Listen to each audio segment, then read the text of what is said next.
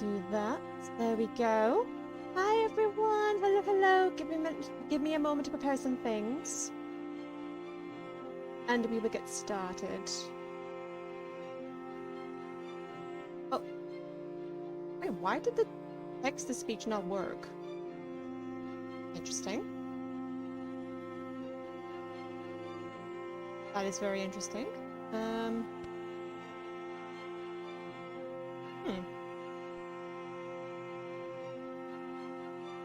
Very interesting, but regardless, hello to Nikiki, who else Why is did the here? Raven join a band? Go.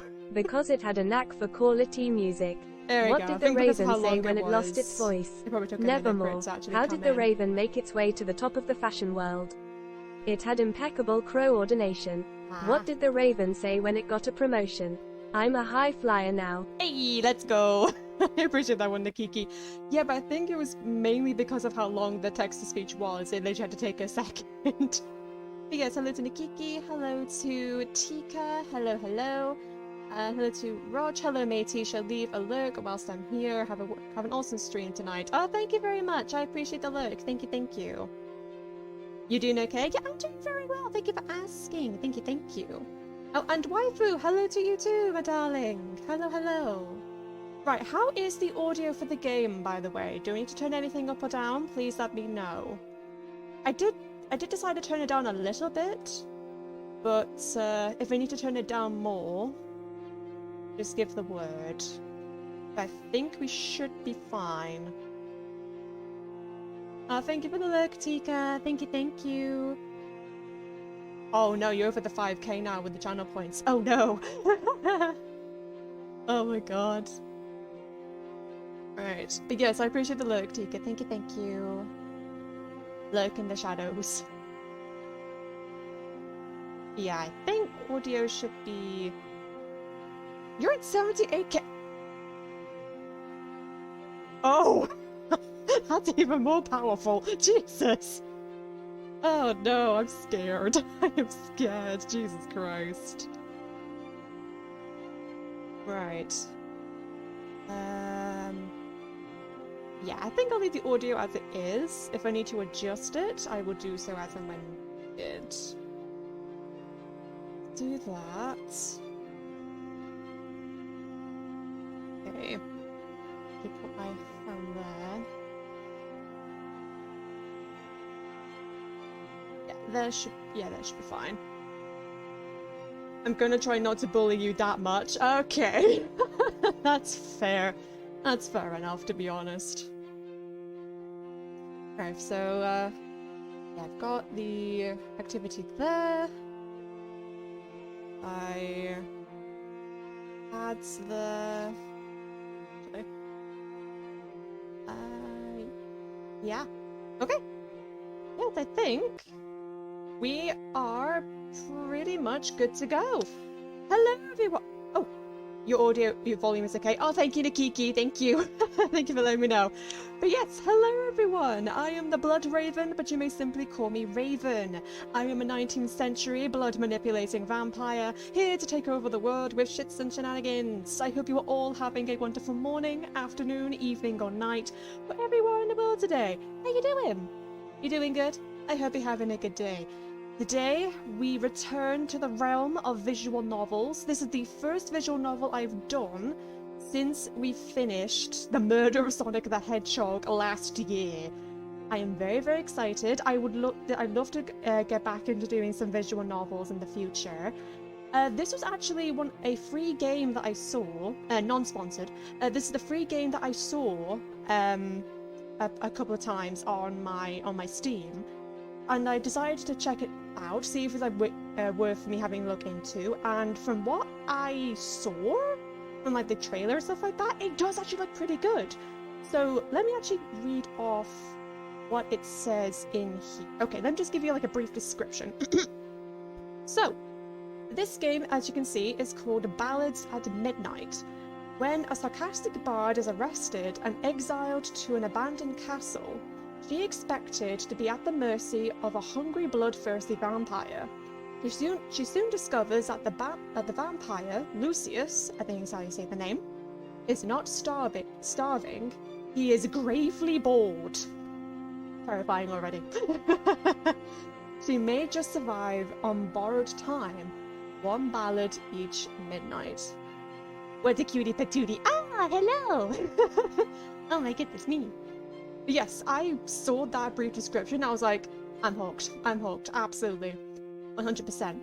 Oh, I should also clarify too, even though on Twitch itself it's not labeled as a mature game, it does have some, okay, as I've also put in the pinned message in chat, there is some content in this game that many people will probably find either like disturbing or triggering in some capacity. So just a heads up, as it's technically as the developers have stated that it's rated T. So just a heads up in advance. But yeah. I hope you all have some snacks, some drinks. I hope you're all nice and comfy cozy. And yeah, let's have a good time with the visual novel, shall we? I'm excited. Okay. So settings, let me double check. Make sure everything's fine. Yes. Oh, also I like the option too, like for those who are dyslexic, so it's easy for them to read. I like that feature. It's really, really handy. Text speed should be fine. I think if I also recall, oh, okay, the voices, music, probably turn this down a bit just in case. That should be fine. Sound is fine. The voices, we may want to hear the voices, which is all good. I can't remember if there's a voice for the narrator. I'm not sure, but I know that the 2 main characters in this do speak. So yeah, right. So I think I'll be doing a little bit of reading today. I'm not sure.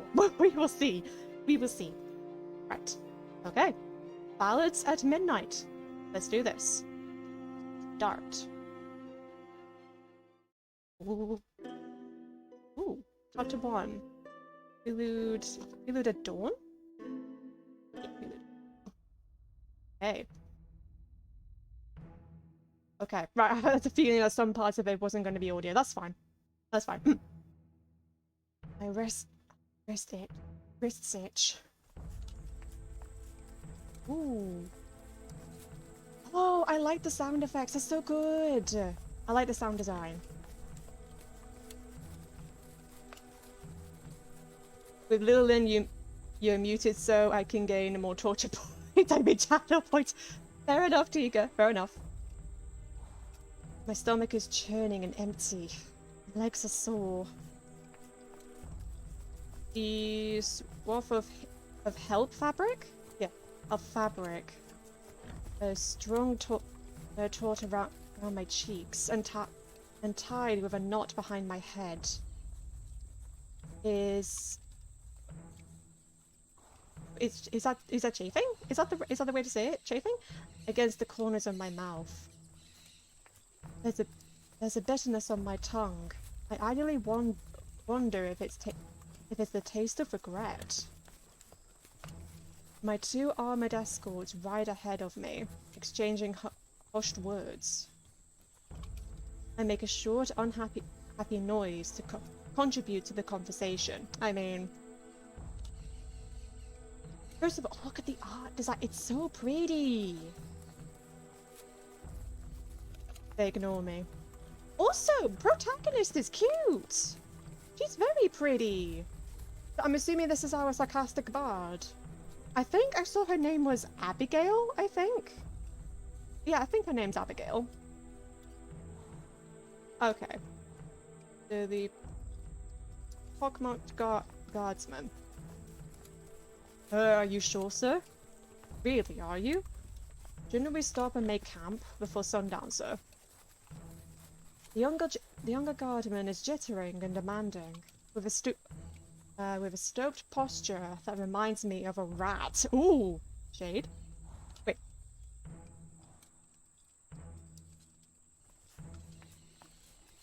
Have you done your homework yet? Oh wait, You're dyslexic. Done your yet homework. You, the hey, talking to. Oh my god. Oh goodness me. Goodness me. Right. Anyway, where was I? Oh yes. His round face is marred by pockmarks and worried lines. No need. We're making good time. Okay. The other guard, as old and large as a cavern wall, fucking hell, has a deep, crusty voice, well suited for his frame. That's like that's a backhanded compliment, bloody hell. I once saw him struggle to fit through the door. Jesus Christ! God, this girl is savage. Jesus. The pockmarked guard glares on toward the horizon line, gritting his teeth. But sir, enough. We will be rid of her today. Oh. Be rid of me. Like being rid of oh, some piss-stained rug! How rude! Jesus Christ! What did I ever do to warrant such objectification? Jesus Christ. Feeling vexed, I continue to groan and yowl against the hemp? Against the hemp between my teeth. It's inarticulate, I think is how you say it. Inarticulate and far from the most graceful sound I've ever made. But I make it sound increasingly urgent. Oh! Hi Kane! Hello, how are you? Did I join in the middle of a discussion about a piston rug? No, it's okay. It's an inner monologue. Don't worry. We've literally. I know that is like a literally. Like, she is like the sassiest like character so far, and we've literally just started. Bloody hell! But I hope you're having a good day, Kane. All the same. I hope you're having a good day. Oh, and then a monologue about a piston rug. Yeah, basically comparing 18 minutes. Yep. Yep. Yeah, basically she's comparing one of like the guards. I won't ask her the questions. Fair enough. Fair enough.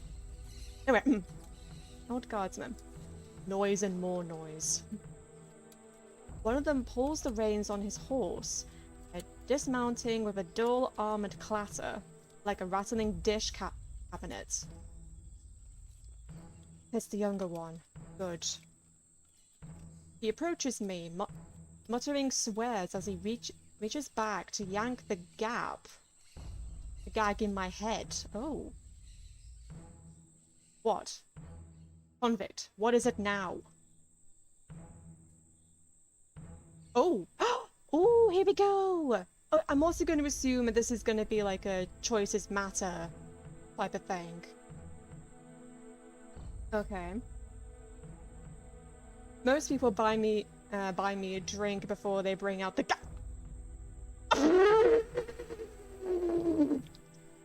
I'm sorry, what?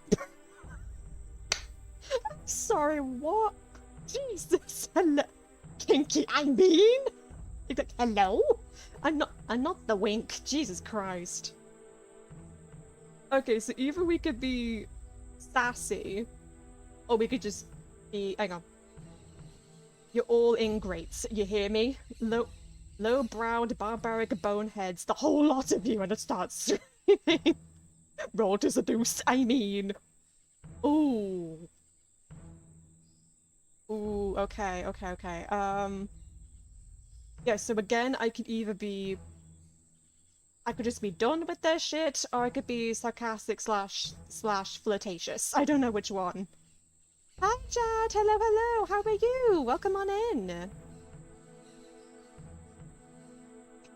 I'm kind of tempted to do this one. This one is just funny. This one's just funny. I kind of want to do this one. I kind of want to do the top one. You know what? Yeah, stuff it. We're gonna be sassy, be sassy. Let's do it. YOLO. I mean, pretty much. Most people buy me a drink before they bring out the gag. Wink. Oh my god! That's amazing! That is amazing, holy crap. Yeah, I've already said that line. Stop it. He hisses his words low under his breath, though his ears glow a treacherous shade of tomato red. I made him blush, let's go. This isn't... It wasn't funny the first time, but it won't be funny... It wasn't funny the first time, and it won't be funny the next time. Successful roll. Hey, let's go. There won't even be a next time at the rate we're going. Oh, so I've done that joke before! Or something similar to that. Okay, fair enough.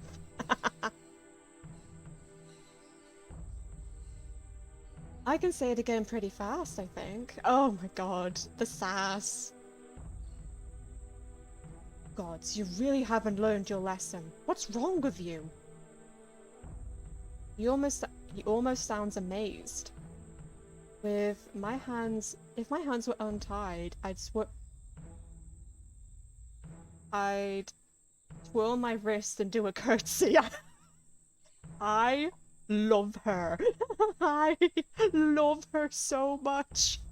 I love her already. Let's go.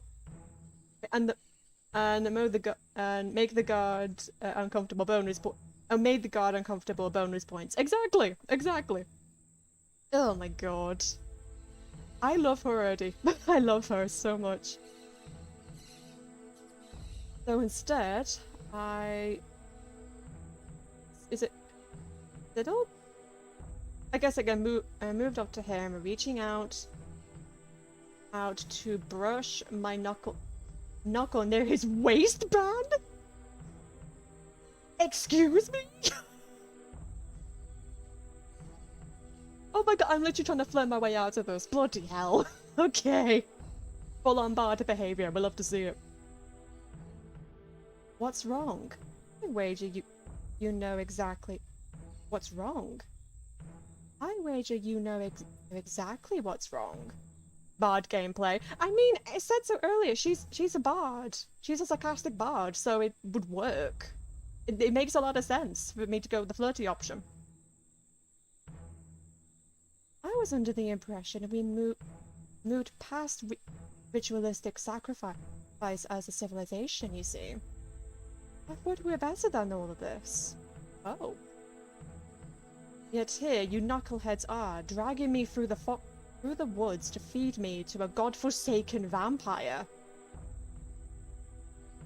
I stomp on a branch, and when I get close enough, the ensuing crack observes the sound as I unsheath a dagger from his belt. Oh, smooth.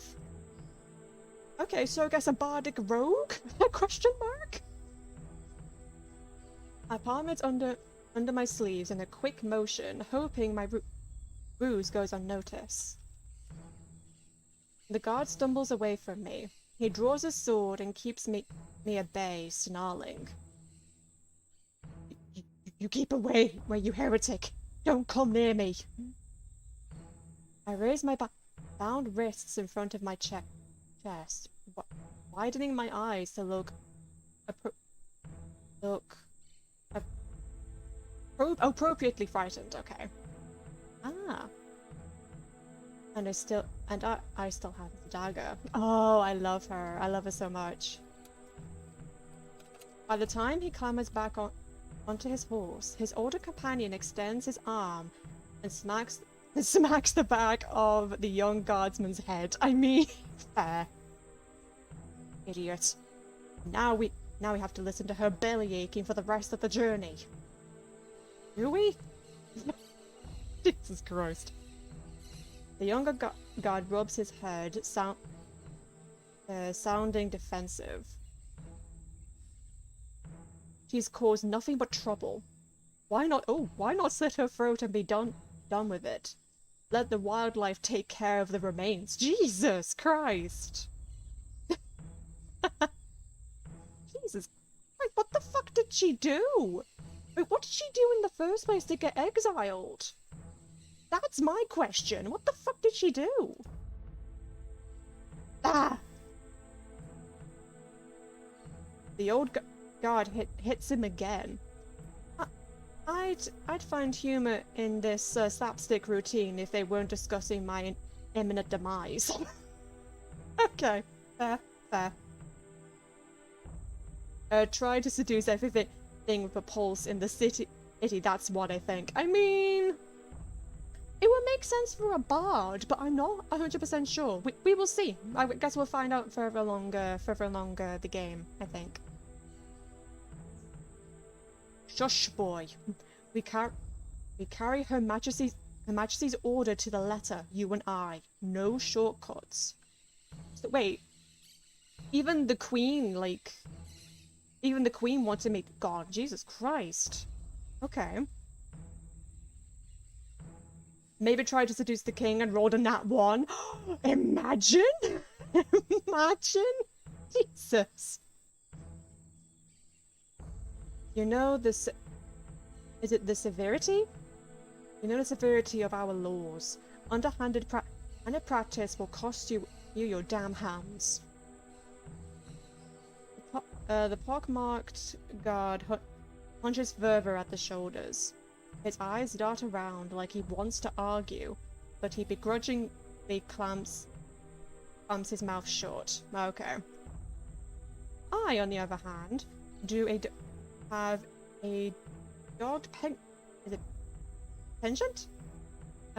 Dogged penchant for making my observations known, and am blessed with quick retorts.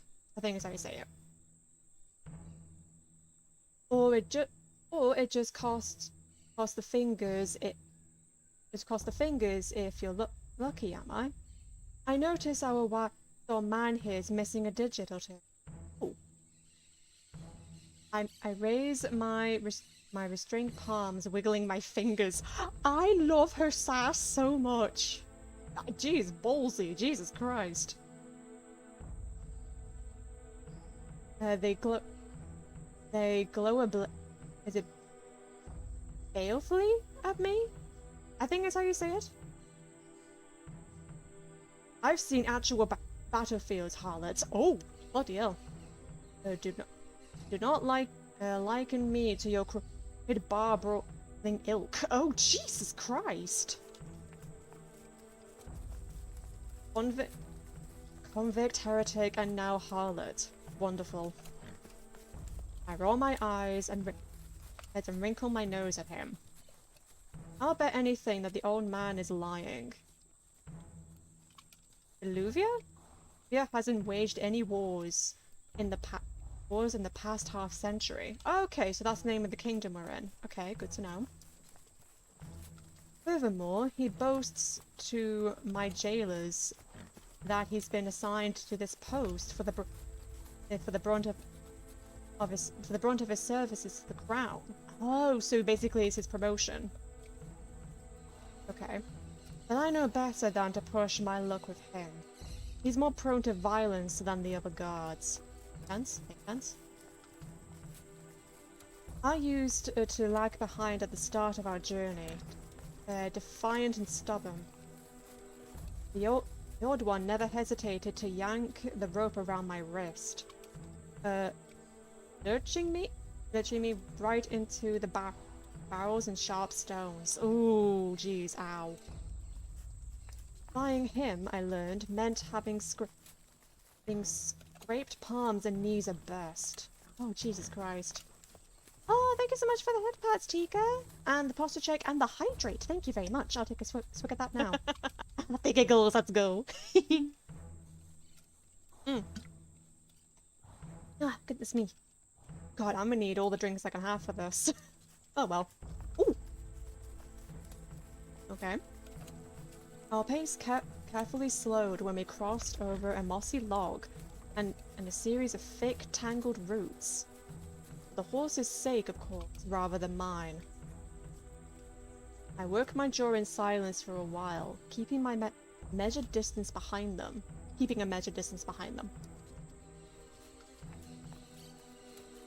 My grip on the dagger is unwieldy and clumsy. Aiming it towards my bonds is trickier than I imagined. I flinch at the pointed tip jabbed against my inner arm. But shoot the guards a winning smile when they turn to look at me. Oh my god, her sass is amazing! So, good old Cursed Forest, eh? Did you volunteer to escort prisoners through the for the blighted bush, or was it an inherited post? Father's father and such? Is she trying to be sassy right? Oh my god. The pockmarked guard scoffs and mimics my words under his breath like me. I do like the humor in this game. It's really good. It's really good so far. Nothing to fear in these old woods, lass. Not if you're properly armed. Nothing but bears and wolves. Ah, fantastic. People steer clear because they fear what lies in wait beyond. Surely you know that much. Mm-hmm. Now the men don't dereign to tell me how they were assigned to their roles. None of my business, I suppose. An overheard canopy of leaves these parts, allowing patches of sunlight to heat my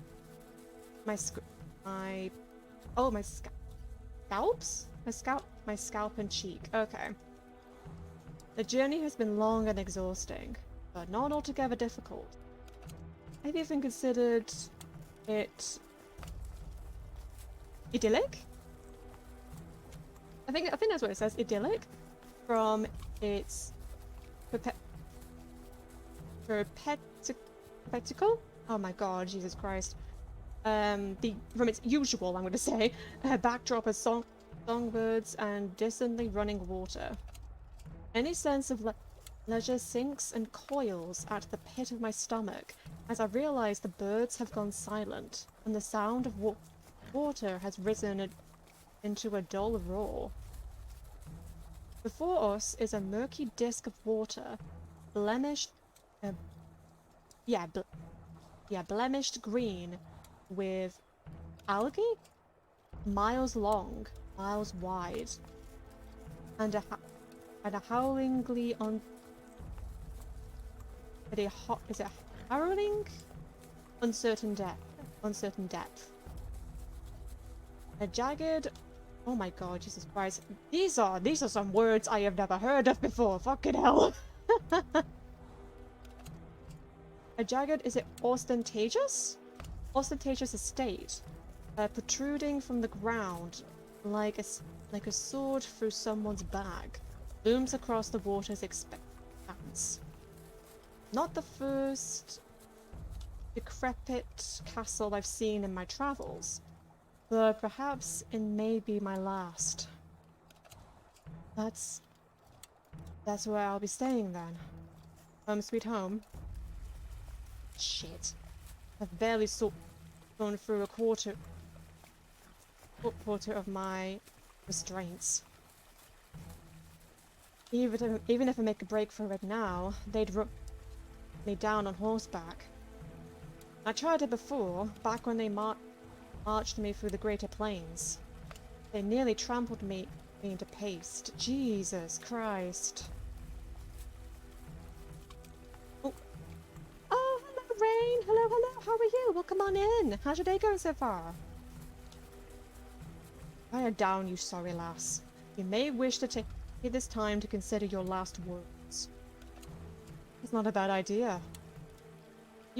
I could hit you with a real zinger before I go. Okay, back to work I go then. Okay, Rain, it was good to see you. Have a good day at work.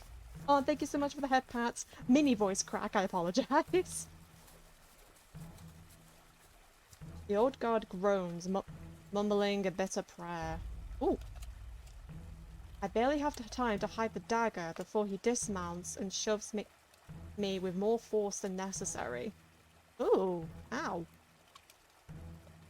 He lowers me unceremoniously into a ramshackle little boat, leaving the pockmarked guard to deal with me while he tends to the horses.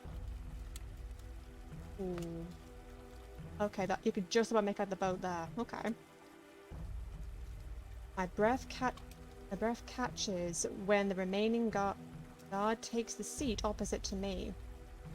His gawking movement nearly makes the boat capsize before we're even left the shore. Jesus.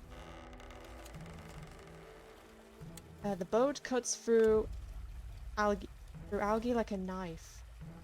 Over on dry land, the old guardsman takes a heavy seat in the grass as he watches the sun descend. It's a more serene view than he deserves. I mean, I took a deep breath and opened my mouth to shout. Ooh, what do I say? Either way, I'm gonna insult him. You old bastard. Overgrown prune. Jesus. I hope you're enjoying the game. Yes, I love the writing in this so far. It's really good. I'm not gonna lie, usually when I do some reading stuff, as most of my more regular viewers will know, I do have a little bit of difficulties with reading. Not too much, of course. But, like, I've seen, like, certain words before. Like, I've even probably said them, but my brain is like, what is this word? I've never seen this word. How do you pronounce this word? So, yeah, so please bear with me on that. I apologize in advance with the, like, stuttering, but yeah, like, so far, like, it's really, really good. It's also quite atmospheric, too. I'm enjoying it. Let's see. Let's do overgrown prune. Why not? Overgrown prune! The young guard bites back a chuckle and clears his throat. Let's go. I can be mean this stream, but maybe nice. No, yeah, don't be mean. Be nice. Be nice, please. I suppose he's freer to find revelry now that we're in a safe distance anyway.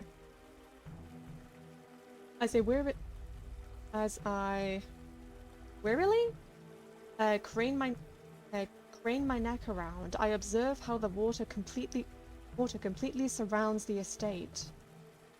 That makes this a moat, but there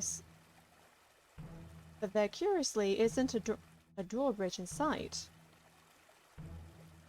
He gonna hit 5 kids? Oh no! Oh god, to lose the glasses redeemed, that's gonna be annoying as hell for me if I'm reading. Oh no, Tika, no! Please!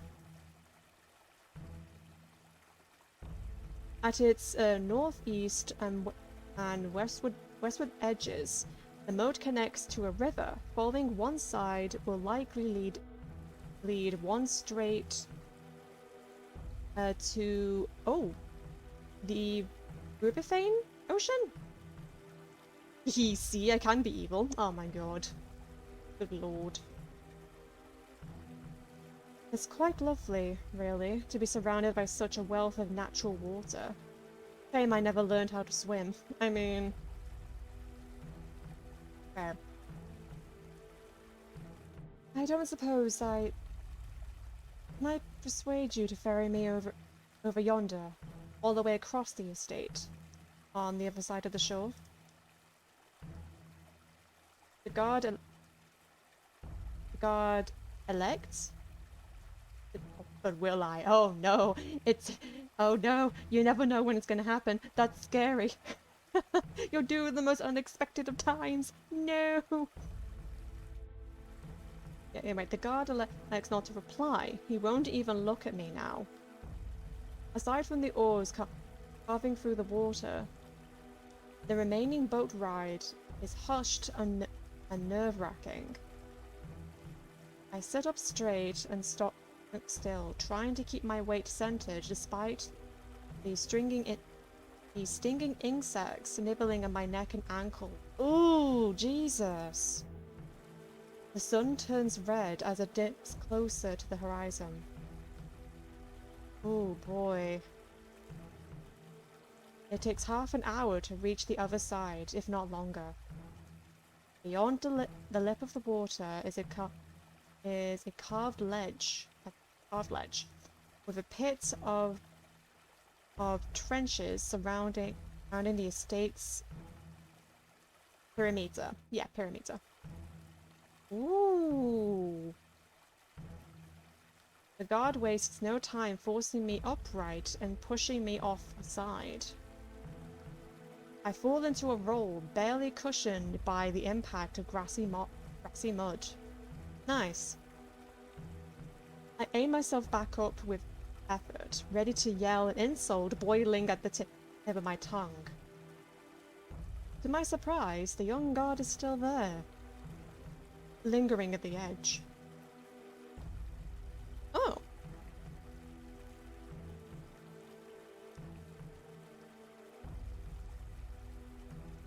Ooh, I could be sassy again. Missed me already. Or hesitating doesn't make you better than me. Better than him. Oh.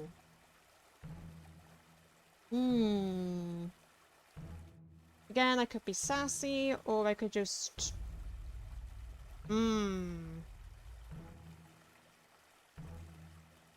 Hesitating doesn't make you better than him.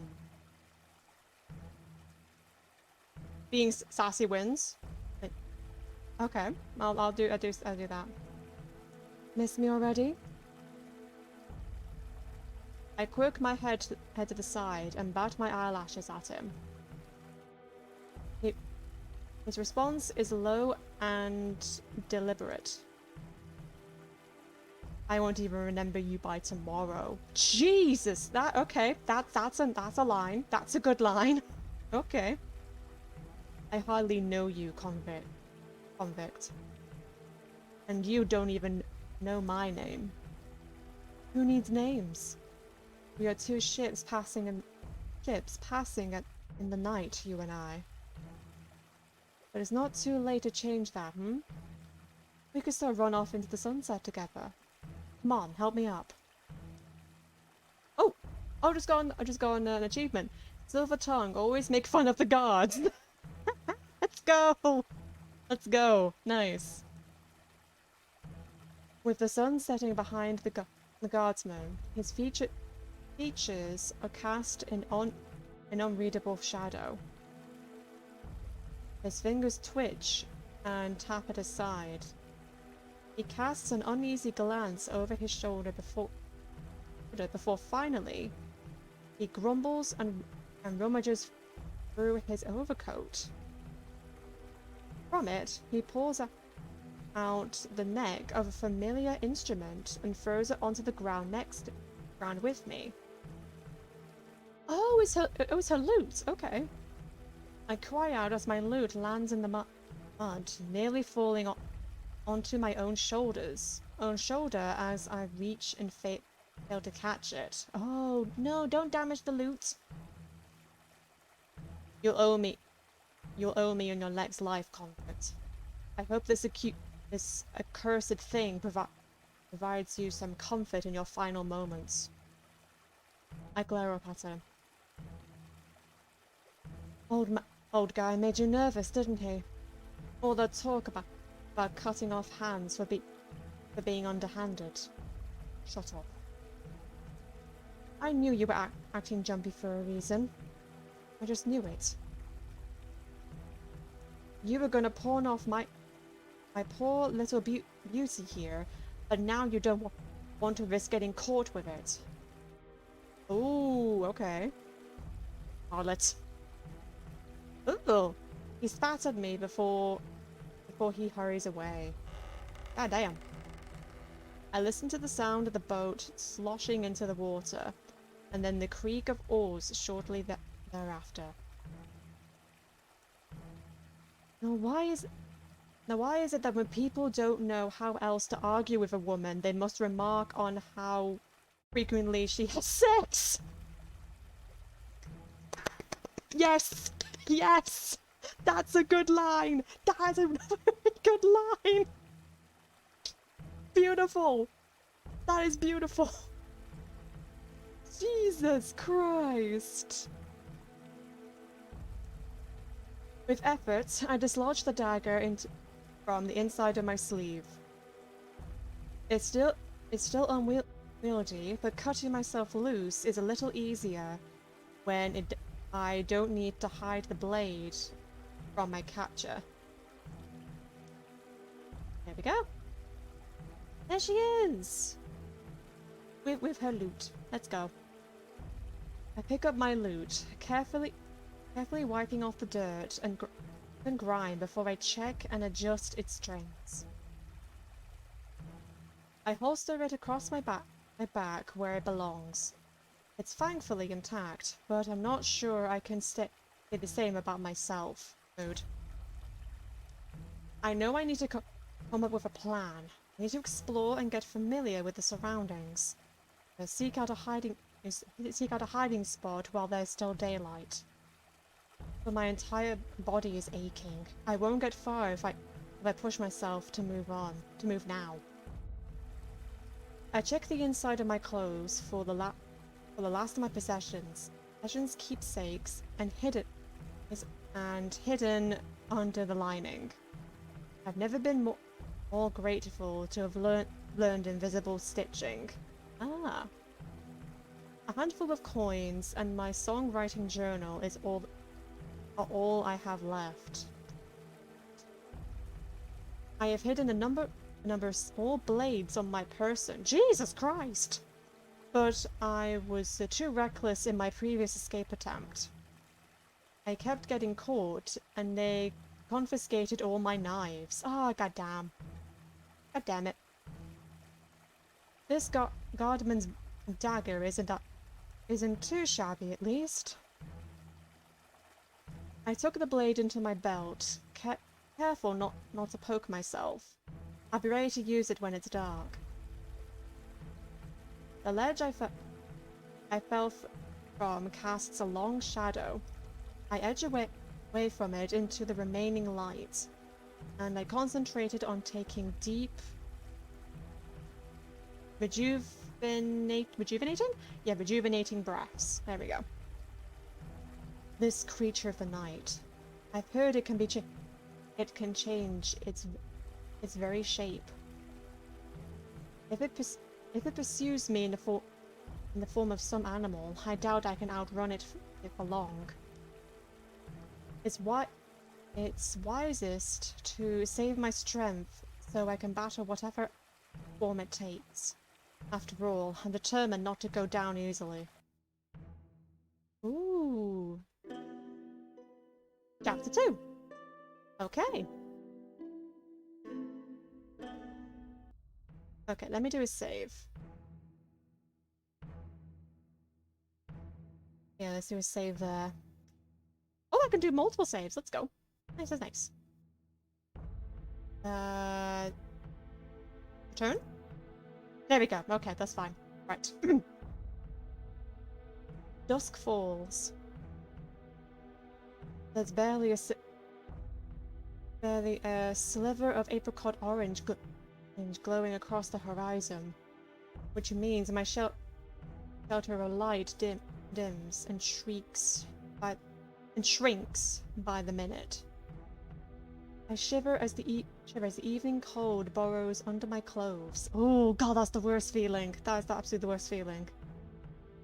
And I sense the vampire just moments before I heard it speak.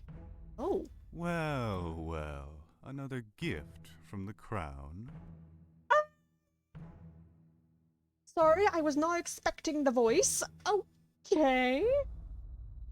That's a good voice. Holy shit. Okay, I was not expecting that voice. Goddamn. The creature's airy serpentine. Oh. Nouvelette is watching, Missy.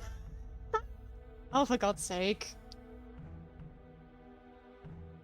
Serpentine voice moves around me as it prowls beyond The perimeter of remaining light.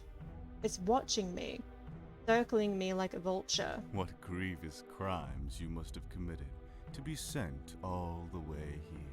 Ooh, such a good voice. I'll have to look up the voice actor in a moment.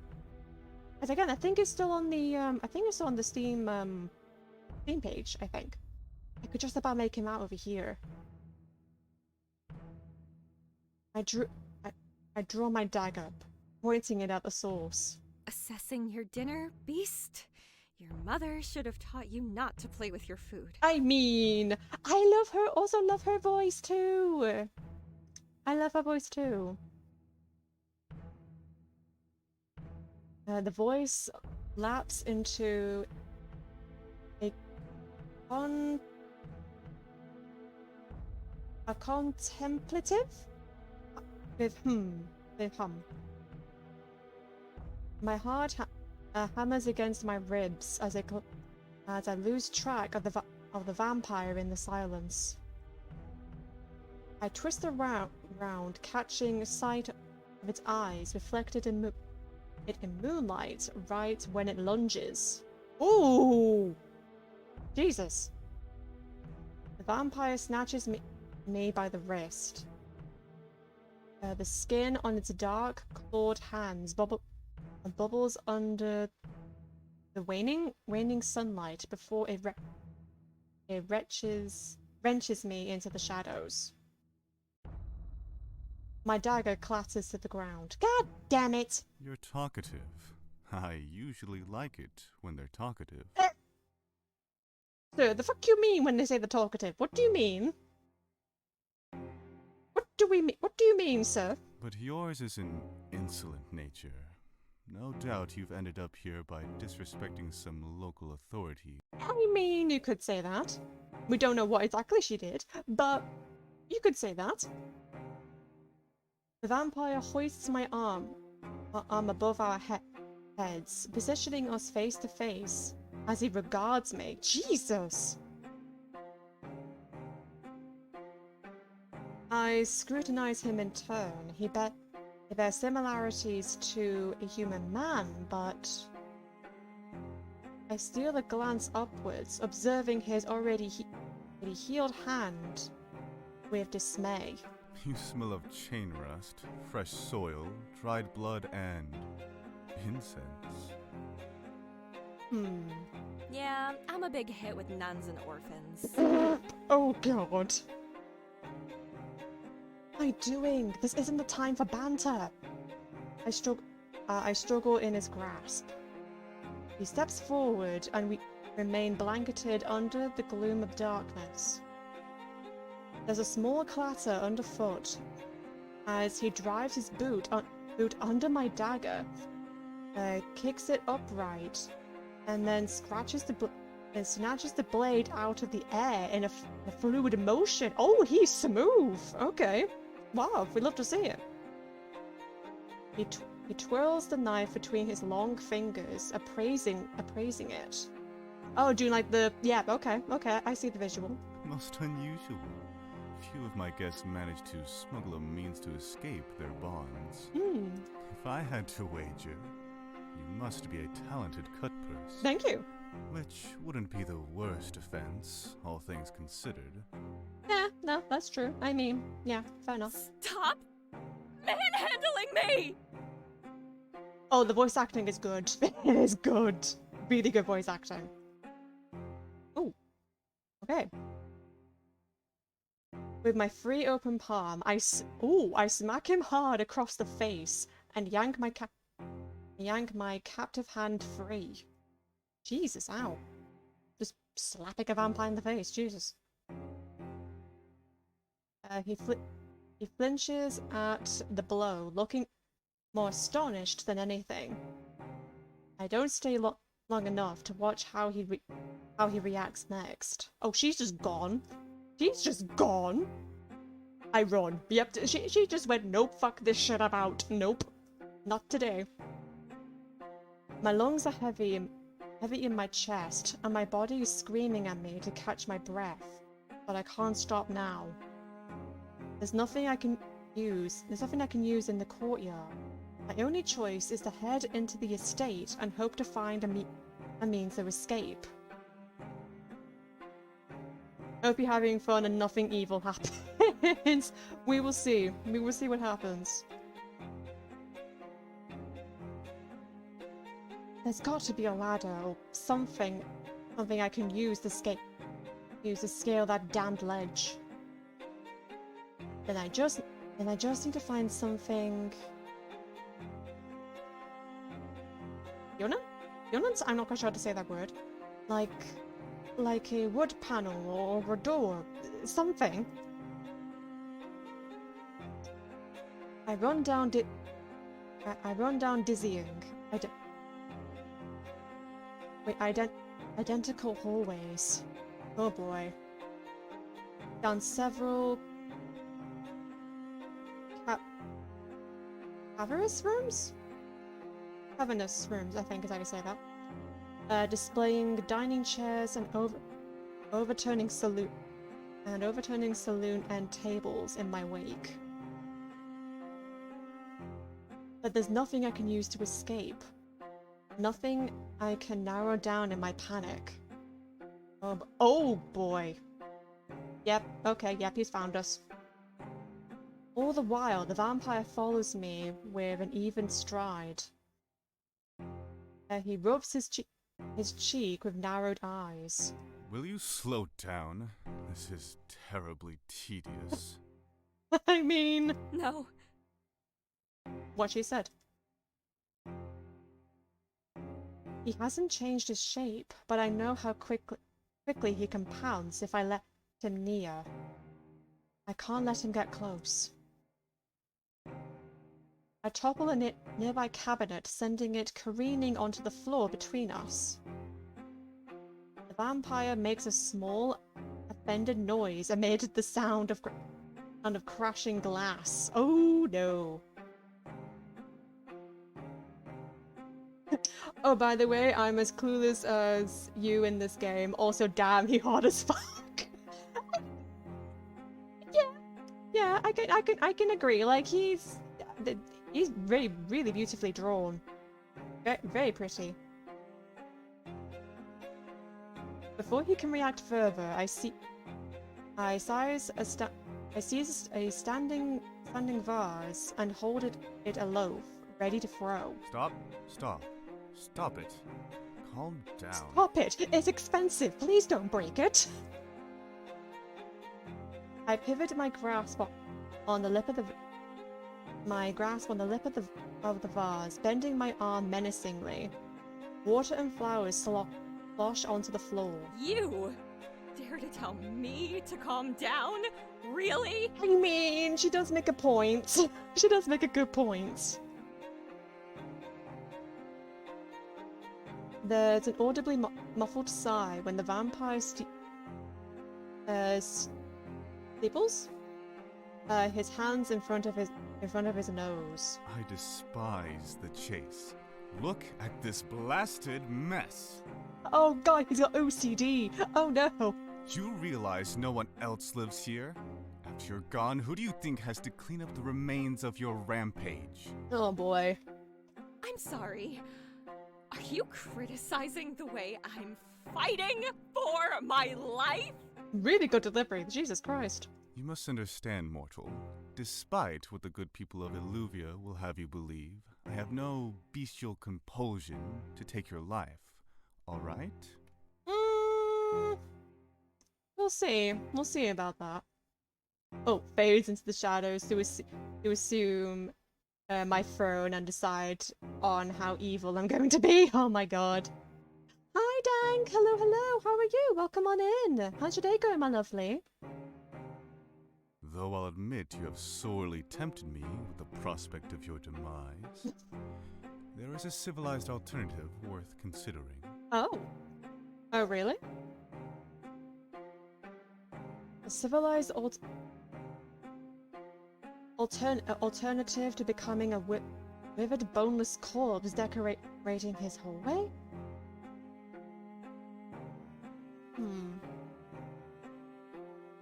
I keep the vase aloft, halfway between willful rebellion, and uncertain courtesy.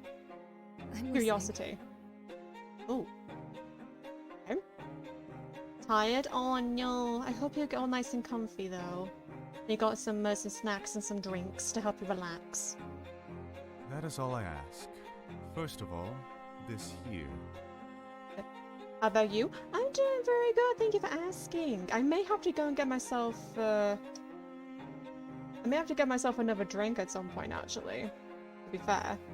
But I think I'm good with this one for now. But yes, I'm doing very well. Like, not much to say. But other than feeling tired, I'm glad you had a decent day. Oh, there we go. Right. What is He dangles the dagger from between two fingers, as if it's a dirty sock he found in my chambers. As a show of good faith, I will return to you this nasty little thing. Okay. In exchange, you will not stab me with it.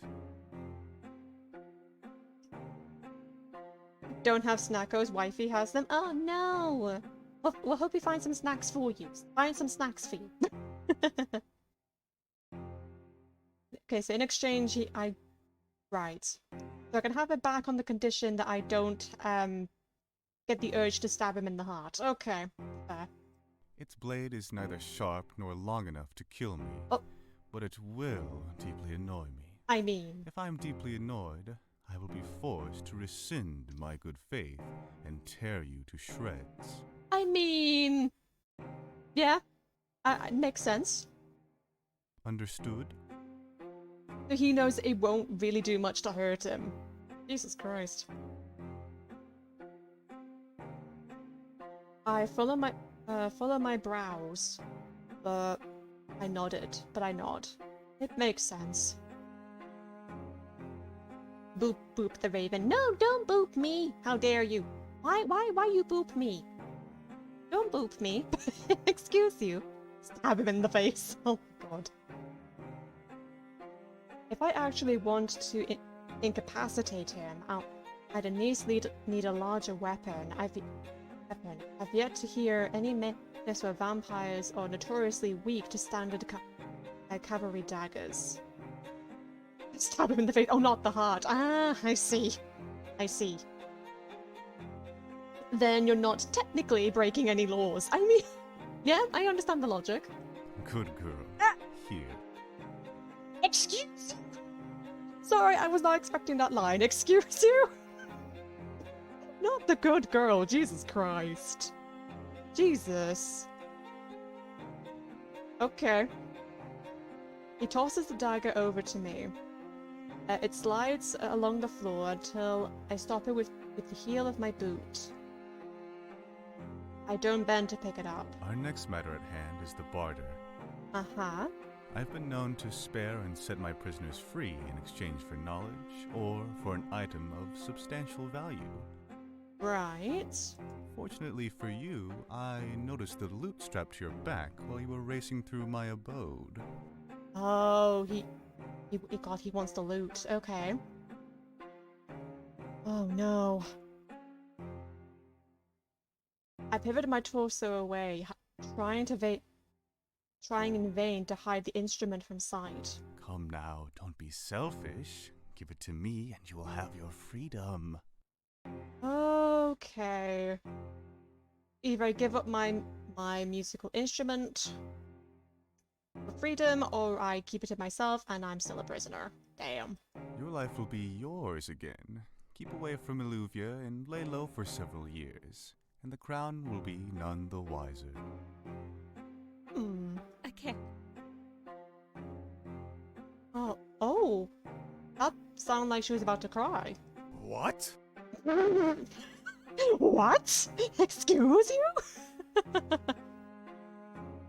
I had to sort the PC, frickin' phone, it gave me ads, then lagged down for a stream. Oh no, that's fair. But yeah, I imagine that's usually the case with the mobile, with the app version of it. It's not always the best, but understandable.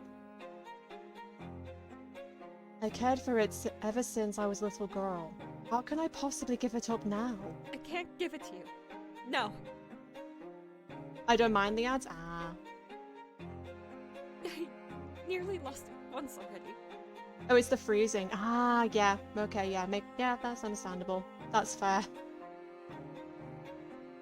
Nothing is stopping you from purchasing a new one once you have your freedom.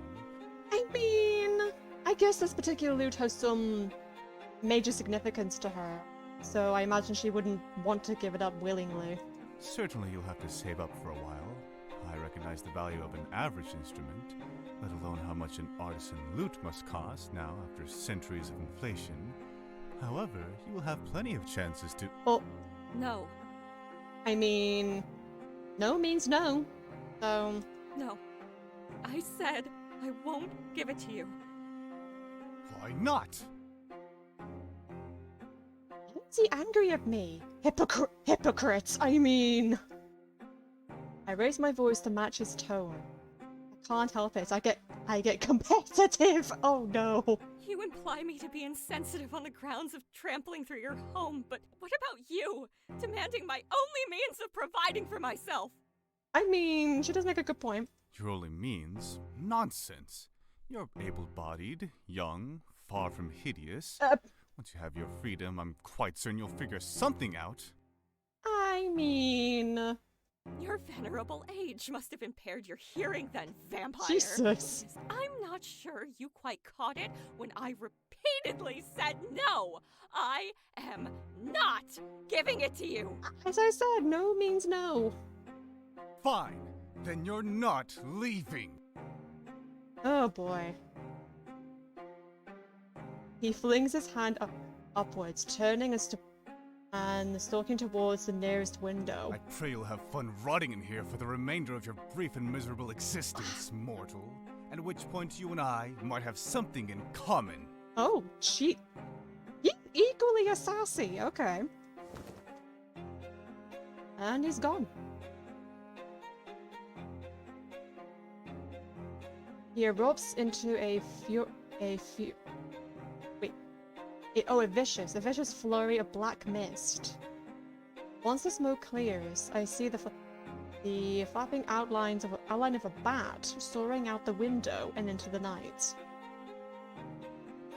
I groan between gritted teeth. Is it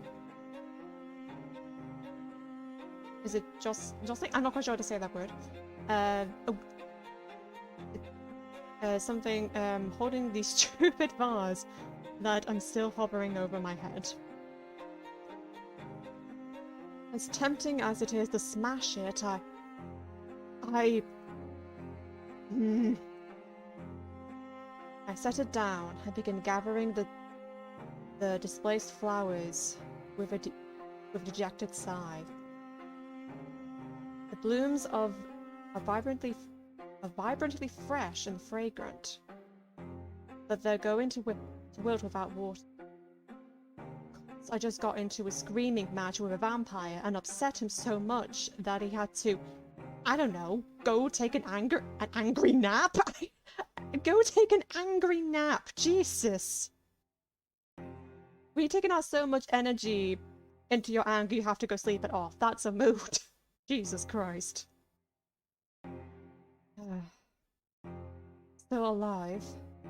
I should really count this as a win, but I don't know. My chest is tight with apprehension. I wasn't supposed to annoy him.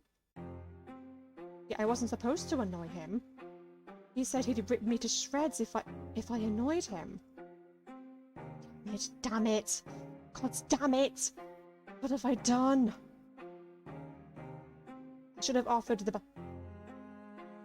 barter with something else.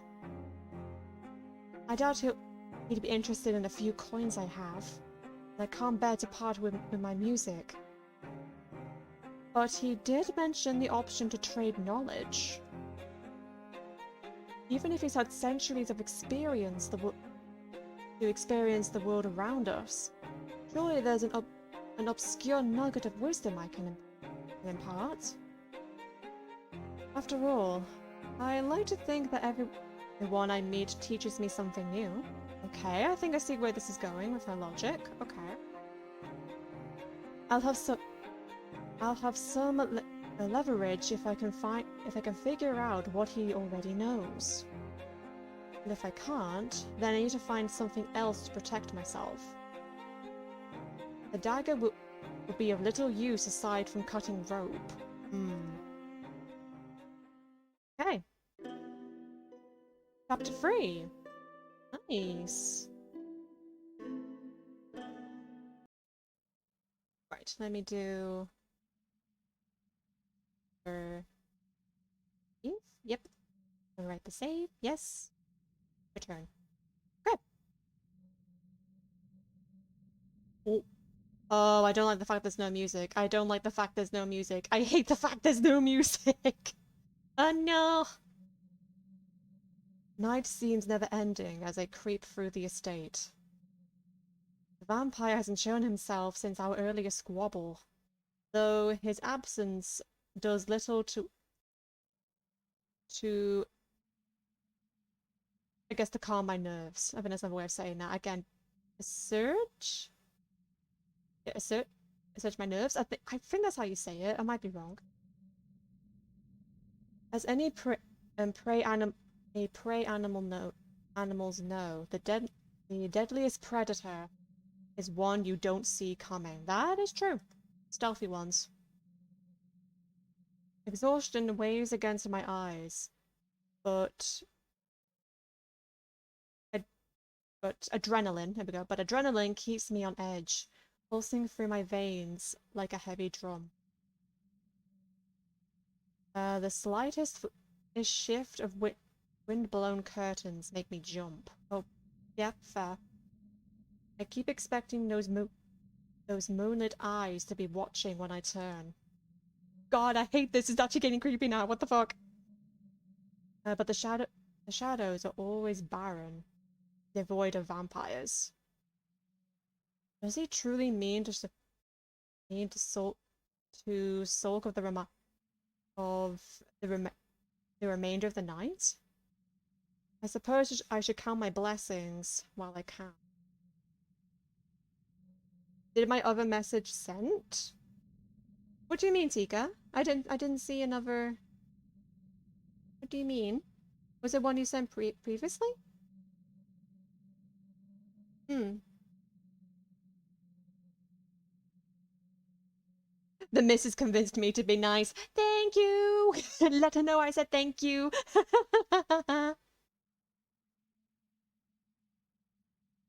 this but Twitch glitch. Oh, okay. Okay. Apologies for that. But yes, please tell your other half that I say thank you. Thank you. if she's not in the room with you. Okay. As I explore, I notice how each successive chamber is spotless and immaculately tidy. Aside from the furniture disturbed, which I take my time to straighten. I uncover an abundance of books crowding the shelves, and various surfaces. They contain an array of technical topics, including geography, astronomy, invocation, and mathematics. And they're all dog-eared and full of notes. Oh, I guess probably really well used. Don't tell me he reads every book in the estate. I mean, gotta find something to pass the time, I suppose. She said you're welcome. Yay! Thank you. I love you, Miss Tika. I love you, Mrs. Tika. I love you. Can't panic yet. I can still narrow this down. And safe for now. For now. Assuming he takes the time to clean his most frequent spaces, I ought to pay attention to what is and isn't covered in dust. Yet even locating a single cobweb presents a unique challenge. I set a book down, running my hand across the marble exterior of an engraved fireplace. Even this is pristine, unmarred by old ashes and licking flames. The nearby fire iron, at least, is an encouraging sight. I mean, I pick it up to give it a gentle swing, testing the weight, and wince when my arm throbs in protest. Ah! I'll have to remind myself to use my non-dominant hand. Oh. So, oh god, that's going to be difficult then. The fire iron has a dull tip that's unlikely to pierce skin, but a... Oh, hello. Oh. This is your friendly neighborhood Woobs checking in. Hello, Woobs! Hello, how are you? I'm not gonna lie, the text-to-speech kind of made me jump. Just that hinty bit. But hello, Woobs! Welcome on in. I hope you're doing well, my lovely. How's your day been so far? Right, okay. The fire iron has a dull tip that's unlikely to pierce skin, but it's decisive? I think I say it. Its decisive strike should send anyone reeling, even an immortal creature of the night. Hang on. Oh, excuse me. Mini burps. Of course, pissing him up by whacking him in the head is the last resort. Oh, I'll put my phone on charge in a second. I'm more interested in jabbing the fire iron into the ledge outside and using it as a handhold to climb my way up. It's going good. Ah, good to hear. Good to hear, Whoops. Glad to hear you're having a good day. The idea may sound absurd, but it could work. Won't know until I try. Although, even if I successfully scale the ledge, I'd still have to defeat the moat somehow. Oh. Okay. My gaze wanders across the chamber.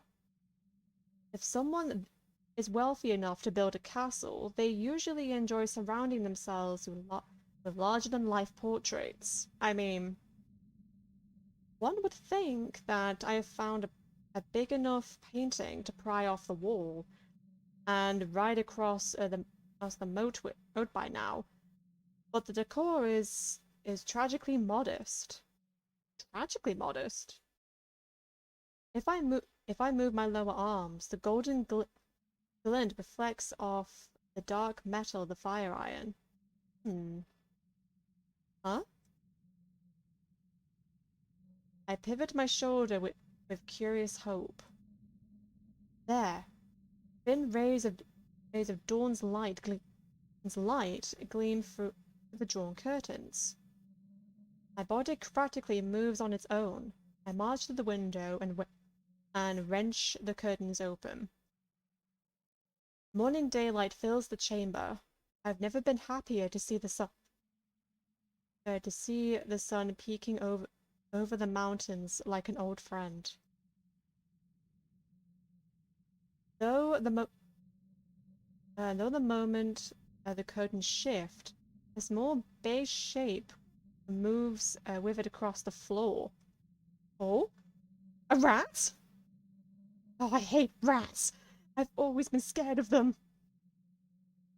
When I hop away from the shape, I observe how it doesn't continue to move. Huh? I bend to inspect it, using the fire iron for support. Oh!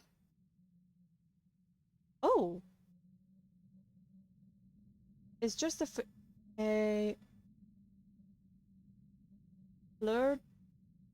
flirred scrap of parchment, brown and frail with age. Yet it's an unusual sight, considering how free of dirt and cluster the rest of the room is. Oh. Would you look at that? He's finally missing a spot. Suppose the vampire doesn't enjoy cleaning under the curtains, unless the sun sneaks up on him unawares. I mean, that makes sense. Considering how clean everywhere else is, the only places that aren't clean and then filled with dust would be the curtains by the window. That would make sense. I turned the page over, noting the smudge of charcoal rubbing off on my thumb. Part of a larger drawing? Maybe even one of those enormous portraits I'm sorely missing. I'm sure it's worthless, but no harm holding on to it. Perhaps the vampire will appreciate my help in tidying up. I try and fail to hold back a yawn that makes my entire body shudder. Oh god. Tired. Need to get some sleep. The bloom of sunlight fixed in the sky, though refreshing to see, also serves as a reminder of how much time has passed, of how little sleep I've gotten. There won't be a better time to get some rest. I look about the chamber one final time. To be so surrounded by various furnishings is a mystifying sort of torture. Despite how all those nights of sleeping on the ground had left me yearning for comfort of a cushion, I know I can't sleep here. The vampire needs only to close the curtains to accost me in my sleep. Back outside I go. The days are long this time of year. I'll have plenty of time to try climbing the ledge when I wake. I grab a decorative cushion from the sofa. It's not much, but it will make my cobblestone bed a little more bearable. Makes sense. I retrace my steps through the estate and practically collapse into the first ring of sunlight I find. Oh. I awake from a dreamless, restless slumber into the cold of evening. Sitting up with a jolt, I scan the sky with mounting dismay. Sundown down again already. How could I have slept for so long? The clenching ache. Wait. Okay, I'm curious about something. 1 second, guys. Hang on, my phone's actually about to die. 1 minute. 1 minute. No. I can't tell if audio is actually coming through my— oh, no, it is. It is. Okay, it's just really, really quiet. Okay. Okay, that's fair. Right, I got very confused for a second. I thought there wasn't going to be any audio, but there is. There is. It's very, very quiet. Right, let me just quickly charge my phone as well.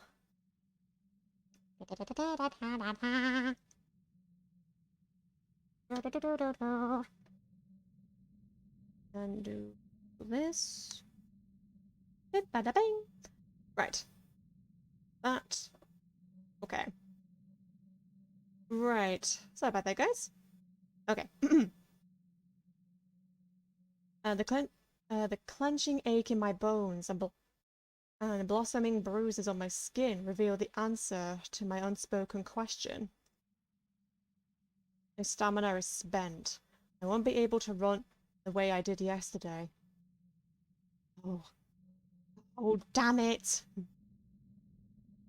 Feels like the very shadows are reaching for me. Streaking across the ground like long claws. And speaking of claws, oh, there he is. From the shade nearby. Oh, there we go. There's the music. Okay, there's the music. From the shade nearby, the vampire looks down at me with flat displeasure. My fingers curl instinctively around the fire iron. Oh, the voice actor for this, okay. You're still here. On the ground, no less. Where else would I be? Why, I figured you would have climbed onto the roof. Run some mental calculus to determine the best angle of approach, and then leap onto the moat to swim to freedom. A beat passes as I stare at him. I mean... Yes, that would be very practical, but anyone who tries it would surely splatter against the rocky ledge below. Perhaps. And even if they made it to the water, they would discover the alligators in the moat. Ah, the alligators. Really? No. Okay. Okay. Sarcasm. What the hell? This has dry humor in it. Beautiful. We love dry humor. I think I liked you more than you were menacing. You were menacing me about what crimes I'd committed. He just likes the taste of her own medicine. Shocking. He folds his arms behind his back as he paces around me. I'm still aware that he can grab and drag me into the shadows if he so desires, but he chooses not to. Oh, Gindakiki, thank you so much for the hydrate. I think I will actually have a quick sip. Hang on. Oh, God, excuse me. Here we go. Looks like I was having an exorcism there for a second. I apologize. There we go. You never did tell me what you did to get sent here. You're right, I didn't.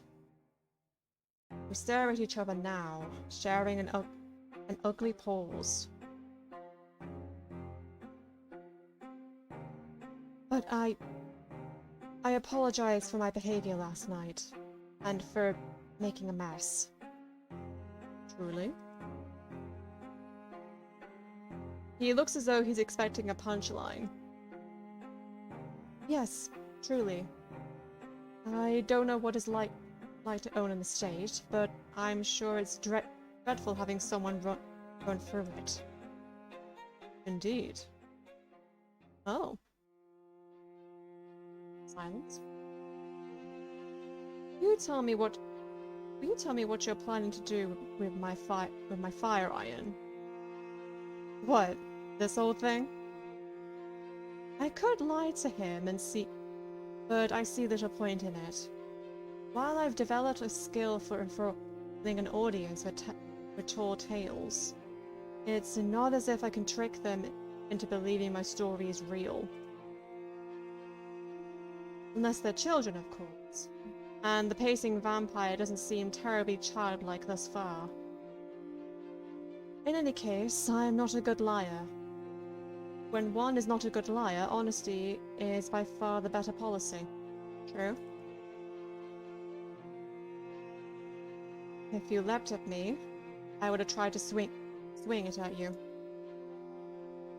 But I also thought I could use it as a handhold to get over the ledge. I cannot begrudge you for your caution against me. But using a fire iron as a handhold? Really? The ledge is made of solid stone. What? It's old, isn't it? Surely the stone has withered down over the years. It most certainly has not. Oh, Jesus. You would begrudge me for trying anything at my disposal.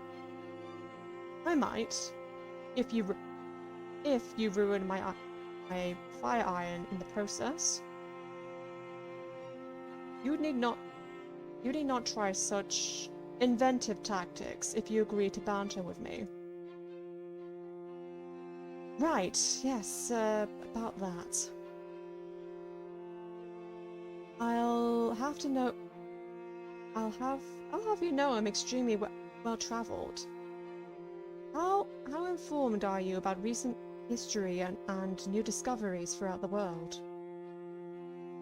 What makes you think I would be interested in such things? You mentioned you were open to trading knowledge. I remember it like it was just yesterday. I mean, it was yesterday, technically. Every 2 years, I receive a new guest at my estate. Each guest has some capacity to tell me news of the outside world. I have previously offered them freedom in exchange, but hearing news of the outside world loses its appeal when one is not welcomed to participate in it. But some men and women have nothing else to give. Surely you would not deprive this opportunity for a future guest when you have more to offer than this. This is a man of intelligence. This is a very smart man. Jesus Christ. My loot feels heavy against my back. What else can I offer that amounts to the price of my freedom? Please, I can't give it to you. He scoffs at me. Just when I thought he was seeing sense. But I may yet be as amendable as you have been to me. Last night, I hadn't fully understood that you play music as your primary profession. Not at first. My recent slew of guests have been cutthroats and highwaymen. I thought that I've also housed scientists and artists. I presume you must be good at your craft. As such, you need your loot more than I do. Sudden and unexpected empathy leaves me speechless. Yeah, that's definitely a change from the previous evening. He takes my silence as permission to continue. I ought to also admit, it has been a very long time since someone has told me no. It irritated me to hear that it is within your right to say. Forgive me for making it seem otherwise. Oh, yeah, this is the first time anyone's ever said no to me. I respect it. Fair enough. As if our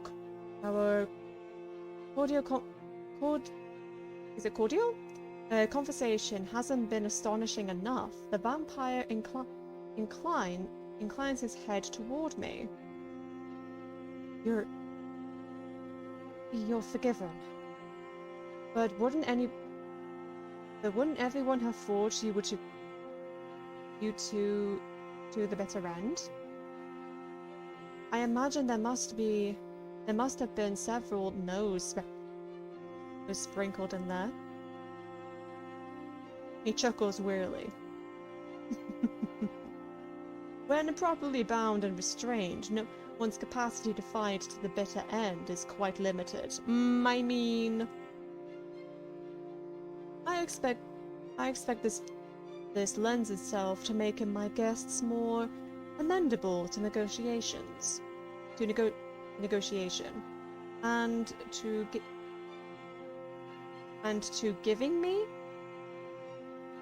give me anything I should desire. Oh.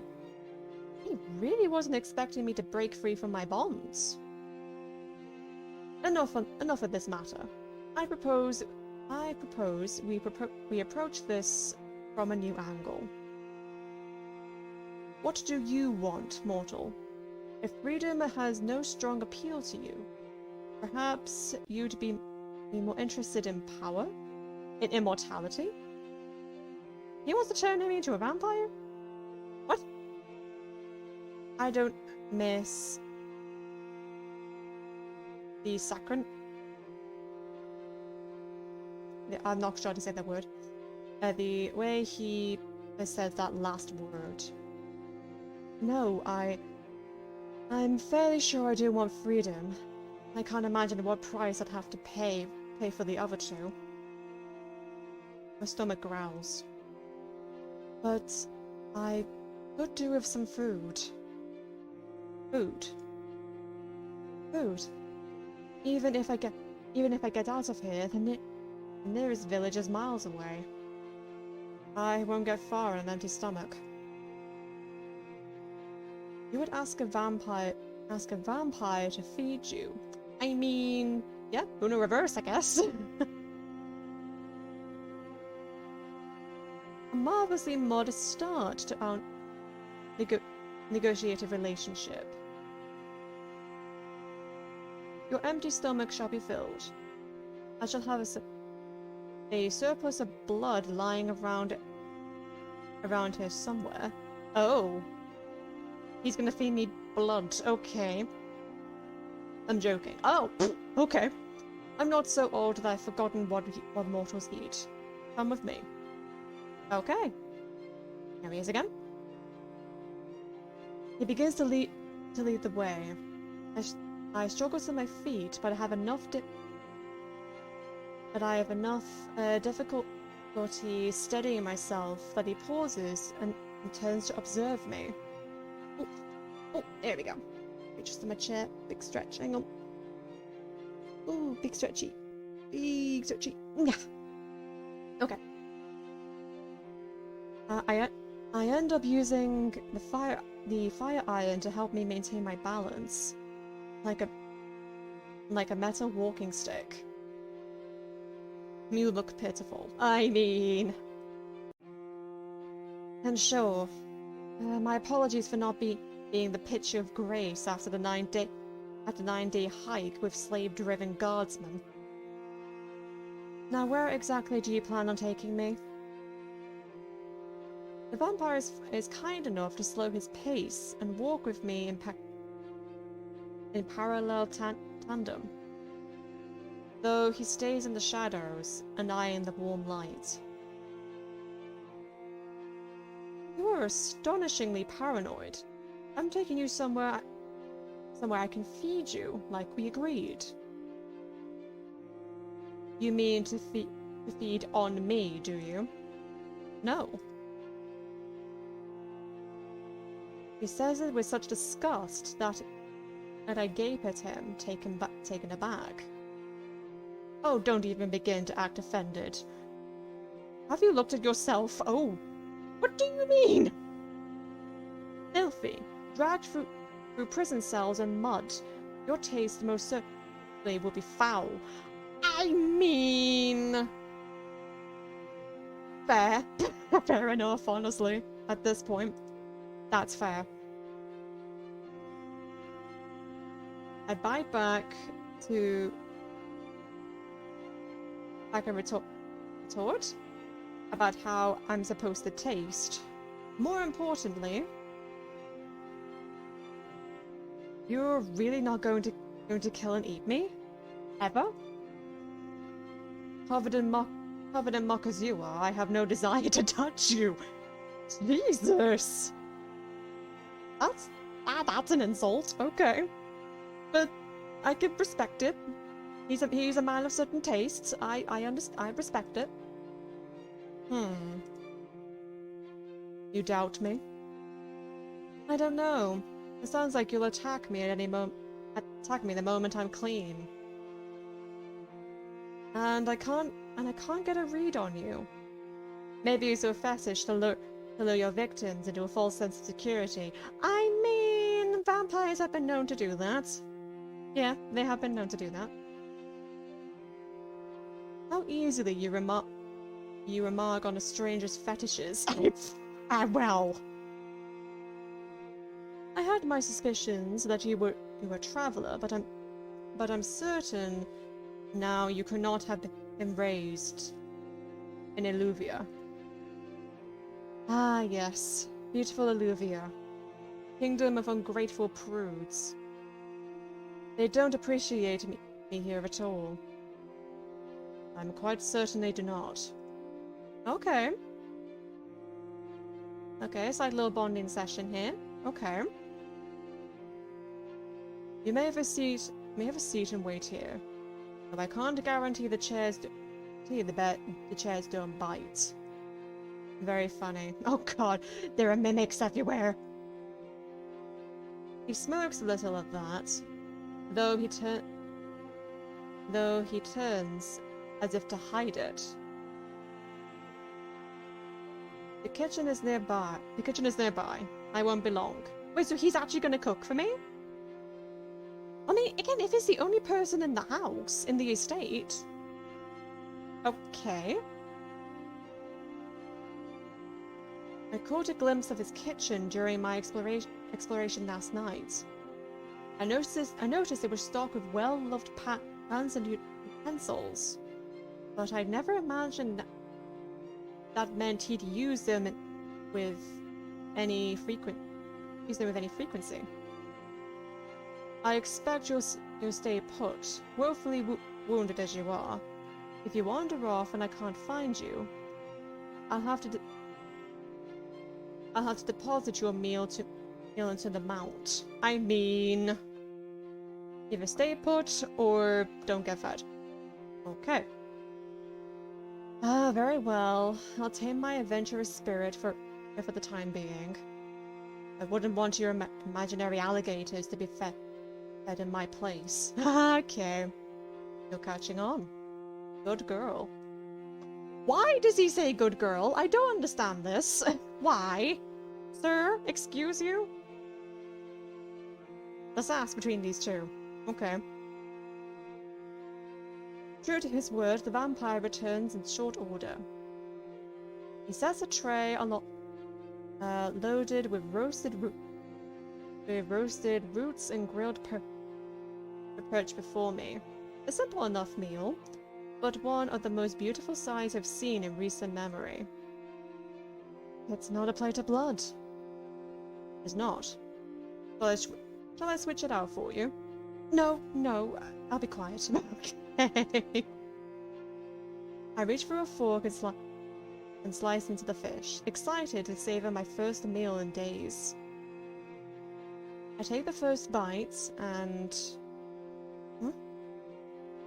It's awful. Oh no!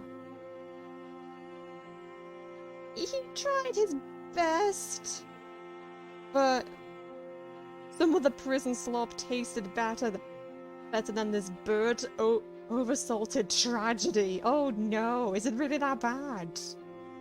Even stranger, I taste hints of cinnamon, garlic, and coffee? Coffee and fish? Like, garlic and maybe cinnamon I can understand, but coffee? Okay. At this point, I have no idea what I'm eating, but I'm too hungry to stop. I must have overdone myself. Don't forget to breathe. Mortals need air in their lungs out here. I mean... It is delicious, isn't it? Oh no. My fork pauses against my lips. Oh no!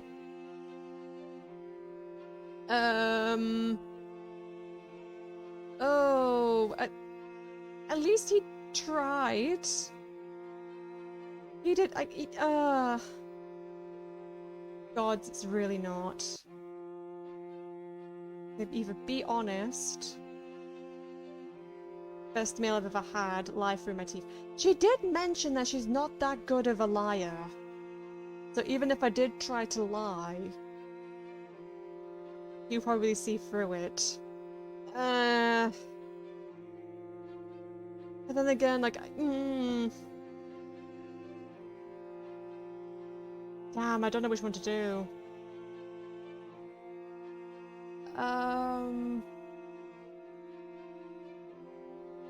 God, I can't even save her, can I? God damn it! Okay. I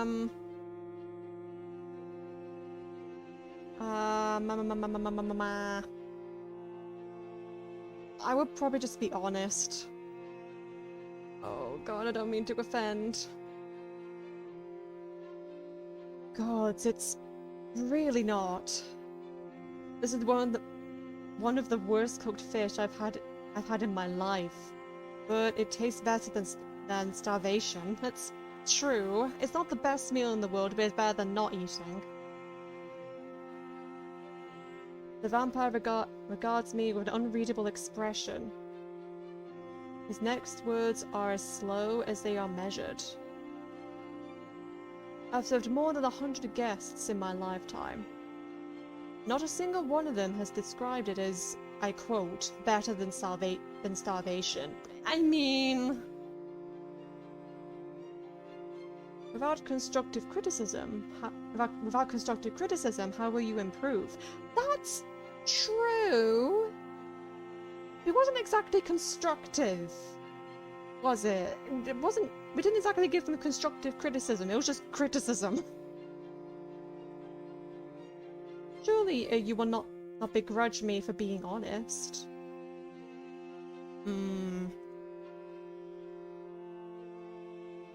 The vampire watches me finish my next bite, eyes narrowed.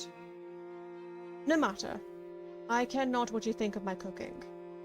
Then why did you ask if it was good, if you didn't care? That, sir.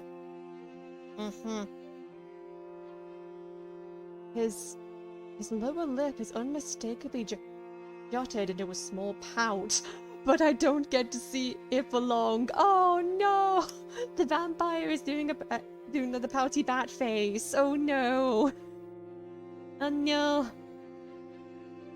Now that I've given you a meal, you will now give me something I want in return. Why do you keep insisting on these inane little trades? He shrugs his shoulders with a touch of derision? Derision? I don't think is how you say it. My nature. Nothing ventured, nothing gained. No service without a cost. Fine, vampire. Can I interest you in a song? Woo! Do we get to hear singing? He arches his brow and says nothing, but I can tell I've piqued his interest. I've seen your books. All technicality, no whimsy. No whimsy. It must have been some time since you last heard a compelling story. I shift my lute into my arms, strumming it once oh,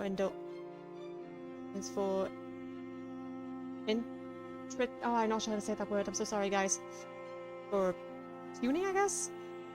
A tempting little preview. Very well, Bard. A song in exchange for a meal. I lower my gaze to my lute, heaving a sigh I didn't know I was holding. Good. I just have to play a single song. It's a simple request, one I fulfilled thousands of times over in several dozen taverns, but the thrill of anticipation is making my fingers jitter. Just yesterday, I was grimly certain I would never perform again. Now I'm performing for the vampire who was supposed to tear me to shreds. I trace a fingernail over a single string, and I pluck at each string the... Oh, I cannot try to say that word again. Oh my god, guys, I'm so sorry.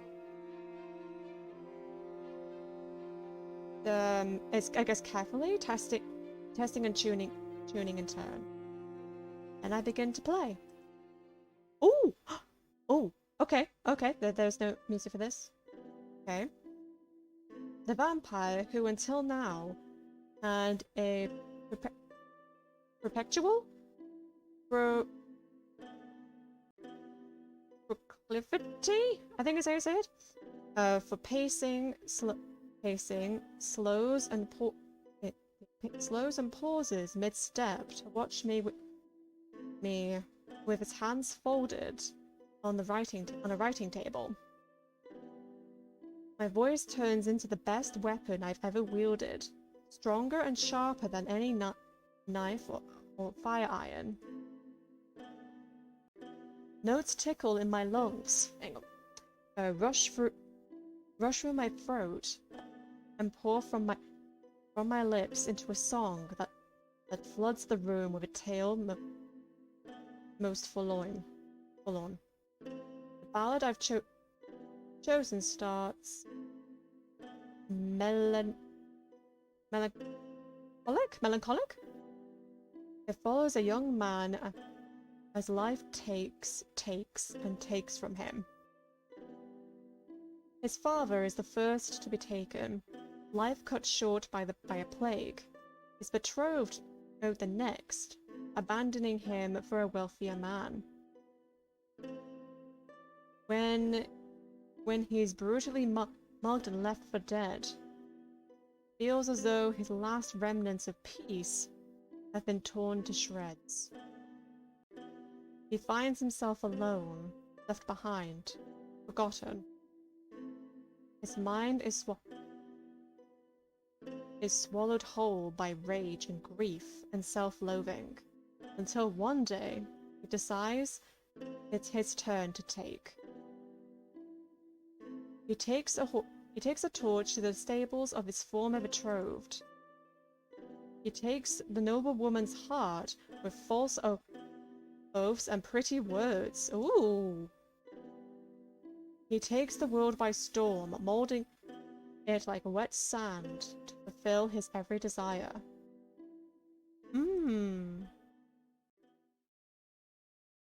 When I finish the song, I offer the vampire a small bow.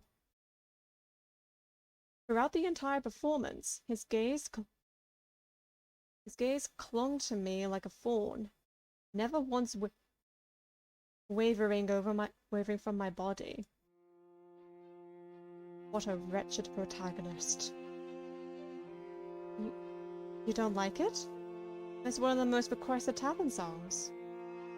Ah, how baffling to hear that human men find inspiration from an egocentric finale. There's a version of the song with a female protagonist. It's not always requested by men. Another unexpected revelation. Although I find the song's message disagreeable, I will concede that you sung it well. Oh, thank you. We lapse into a brief silence, not quite looking at each other. My surprise, he's the one who speaks next. This estate. I often forget what it's like to have more than the sound of my voice, though. My own thoughts, sorry. And of... Is it... Oh, I'm not sure how to say this word. And of, I guess, various crying in the night. Excuse me. With nothing to interrupt of the passage of immortality, silence can be maddening. How much do you earn at these taverns of yours? How many songs did it take for you to offer an instrument of that quality? How many songs? I've never thought of it that way. It doesn't really work like that. Oh, hi Luna, how are you? Raven, important info. Oh god, what have you done? What's happened? I looked down at my lute, running my hands over its surface. It was given to me, which means I never actually had to pay for it. Oh, okay. Again, I kind of assumed that, but I don't need to share that with him.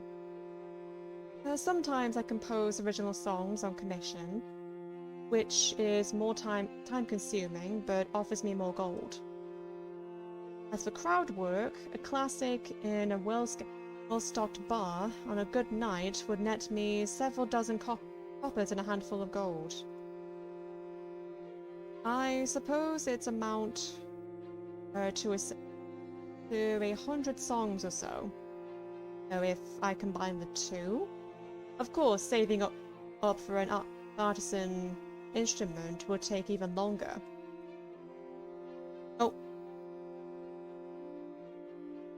Oh, Nintendo is trying to shut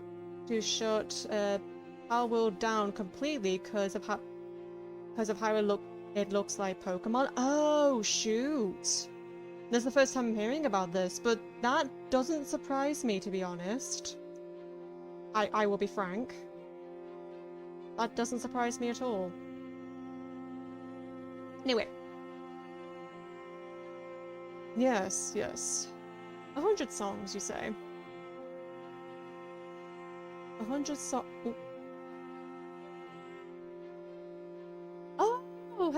And Lady Shay's left as well. Left the D&D set group too. Oh no. Well, like again, I respect her decision. Okay.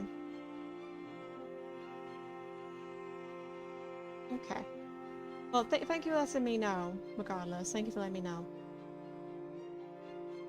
100 songs over 100 nights, and I will ensure you have food, hygiene, and eventual safe passage from the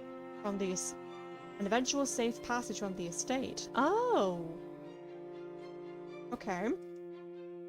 Exactly, bitches. Exactly, bitches. Hygiene. But if I'm clean, you want to suck my blood. I mean, then you can be clean in the day and dirty yourself up in the night if it pleases you. Do what you will. I mean, his words hang in the air between us like a haze. Despite the numerous opportunities he's had to hurt me, he hasn't laid a hand on me all night.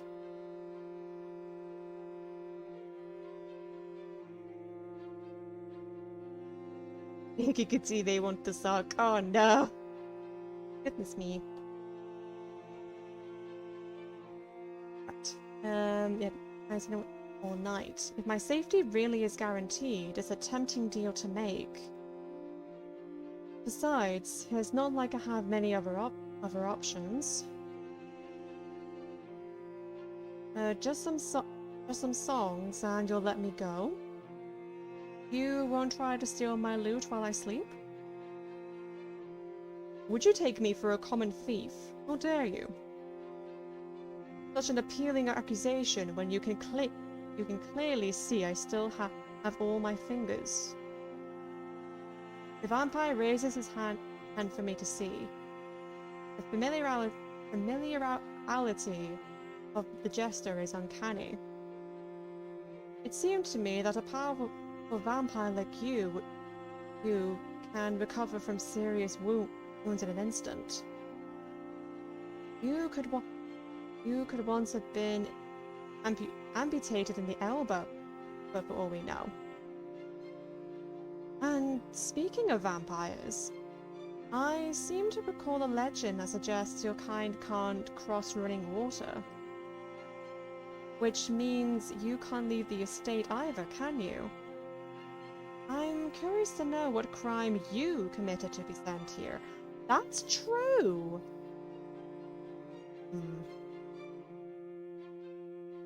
Enough. I await your song tomorrow. Oh. Okay. He stands to leave.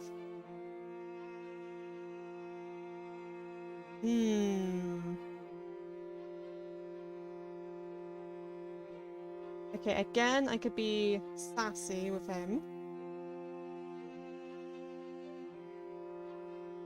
Again, I guess lighthearted, and this one's kind of sassy.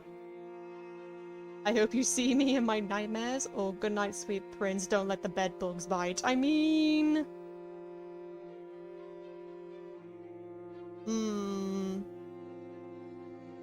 stuff it. Let's be like light-hearted sassy. Either way. Light-hearted.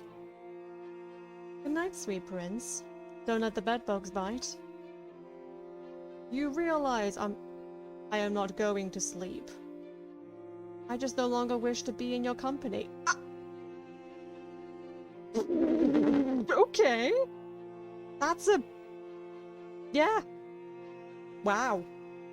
That's quite an insult, okay. Then I hope the bedbugs do bite you. Keep speaking that way, and there'll be more biting than you bargained for, mortal. Okay! He told you were shit, basically, yeah. And the game gonna make you blush, Raven. I mean, again, don't get me wrong, like, the character designs are really, really nice, and the voice acting, from the brief moments that we've heard it, have been spot on. Yeah, very, very good. I don't think it's gonna make me blush, though. I don't think it's gonna make me blush. Anyway. I clamp my mouth shut. He strides to the nearest window. Oh. Le poof. Like before, he erupts into mist and takes off into the night in the shape of a bat. But this time, he's left me a half-finished plate of unsourced fish. Chapter 4. Okay. Right, and I think...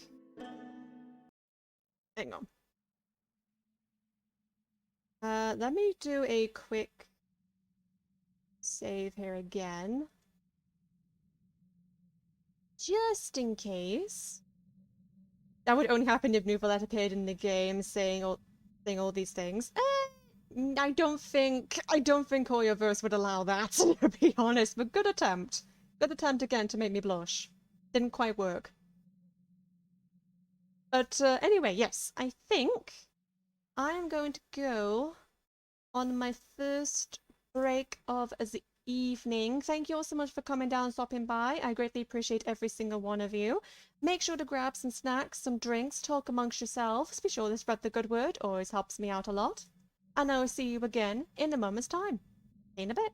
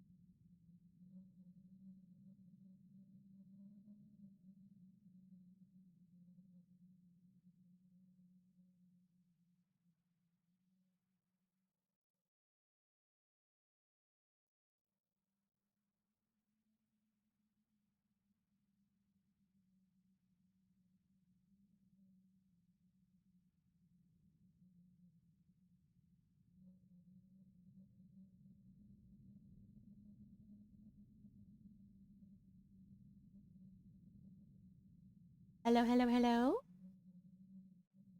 Hello. I'm back. I'm back. I have returned. Right. Okay. I think I still should be fine for drink. I still have a little bit left with this one, so I may have to go back out again, maybe get myself another drink. But we should be fine for now. Anyway, shall we continue with this, shall we? Well, let's continue with this, shall we? I mean, return. Okay. Do what you will, the vampire said. I was reluctant to believe it when he gave me free roam of the estate.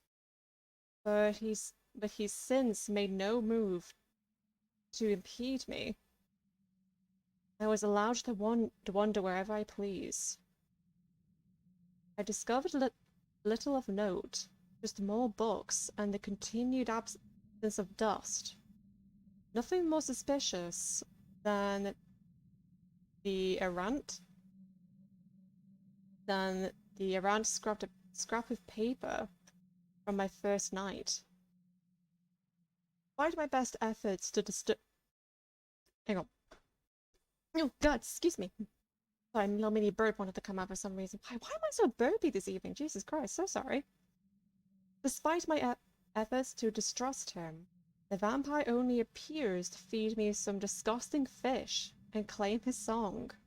I mean, again, it's better than starving. He stays long enough to make weary commentary sometimes and small talk other times. But in physical proximity, he's given me a wide berth. Song poof, song poof. He's polite enough, I suppose, and utterly uninterested in causing me harm. That was enough to move me from the cobblestone bed to a cushioned one. The days soon blend together like the colors of a sunset. Other than my fading bruises and brief performances, there's little to mark the passage of time. The monotony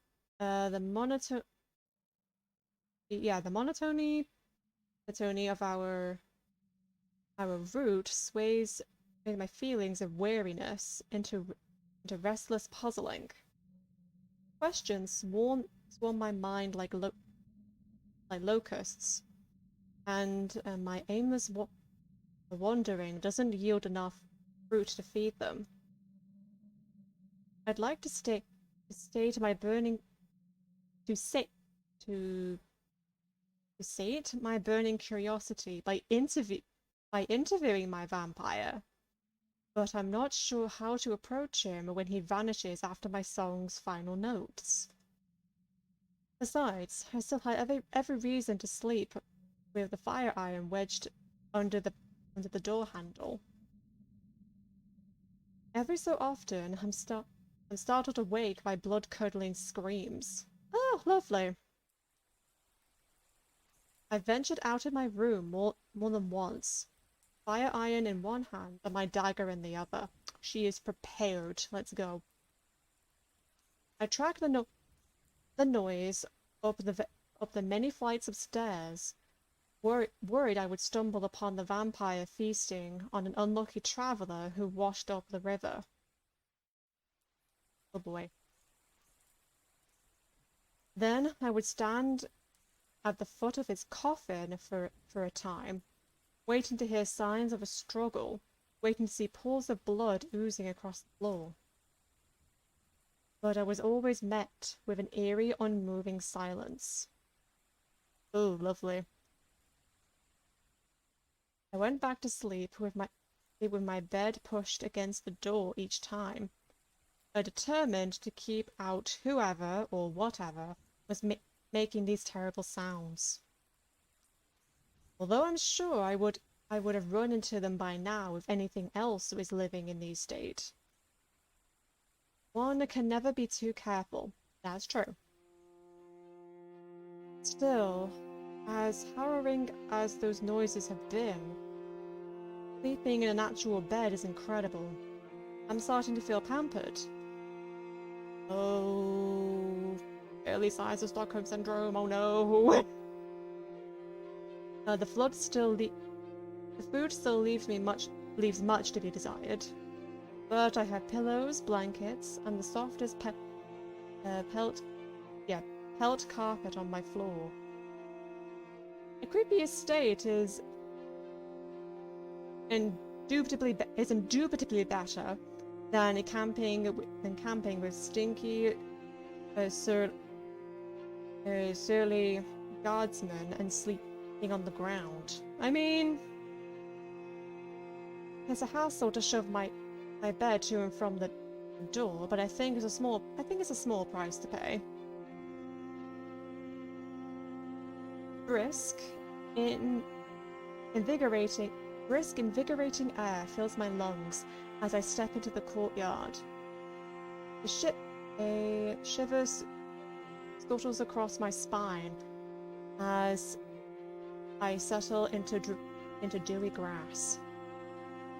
I position my songwriting journal in my lap, having recently freed it from my clothes in some careful incisions. I've always got lost in thought when I turn its pages. The act of deciding on a song makes my heart swell with calm contentment. After choosing one of my older pieces, the spirited melody I wrote when I was younger, I wrapped my lute over my shoulder and began to practice. My performances occurred in crowded areas before I came here. I had to compete with the clamor of moving people, from passerbys to rockers drunks. I mean, here in the grass, I find not needing to fight for coin or attention. I can focus on my music, and nature itself is my ensemble. I sing softly, timing my rhythm with the shifting trees and the gurge of the moat. I like to imagine my notes, quiet though they are, carry far into the forest, reverberating down mountains. Oh! Who's listening? Performing without an audience. My pulse quickens, startled by the sudden voice. My fingers slip. The next tune is disconcertingly off-key. Ooh dear. I squint skyward, trying to make out shapes in the darkness.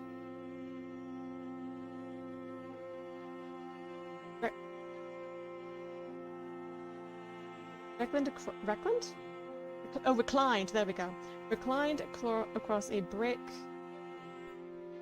parapet? Overhead, the vampire stares down at me with his usual flat expression. I slam my journal shut and hide it behind my back. You! Did you mean to sneak up on me? You'll have to try harder than that if you want to catch me off guard. In an easy, soundless motion, the vampire drops to the ground like a falling feather. He saunters towards me, eyes gleaming like diamonds in the dark. I can assure you that if I were to try harder at such a thing, you would not wish to be the recipient of my attention. I mean... And I'll have you know that I was here first. Ah! Then I suppose I've disrupted you. I don't mind. His reply was faster and more decisive than I expected. My heart hammered harder against my ribs. What is this? Fear? Am I really afraid of a speedy retort? Ridiculous. In a vain attempt to hide weakness, I cover my hand over my chest. No, I suppose you wouldn't mind. No, I suppose you wouldn't mind a free ballad. Shouldn't you have been hibernating in the rafters this time of night? I don't normally perform for another hour or two. Not tonight. He gestures to the night sky. And the moon above us looks swollen, rounder and larger than I remember ever seeing it. Even so, is a mere full moon really so impressive? I part my lips to express my thoughts when a warm Oh! Okay, I like that change. That caught me off guard with the red moon. Okay, that was a nice change. I like that. A warm shadow inches across the moon's surface, spreading from its left side like a cocoon around a caterpillar. Soon the moon is as red as the sunset, a glowing rosy marble anchored in the night sky. A blood moon? The total lunar eclipse is the technical term, though you may call it what you like. It only occurs 3 times a year.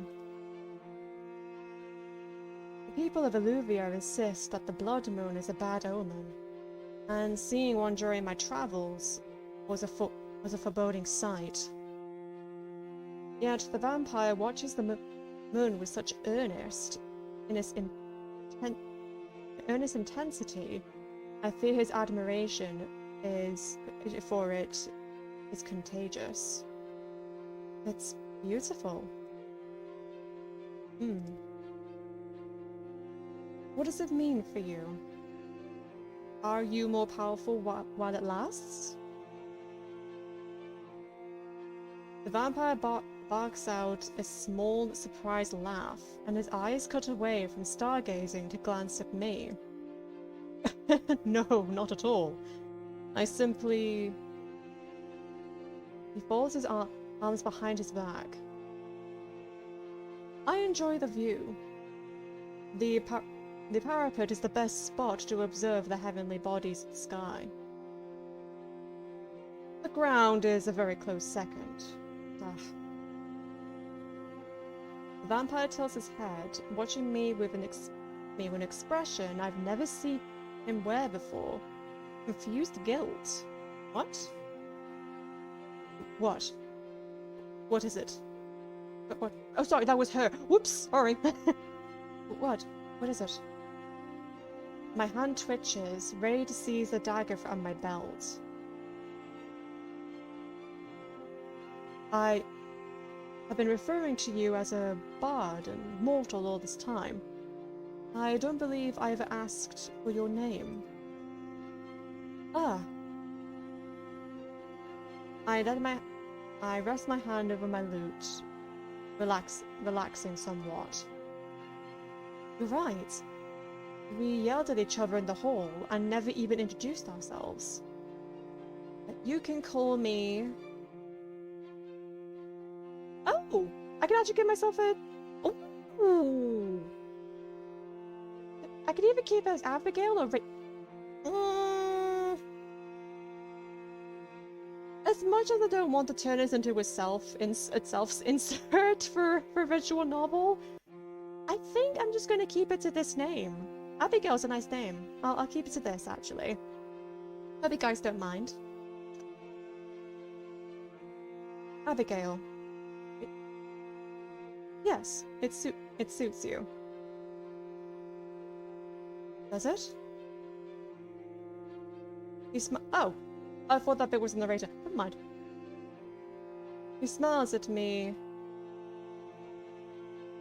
Enigmatically? Enigmatically. You may call me Lucius. Lucy. Which, by the way, is a badass name. Badass name for a vampire. Lucius. His name weighs on weighs on my tongue like a stone. I never imagined myself learning it. With how often he's alluded to his immortality, it slipped my mind that he must have been a human man once. I mean, yeah, one logic would dictate that would be the case, yes. It's a humbling thought. Moreover, this is the longest amount of time we spent without the distraction of music or banter or bartering. He's even feeling affable enough to learn my name. I should try asking him more questions. I may not get a better chance than this. Lucius. Oh. Oh, the music change. Ooh, this is really pretty though. Music is so good.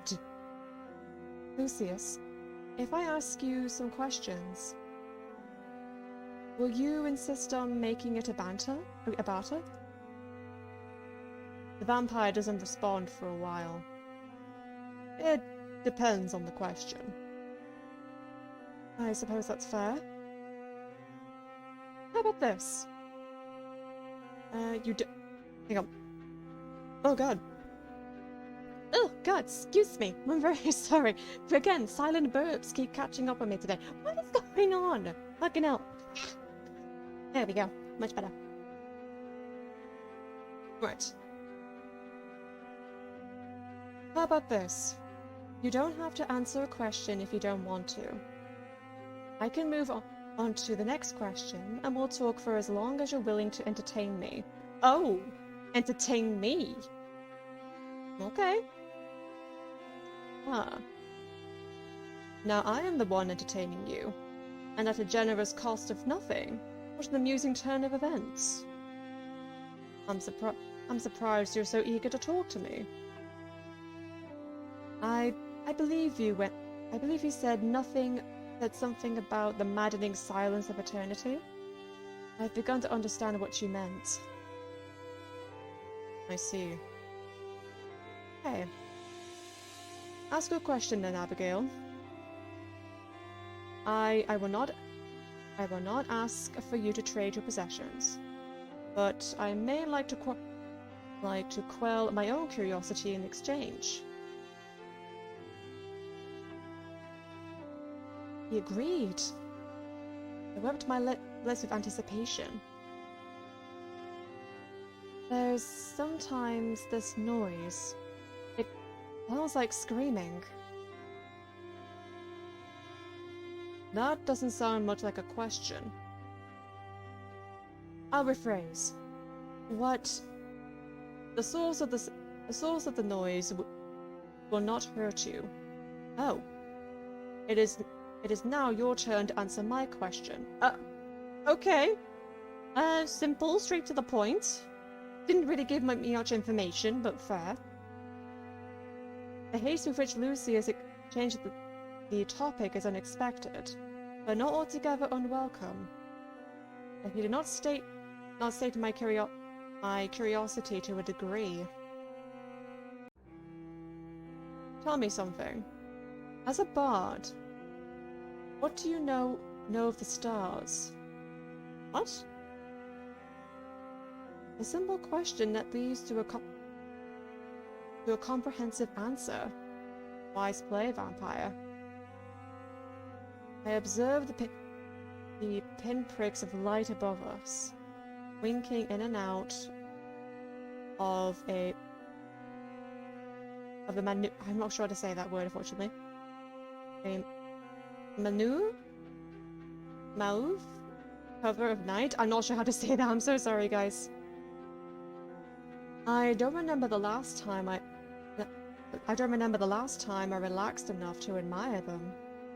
Before my arrival here, looking at the stars meant I wasn't looking over my shoulder. I needed to watch my own back, keeping myself safe and alive. Though I sang of beauty and adventure, it seemed pointless to actually indulge in such things. I was far more focused on where and where I would lay my head to earn my next coin.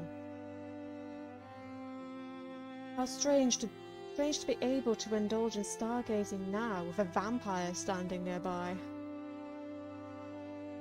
I traced different patterns in the sky, moving with practiced ease between each dot. The horned serpent always points north.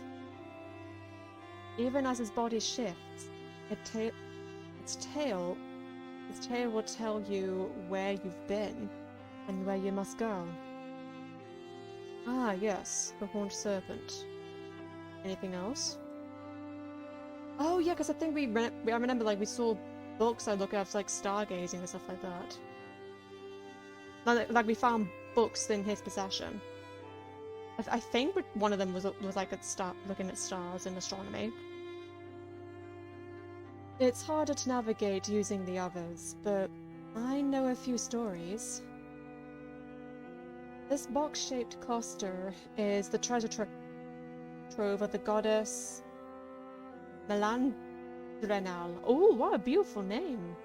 Melandrenal. Supposedly, it contains every possession humans have lost throughout their lives, and I draw my finger between the 7 brightest stars in the sky. That's the first king's crown. Stories said he bequeathed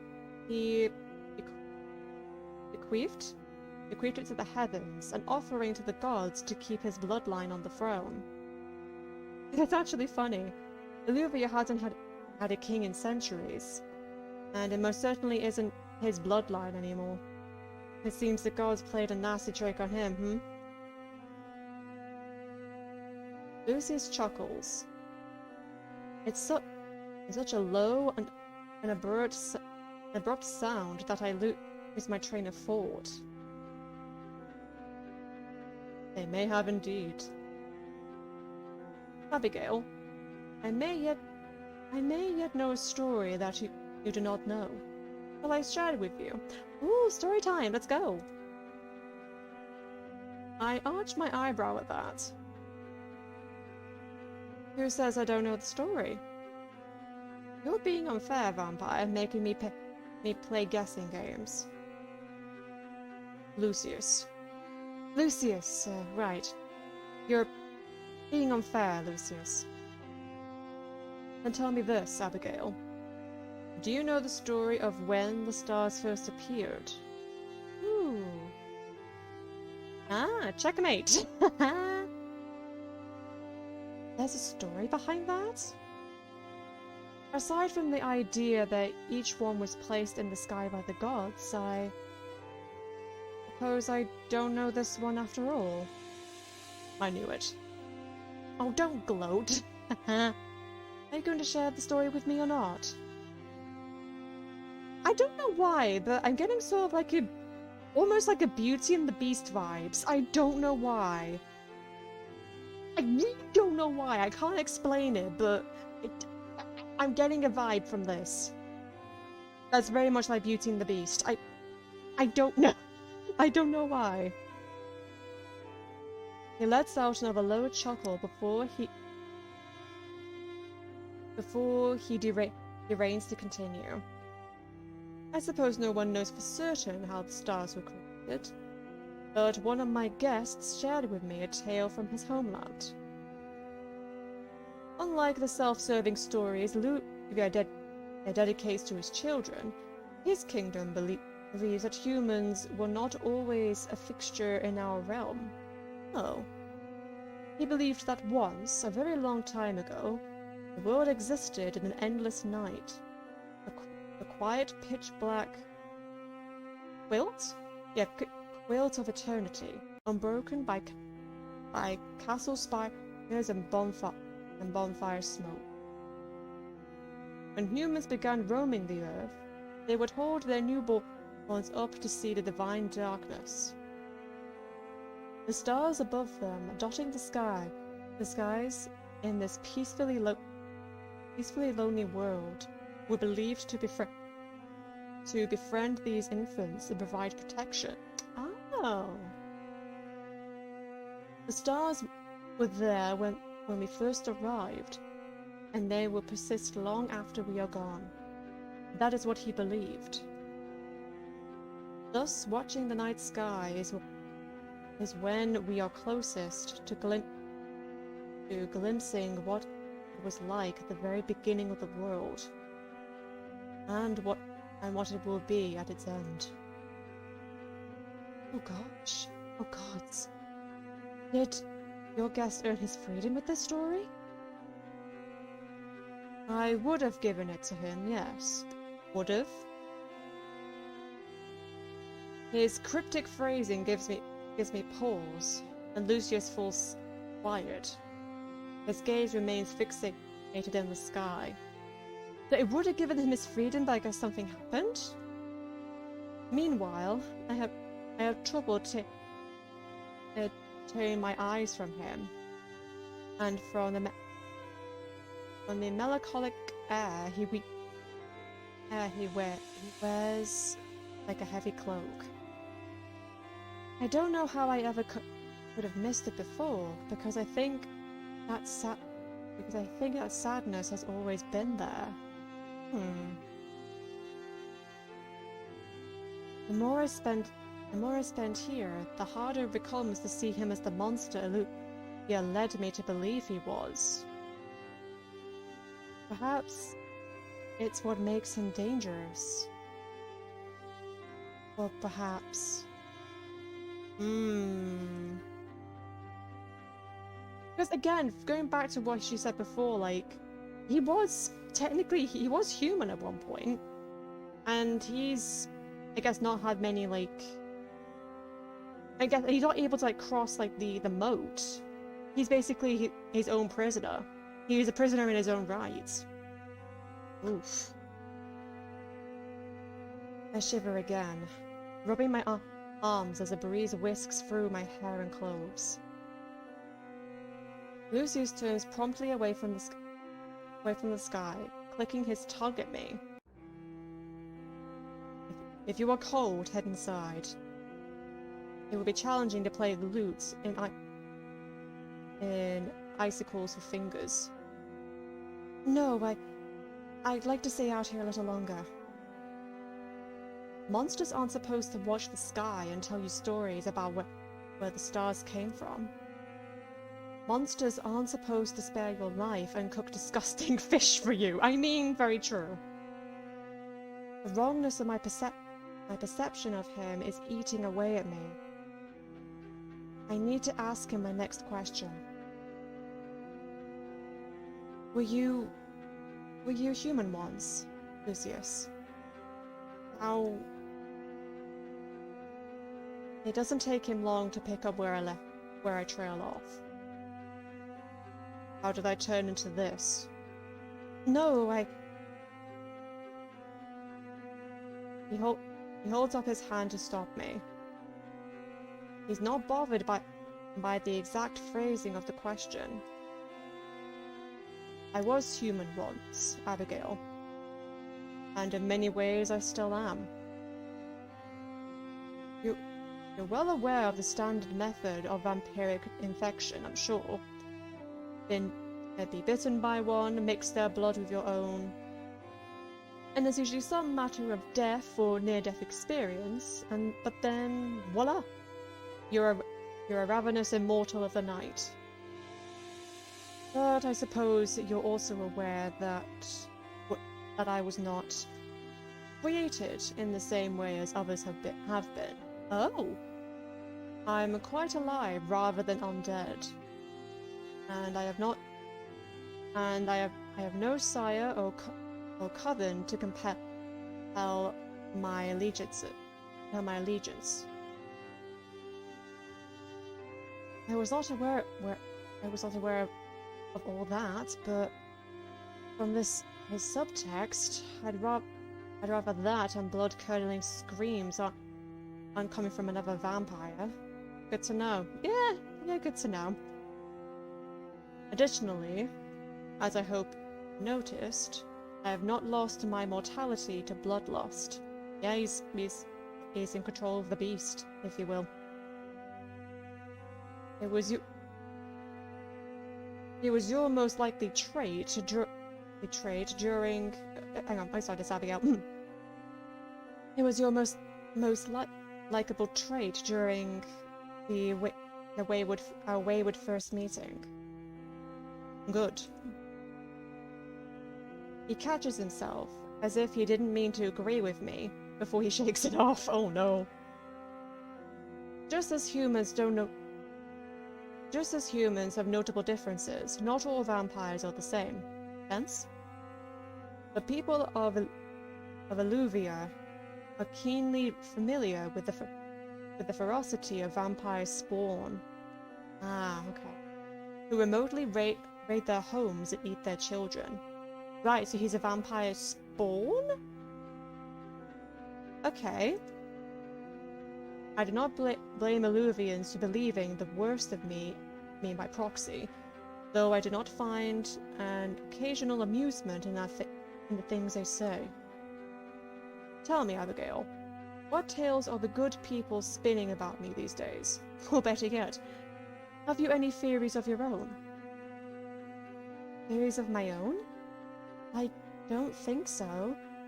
I've heard bits and pieces of vampire lore, but I've never felt the need to speculate.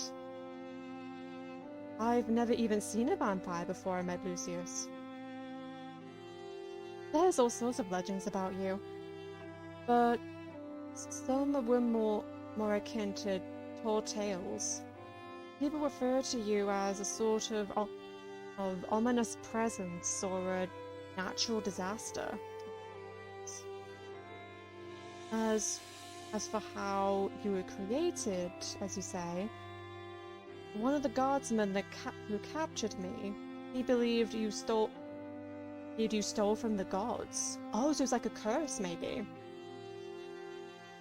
Did I? I'm impressed with myself. How did I manage such a feat? They said you broke into his wine cellar and drank your fill. Oh no!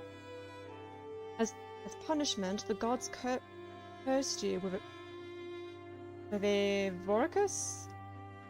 Because his appetite for the blood of your own people.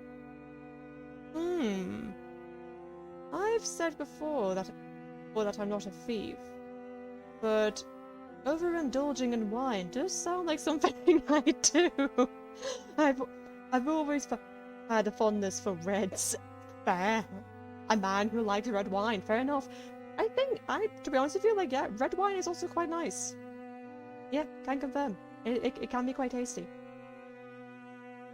Any other thoughts? Oh.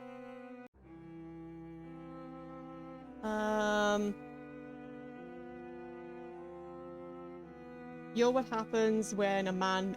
Oh no! Man mates with a bat! Jesus Christ. You dealt with devils.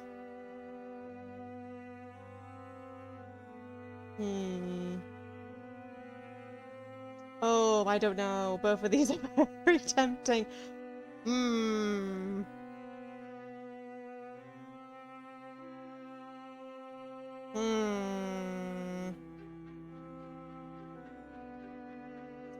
I kind of want to do... I don't as funny as this one is, I don't really want to do the top one. Oh god. I'll do this one. You dealt with demons. Ah yes, demons. Affable creatures, I hear. Very keen on bartering the very moment you meet them. Unlike someone I know. Ah! Cheeky. And strangely like someone else we both know. It's well known that demons offer immortality in exchange for a steep price. I wonder what you traded, Lucius, if you truly did deal with devils. He smirks at me and elects not to respond. Fair enough. You've tricked me into another guessing game, you know. Are you going to tell me the truth, or will you keep engrossing me to recite absurd theories? Oh. His white fangs gleam when he smiles, reflecting against starlight. Why? If I revealed all my secrets now, I fear there would not be riveting banter left to pass the time. Fair enough.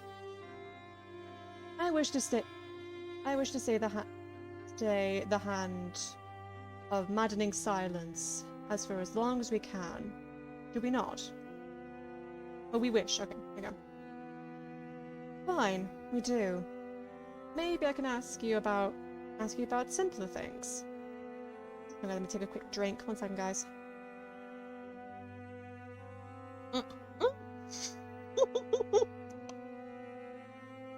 Sorry, I'm having a mini exorcism and I'm having my drink. Sorry, guys. Ah. Oh my god, that was funny. Okay. I retrieve a small charcoal scrap I found on my first night of exploring, holding it up to him to see. I found this under some curtains. What can you tell me about it? Is that... Lucius moves towards me and halts mid-step. His hand lingers in the air between us, as if the scrap of a loaf of bread. It's a loaf of bread, and he hasn't had a meal in weeks. The intensity of his reaction compels me to step in turn. After a moment of hesitation, he gently set it into his palm. Lucius practically cradled the scrap, his fingers passing relevantly over the smudged charcoal. I just thought I was being helpful by tidying up a spot you've missed. I was going to tease you about it. You actually recognize it? I do. His demeanor has completely changed, almost to an unrecognizable degree. His stooped shoulders that don't resemble his rigid, dry, humid vampire I've come to know. Then again, I haven't taken the time to know him until tonight. He breathes out with shuddering difficulty, as if his lips have gone dry, but slowly he begins to speak again. I ripped it to shreds one night. I was so angry back then. The night I arrived? No, this was a very long time ago. This was a portrait of someone I once knew. Oh, like a former lover or something? I'm just in my chair. Hang on. And my bottle's gonna look weird for a second. Bear with.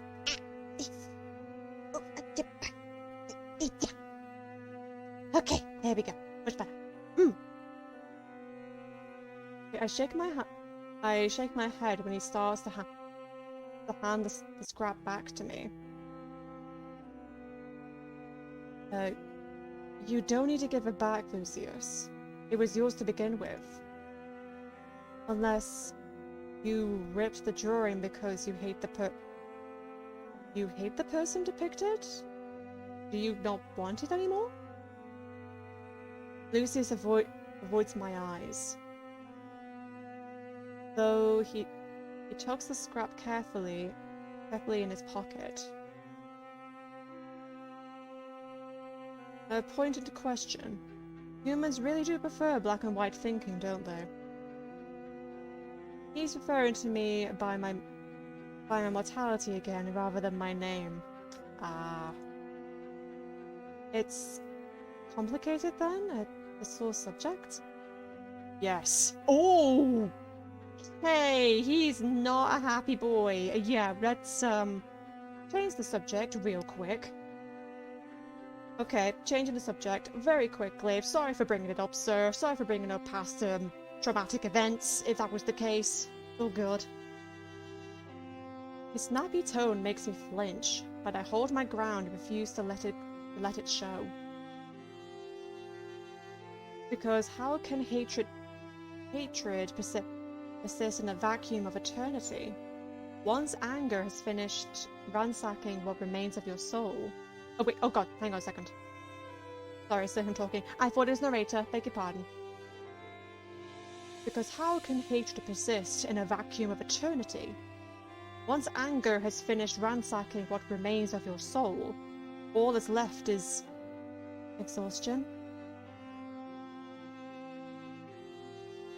Lucius narrows his eyes at me.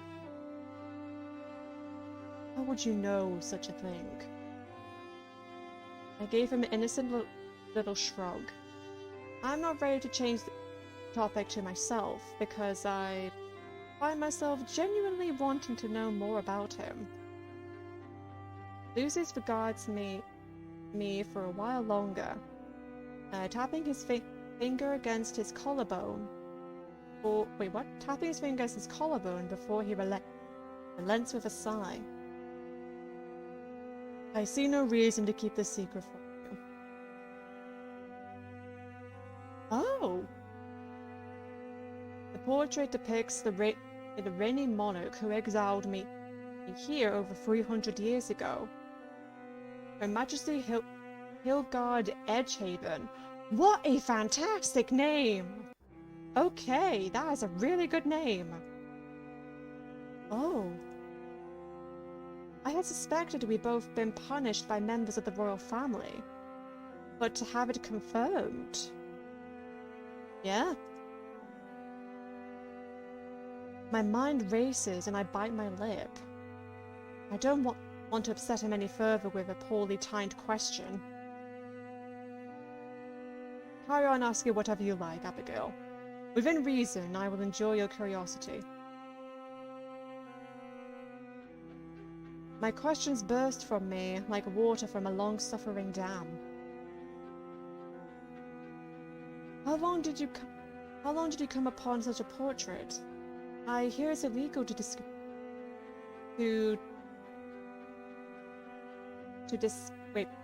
depict the faces of the royal family in common artworks. Just having one in your possession, it's an open act of rebellion, isn't it? His lips lift on one side, taking on a smug edge. I'm very aware. Ah, okay.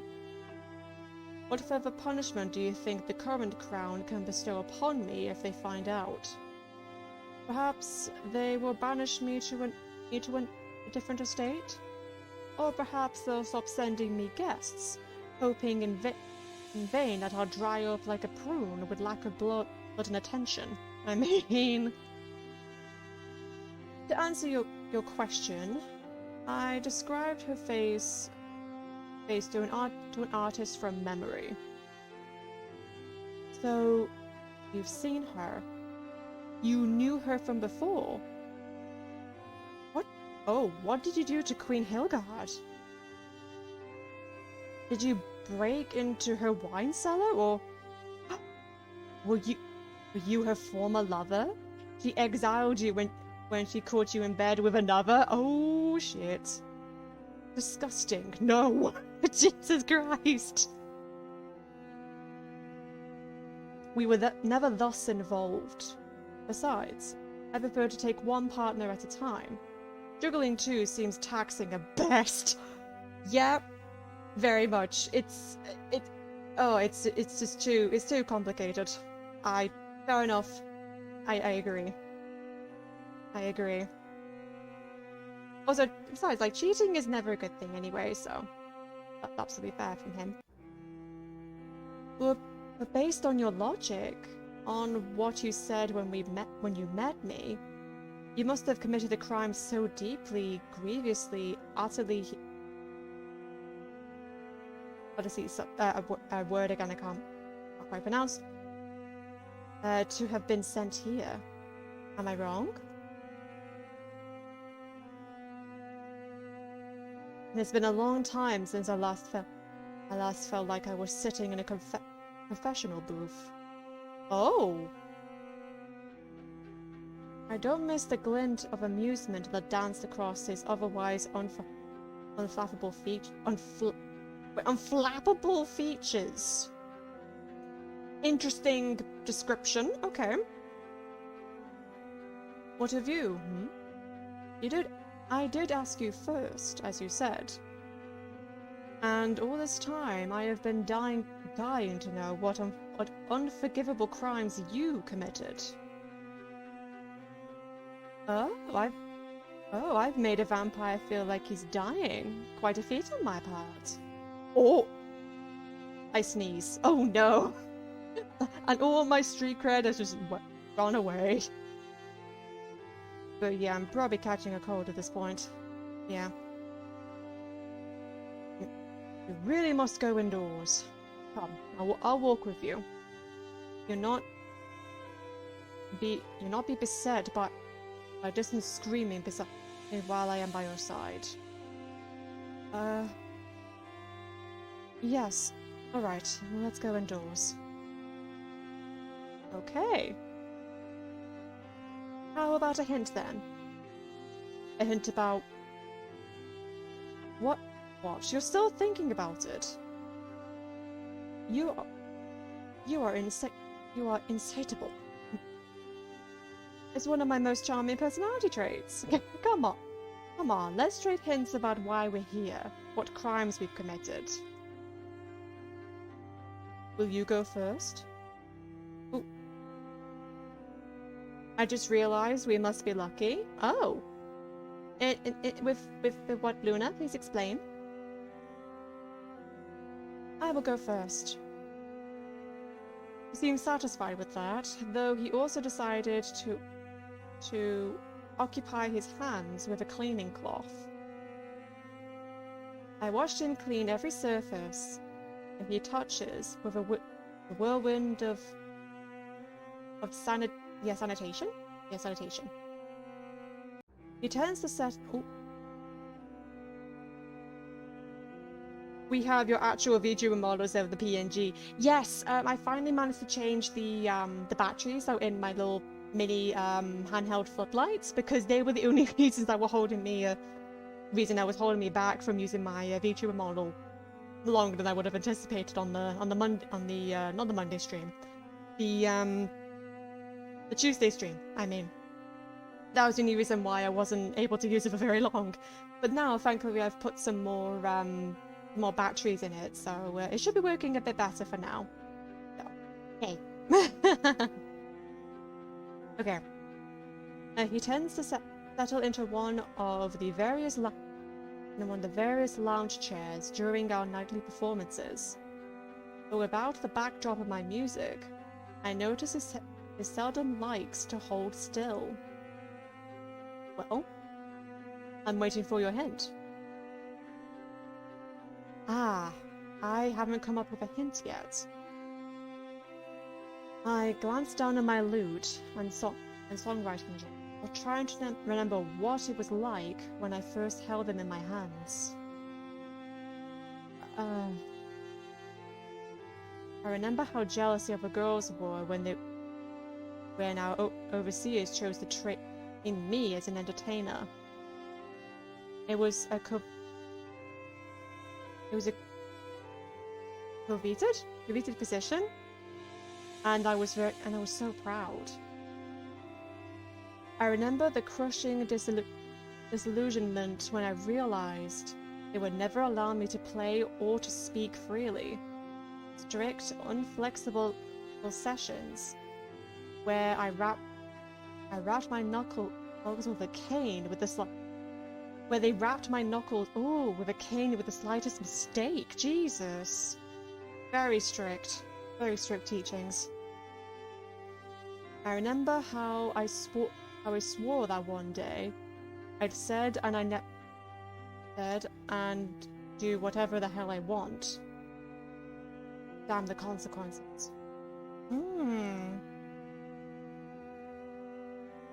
You already know that I have a dogged penchant to speak my mind, Lucius.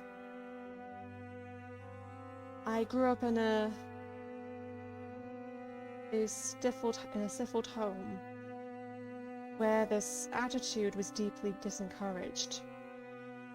Once I broke free from them, I didn't want to hold myself back. I was drawn to everything I could do while I was growing up.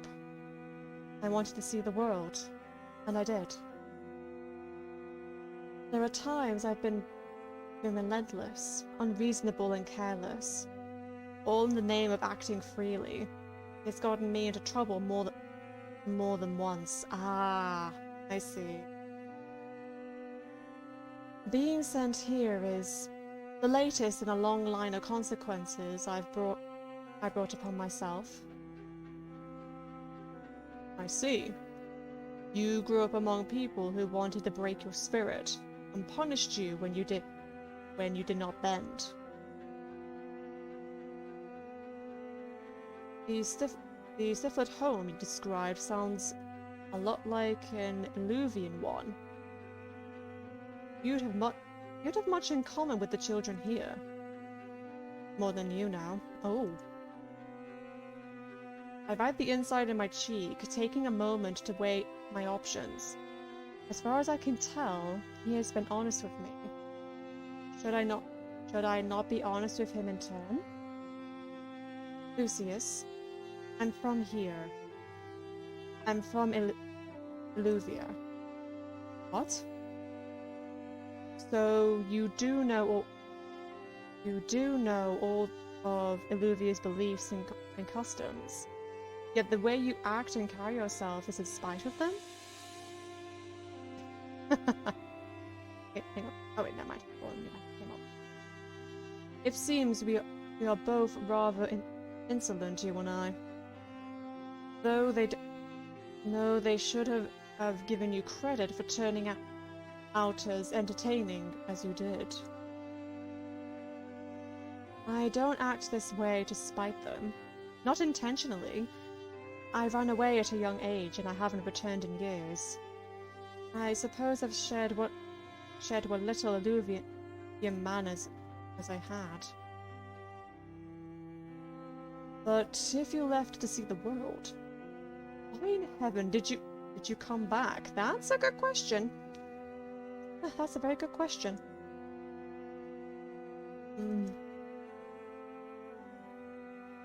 Do you now owe me a hint? Ah, here we go. Turn the page on him. A hint. He echoes me, folding his arms in front of his chest. He finally ceased cleaning, and perhaps ran out of things to clean. Or perhaps ran out of things to clean. And has settled into his usual velvet chase. A hint about what I did to end up here.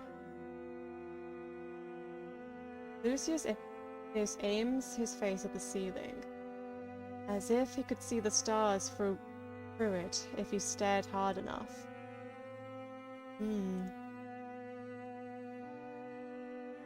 I don't think I did anything wrong, Abigail. You don't? After I made myself vulnerable, told him where I'm from, and detailed the shortcomings of my personality, the nerve. I mean, what does that even mean? You don't think you did anything wrong? Well, I mean, he could have been exiled here for the sake of, well, being a vampire and existing. So, I mean, how does that qualify as a hint? That doesn't... I falter as I notice that Lucius isn't arguing with me, or even looking my way. Will you play me the song you were practicing outside, Abigail? I fear we do not have all the time in the world, and But I will be forced to return to my coffin before long. Forced? You say it as if you can't sleep in a bed with the curtains drawn shut.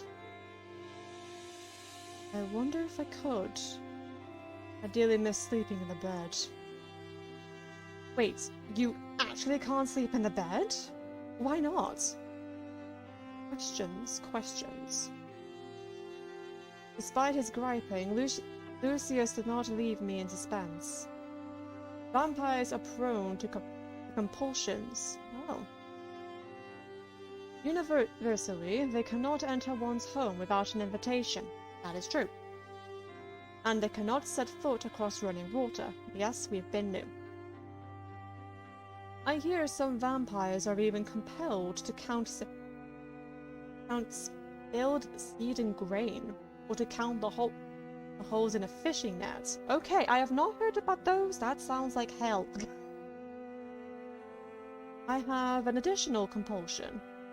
A curse, courtesy of Her Majesty Hilgard Edgehaven. Oh wait, what? Oh, oh! When she had exiled me, she also used sorcery to bind me to a coffin. I cannot stray far from it, lest my insides twist upon themselves, strangling me from within. Oh, Jesus! Jesus Christ. The first night I resisted the coffin's call and slept in a separate chamber, I awoke vomiting blood. Good Lord. Naturally, this is far from ideal. I need to retain all the blood I have. You asked me if I hated the subject in the portrait. While it's true that my anger is faded into exhaustion, I do so find her abominable. I honestly can't blame him, to be honest. Because, like, not only were you exiled to live here, but she also technically cursed you. She cursed you to be bound to a coffin. I can't blame his anger in the slightest. And again, the more I'm reading this, the more I'm convinced it's based off of, like, Beauty and the Beast or something like that. Because this reminds me of, like, when the Enchantress first curses the Beast, basically. That just reminds me of that. She knew how I despised tight spaces. God. Serious, that's terrible. Horrible enough for us to move on to your nightly performance. I mean... Yes, of course. Forgive me. I cleared my throat, brushing my nails over my fingers over my neck. What are you doing now? Is that where you'd like me to bite you? I mean... No. It might just be like a nervous tick that she has or something. It could just be like a nervous tick, or maybe. I yank my hand away from my neck, as if I... Oh, hang on. Go. My phone just... my phone decided to go off. I yank my hand away from my neck, as if I touched a hot pan. Lucius! I jest. If I bit you there, you would die from blood loss. So he knows the exact place where to bite someone. On the neck. I see. I see. Though I would bite you if you asked it of me. What? Are you so certain that you're not interested in eternal life?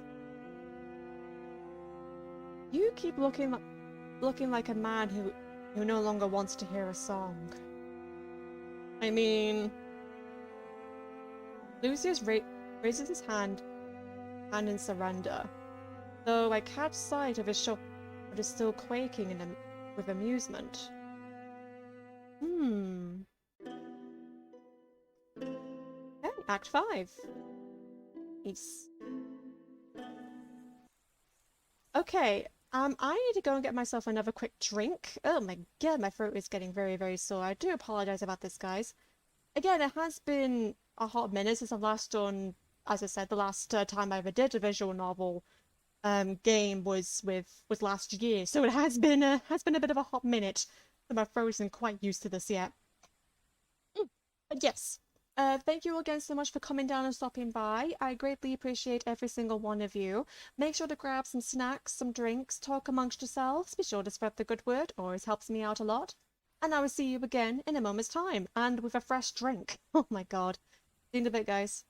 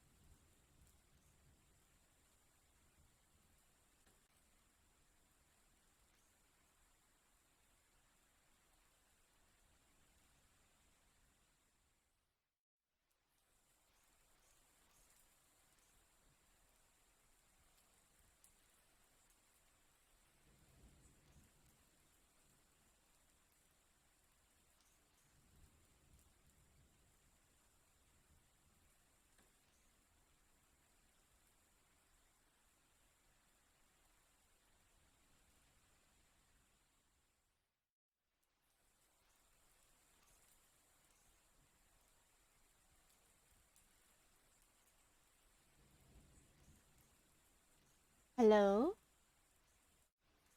Hello, hello, hello. I'm back. I got myself a fresh drink.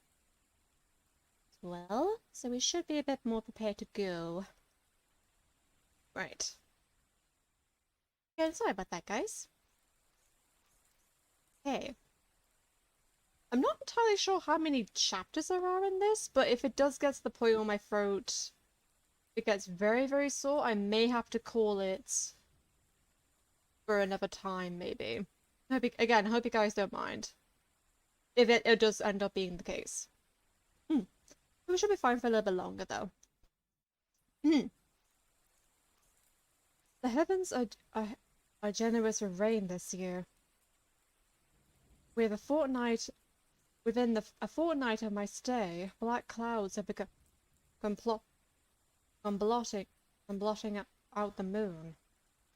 And a few days later, we were neck deep in alluvious rainfall season.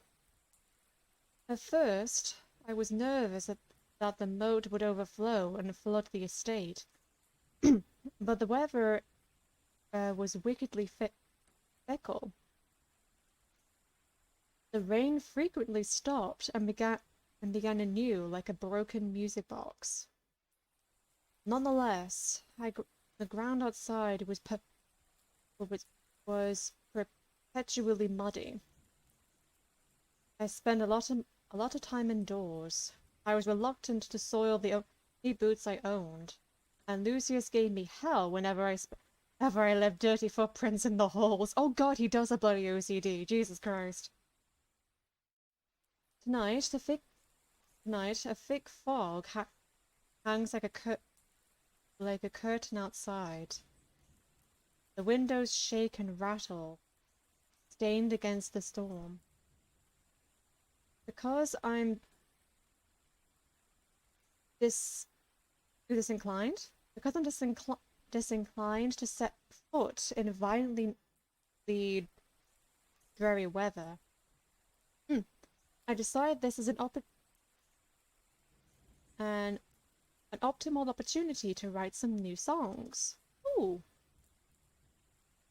I was surprised to find a number of brushes, parchments, and writing quills stowed away in the cupboard, and even more surprised to find an inkwell that hadn't dried out. I recall how the vampire told me he housed an artist once, and he tried to picture whether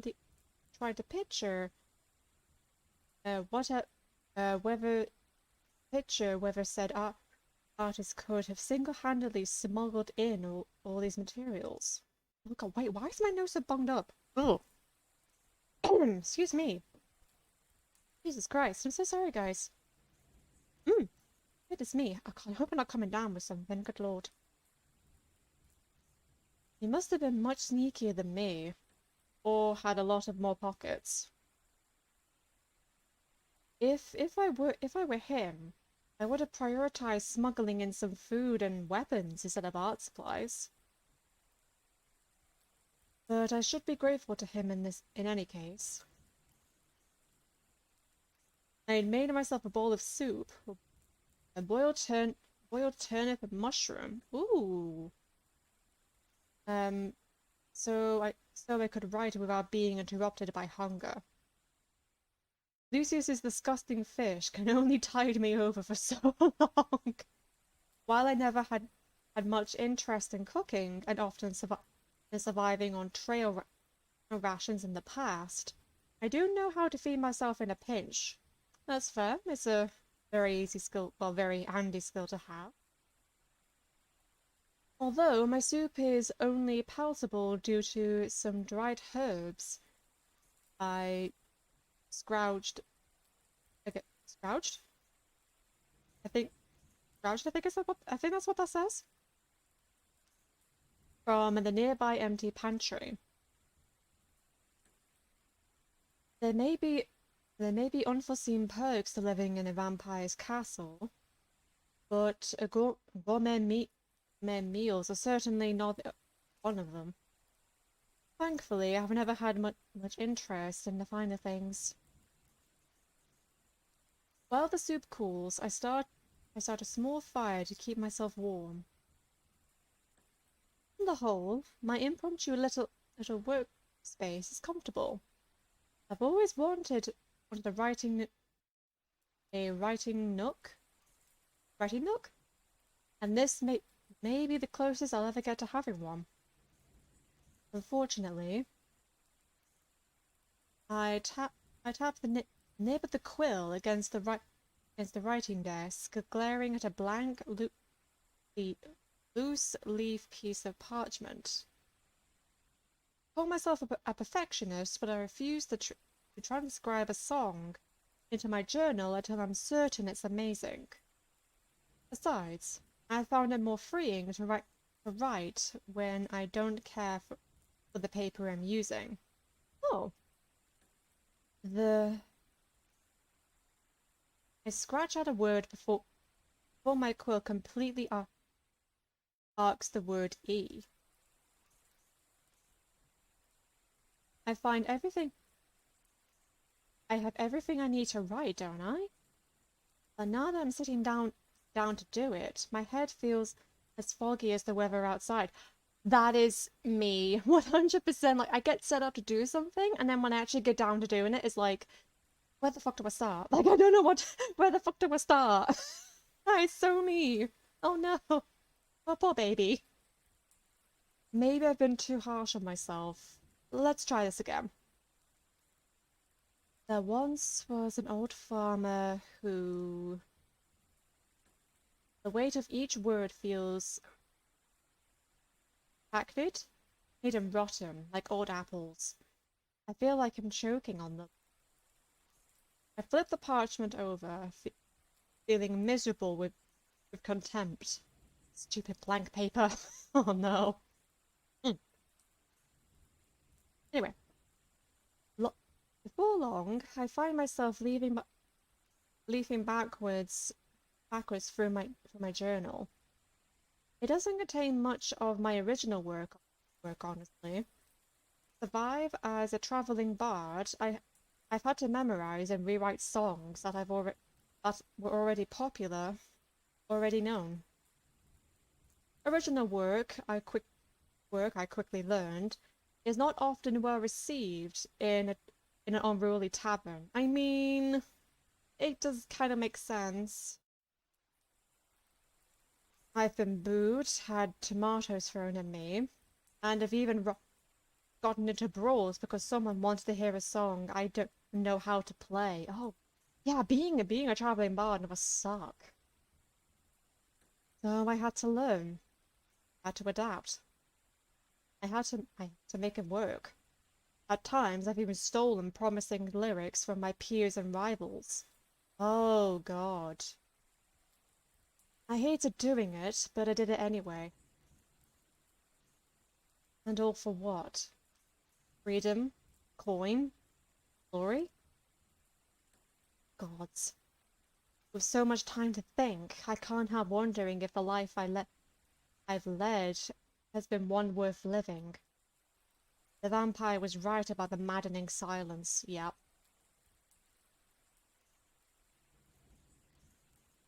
It must be well past midnight. Lucius should be here any minute now. I realized that, while thoughts of his arrival used to fill me with dread, I've recently looked forward to seeing him.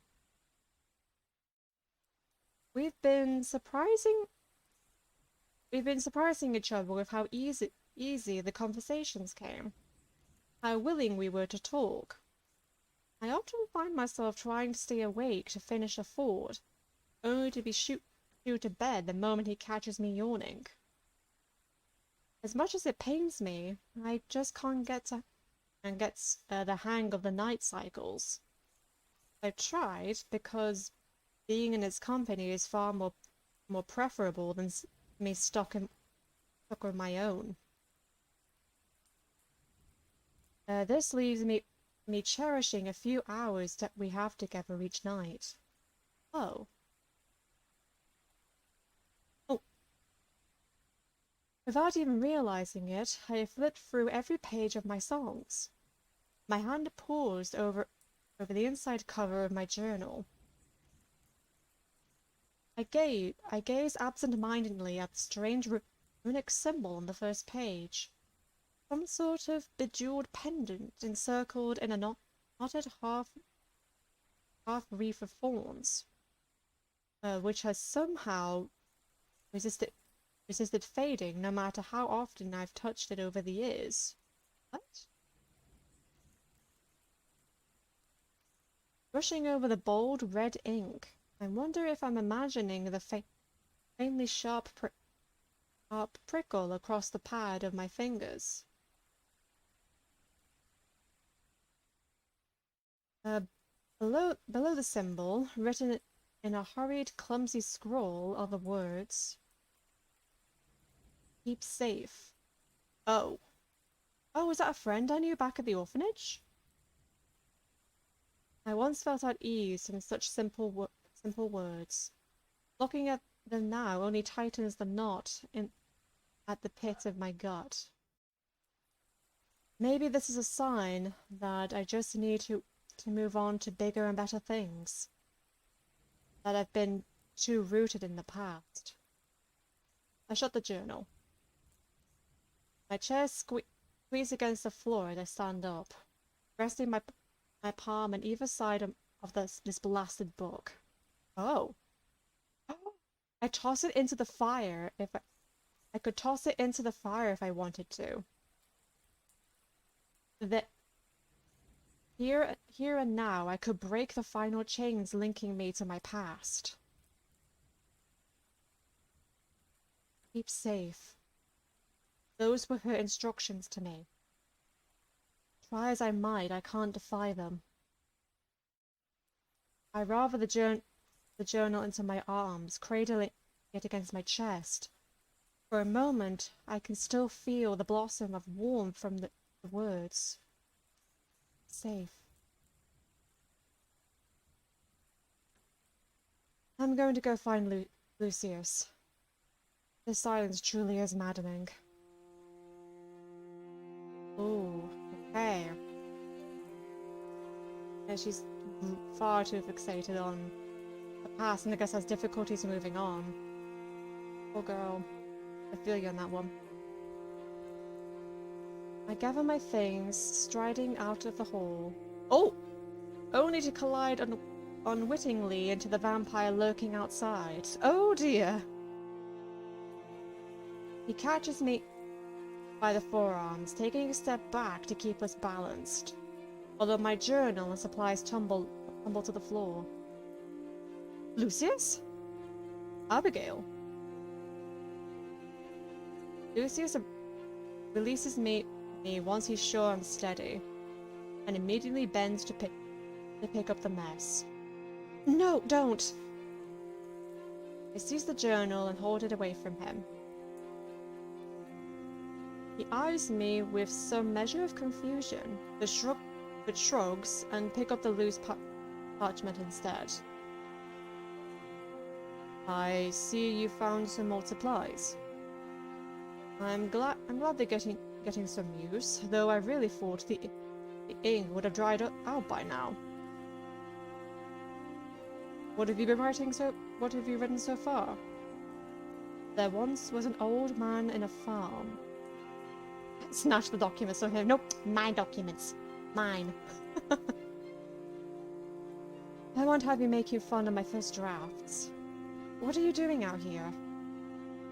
I didn't wish to disturb you. You looked like you were trying to focus. In vain, perhaps. There was not much to disturb. But you were trying to be considerate. Thank you. Lucius nods. They're dismissive, but polite. He doesn't like the acknowledged gratitude.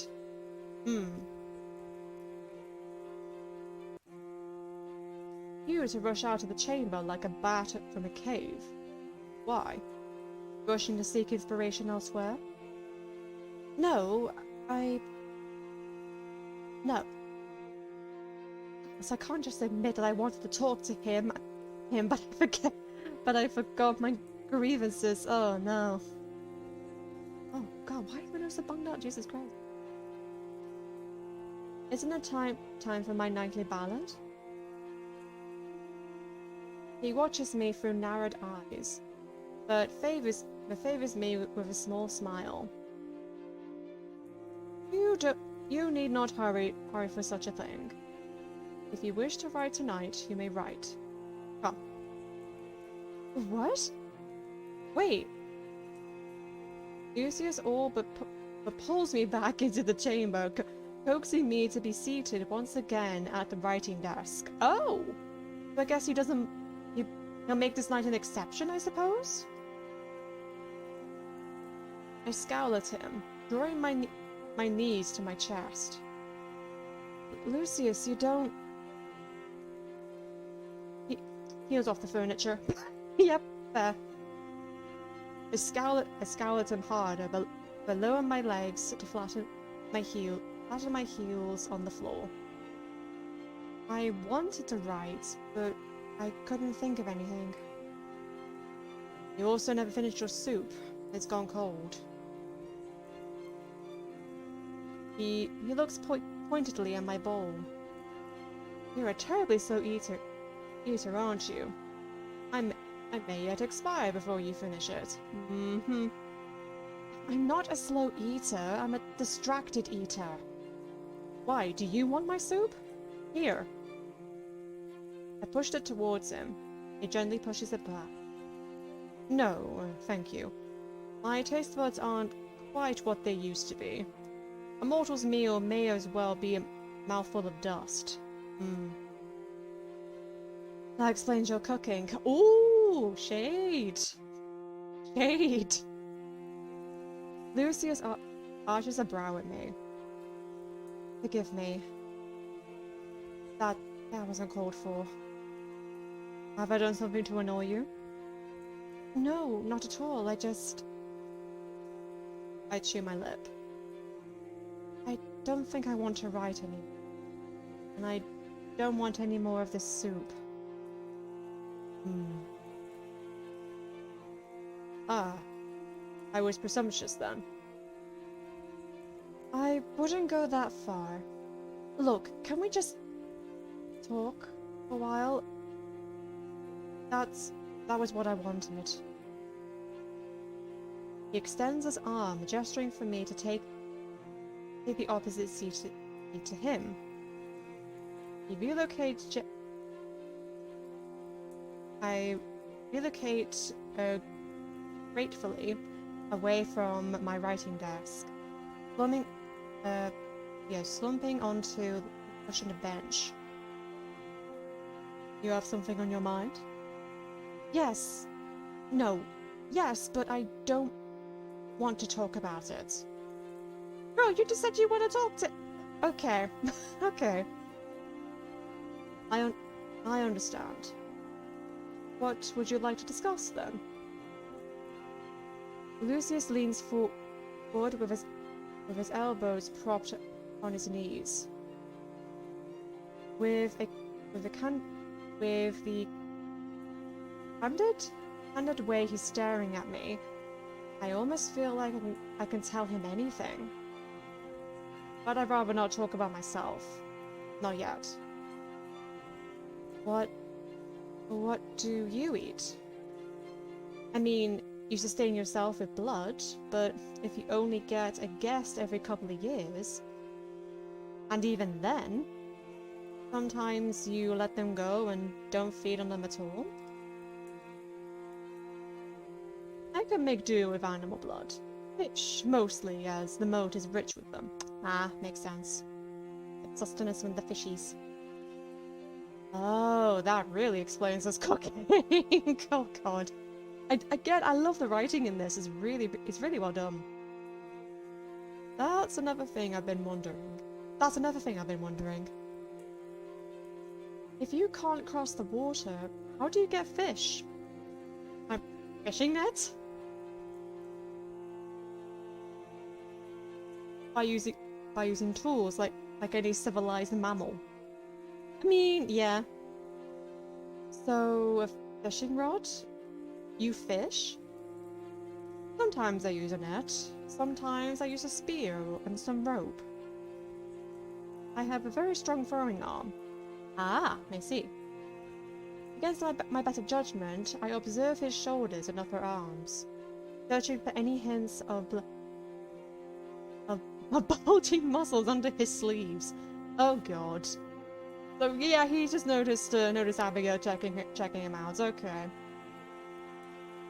If Lucius notices me doing this, he'll keep it to himself. For that matter, I'm surprised you haven't asked how I intend to ensure your freedom when I myself could not cross the water. Hang on. Oh god, sorry, excuse me. Hang on. Oh my god, why is my nose so bunged up? Jesus. Because I haven't thought about what I'll do when I leave. Oh! According to the judgment of the Oratrice Mécanique d'Analyse Cardinale. Another one bites the We dust. now turn to the Oratrice Mécanique d'Analyse Cardinale. Another one bites According the to the dust. judgment of the And Oratrice another one Mécanique gone, and d'Analyse another one gone, Cardinale. and another one bites the The dust. judgment of the Oratrice Mécanique d'Analyse Cardinale. Another one bites the dust. Hello, Yoran. How are you? Welcome on in. How's your day going so far, my lovely? It's good to see you. Oh god, why is my throat so weird today? 1 second, let me take a sip. Good, how about you? I'm doing good, thank you for asking. My throat... Oh, just got home? Oh, nice! My throat is getting a little bit on the scratchy side, but again, it's, as I said before, it's been a hot minute since I've last done any, like, visual novel stuff, and my nose feels a little bit bunged up today, I've just realised. So, I hope I'm not coming down with anything, but other than that, I'm doing very well, thank you. Now I'll take a quick sip of my drink. Hang on, I'm gonna quickly hydrate.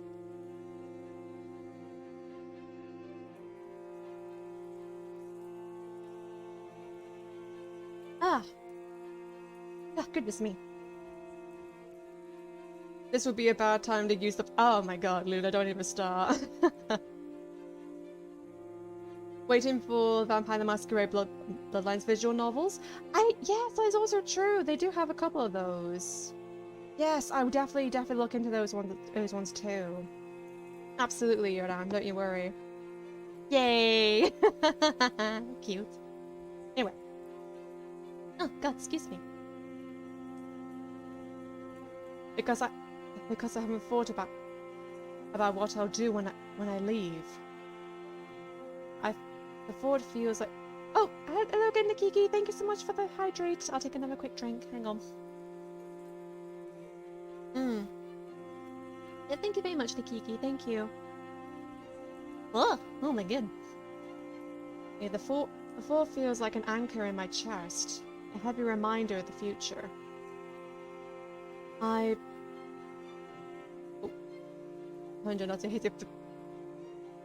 get too hasty with the Oratrice Mécanique d'Analyse Cardinale.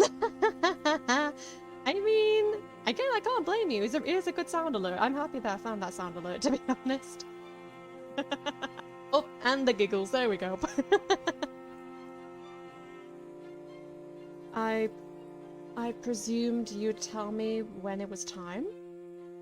Of course. I can also tell you early. I will simply throw you across the moat like a javelin. Oh! You wouldn't. He practically cackles as I recoil from him. I wouldn't. There is another way. I'll show you in due time. Oh! Then, good. We relapse into a hollow silence as my mind wanders back to my troubles, until the vampire starts making a tutting sound at me. Also, with the narration, like, I don't know why we're not calling him Lucius now we know his name. Okay. He studies my face with intent, and I realize too late that my unpleasant that my pleasantly neutral facade had at some point fallen into a frown. You're in low spirits tonight. Is the weather bringing you down? How else can I help? Oh. Wait, was that Abigail? Oh god, I can't even fucking tell. I suppose I could tell you a joke, but I only know the one. And no, I shouldn't. I will refrain. It's quite filthy. Oh, it's a dirty joke? Oh no. That piques my interest. Oh no, it's a dirty joke. I'm scared. I don't mind dirty jokes. I spent a lot of time in taverns, you know. I'm almost certain I've heard them all. No, Abigail, you don't understand. This is not meant for polite company. Oh no, is it really that bad? We don't need to be polite. Oh my god, not everyone talking about how many like channel points they have. I'm scared. I'm really scared. Oh no. Excuse me. We don't need to be polite company all the time, do we? We could be a little impolite. She is flirty as all hell. The fuck? It is not a little impolite. It is unforgivably dirty. Please, Lucius. Ugh. Oh god, I'm actually really scared. Very well. Can't say I didn't warn you. Not too late to change your mind. Lucius, you're killing me. Do you want me to beg? I don't think I can go on without hearing it. Oh no. He laughs. His laugh is a low rumble in his chest. And he still it makes me wait several seconds before he finally delivers his dirty joke. Oh no, what is it? Oh no, I'm scared. The white horse falls in waist-deep mud. Oh no.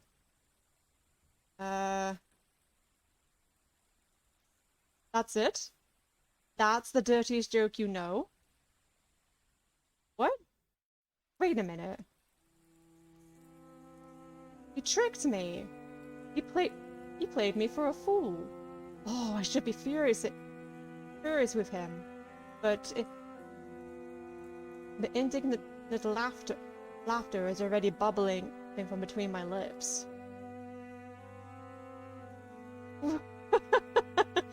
What? How dare you? That's not even funny. You're the worst.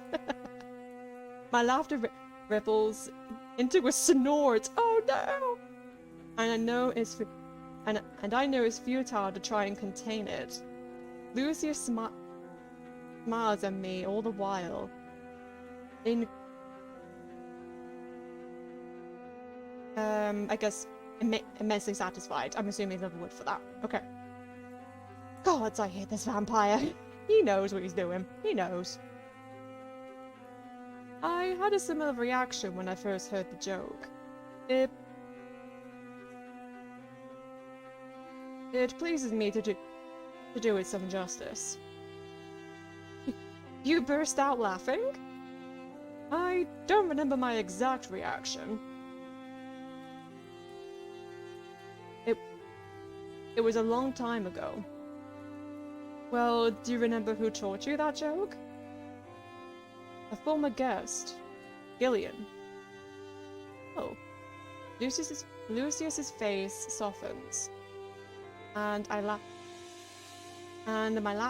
laughter stops, like a clogged drain. There's that sadness again. He didn't try to banter with that joke, did he? Oh, gods, could you imagine?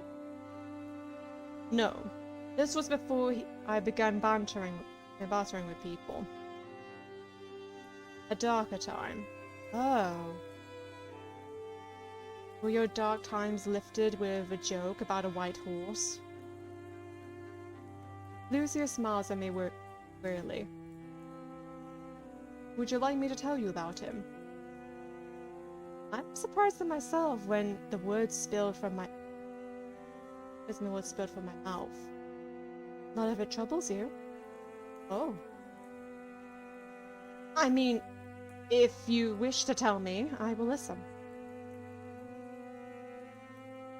Lucius hesitates, tapping on his collarbone, but until he musters the initiative to speak. When I was first exiled to this estate, 300 years ago, there truly was no escape. I frequently fought with the desperate men and women who sent me there. They feared me even when I showed them kindness and reason. They made a point to attack me when I least expect it. My spine stiffens. That frightened, desperate outlook sounds grimly similar, to my own back when I first arrived.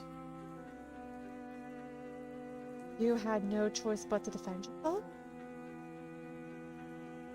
I did try other methods in hopes of coexisting, of earning their trust.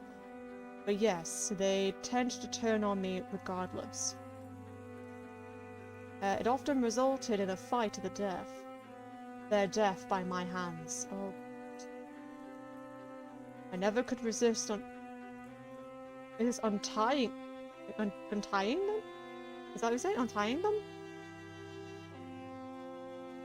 I felt a certain kinship for them, I suppose, before it was inevitably dashed.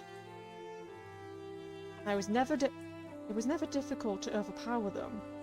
They were mere humans, and I was an immortal being. I was becoming more powerful with age. But one day, when I was careless, I had subdued an intruder and left her at the blink of death. Unbeknownst to me, conditions were ripe for her to turn. Oh. As a vampire spawn, she was vicious. Her anger overwhelmed any compulsion I had over her, and she managed to run me through in the same moment I ripped out her throat. Oh, Jesus Christ. Lucius's hands hover over his chest, where his wound must have been. I was alive, but I was pinned down, paralyzed in place. I was lucky to have fallen in the shadows near my coffin. The vampire spawn was not so lucky. She was well and truly dead, and so she began to decompose. Though those claws remained enabled in my chest as a parting gift. Okay. I was perpetually awake, but I could not move. I must have laid there for nearly 2 years. What? Jesus. Lucius, I'm so sorry.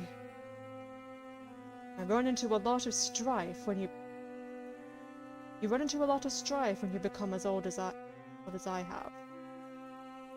It is not unusual. Yes, but it must have been harrowing. Mostly, I was just bored. Okay, brutal honesty.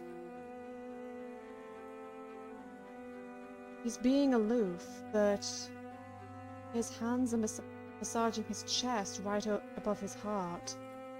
I assume he doesn't want to show weakness. Gilliam was the one who found me there. He gave me a wide berth at first, approaching only to use the vampire spawn's claws to cut his bonds before jumping away. Headset? No. chest. There we go. Comical, really. By then, I was practically a husk.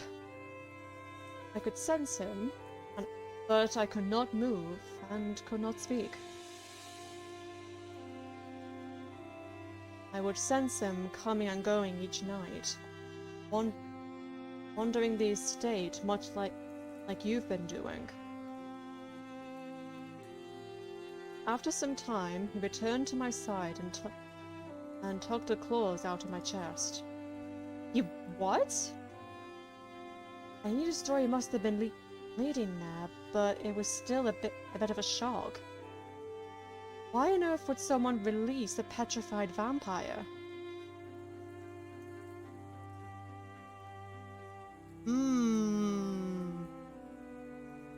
He must have been incredibly kind. He must have been incredibly stupid. Yeah, he must have been incredibly kind to do that. Immensely kind, I would say. Because I don't think many people would.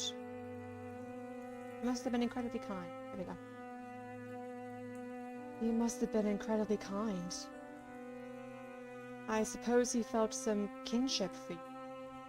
You were both trapped. He certainly was kind. Much too kind, I think. Lucius chuckled quietly. He was the one who drew that portrait. The scrap you have. Oh, okay. He burned wood together to make charcoal, and he made all kinds of artwork during his stay. I destroyed much of his work when I lost him, and I regret allowing my emotions get in the way of reason. Just wasn't fair. The way he convinced me to have compassion for others, the way his gentle nature allowed us to gather a motley little group, wasn't fair. The way this little group of guests I had, they were ones who figured out a way to escape this blasted estate. I encouraged Gillian to go with them, but he wanted to stay behind. He wanted to stay with me. Oh. Which meant, of course, that my very next guest was a cruel one. I awoke to an intruder rifling through my things while Gillian bled out in the courtyard. Oh God. Death is a fate all mortals share. I know it all too well, but it shouldn't have been his time. As I let the story sink in, my next words are quietly careful. Did you kill his murderer? Ruthlessly, but it gave me no satisfaction. Lucius heaved a heavy, shuddered breath. Gillian was still gone. I was alone again, and I had no one else to blame. Oh God. You were in love with... You were in love with him, weren't you? You wish you turned him?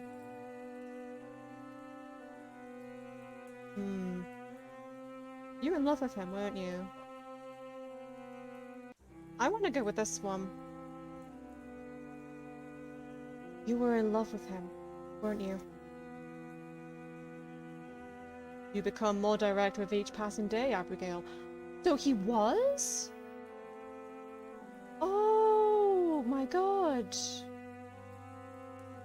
Yes, I loved him. I'm no stranger to the company of men, women, and anyone in between. Neither was he. Oh.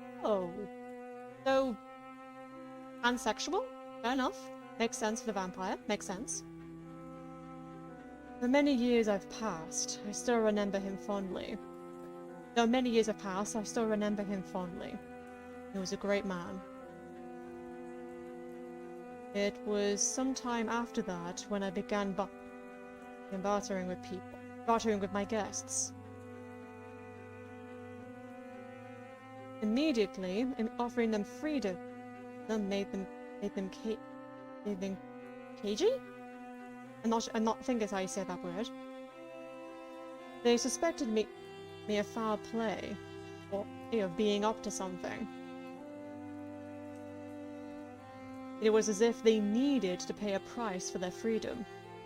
It helped them feel at ease, in control. It helped them make sense of Lucius' gestures to himself. I remember the scuffle we had when we first arrived. The way he disarmed me, but otherwise kept his distance. The way he prowled around and said those menacing things. He had to play the part people expected. You had to play the part people expected of you. It was exhausting. But they fear me more if I don't. And of course, bartering does not come from a place of pure altruism? I think so you say? Altruism? It gives me something to look forward to. Alleviates my apprehensions of what the next guest will have in store. Excuse me. If one finds himself acting as the Queen's personal executioner, the odds are higher that some of the people she sends will be dangerous. Ah, okay. Though occasionally, I will receive someone kind enough to offer a listening ear. Like Gillian? Like you. Ah. I blinked to him, bewildered. Gillian was kind, but he was a notoriously bad listener. He would have interrupted me 10 times just then, usually for with some absurd tangent about how he thought what snails were effervescent? I think they say that? What I mean to say is, thank you for listening to my sad old tale about a lost love. I've never told it to anyone before. Oh. So he's been very vulnerable now. He probably doesn't even realize it. Can I ask you one more question? Of course, anything. Something about that last word makes my stomach flutter. No, I must be hungry. I grab my deserted bowl and sip at the cold soup. If Gillian was such a good man, what did he do to get sent here? What was his crime? Oh, why is he moving closer? Hello? Lucius outright grins at the question.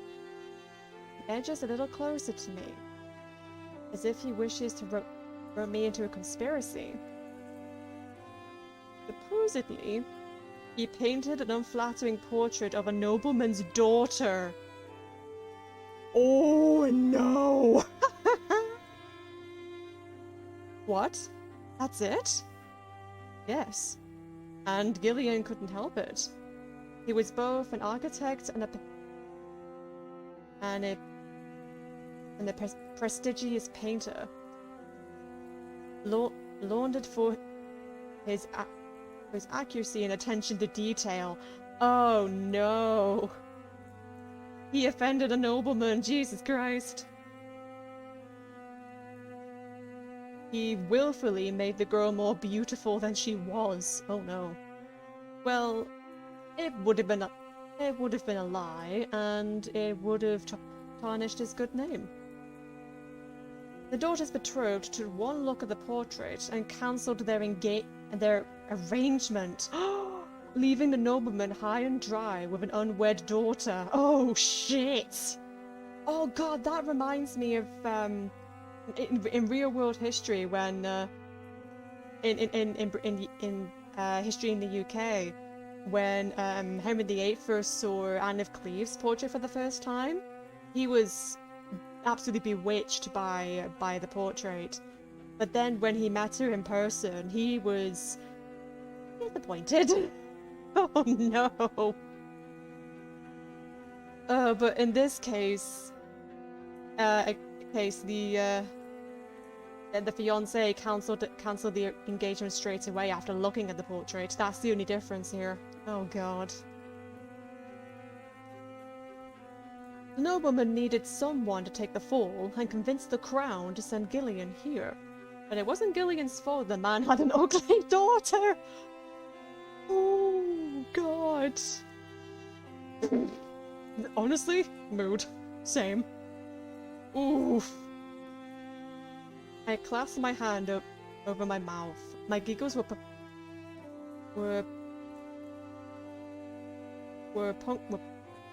punctuated? Wait. Were punctured? Punctured only by the sounds of crackling fire. I hadn't anticipated that Lucius would make me laugh one more time, let alone show such vulnerability tonight. And it's so odd.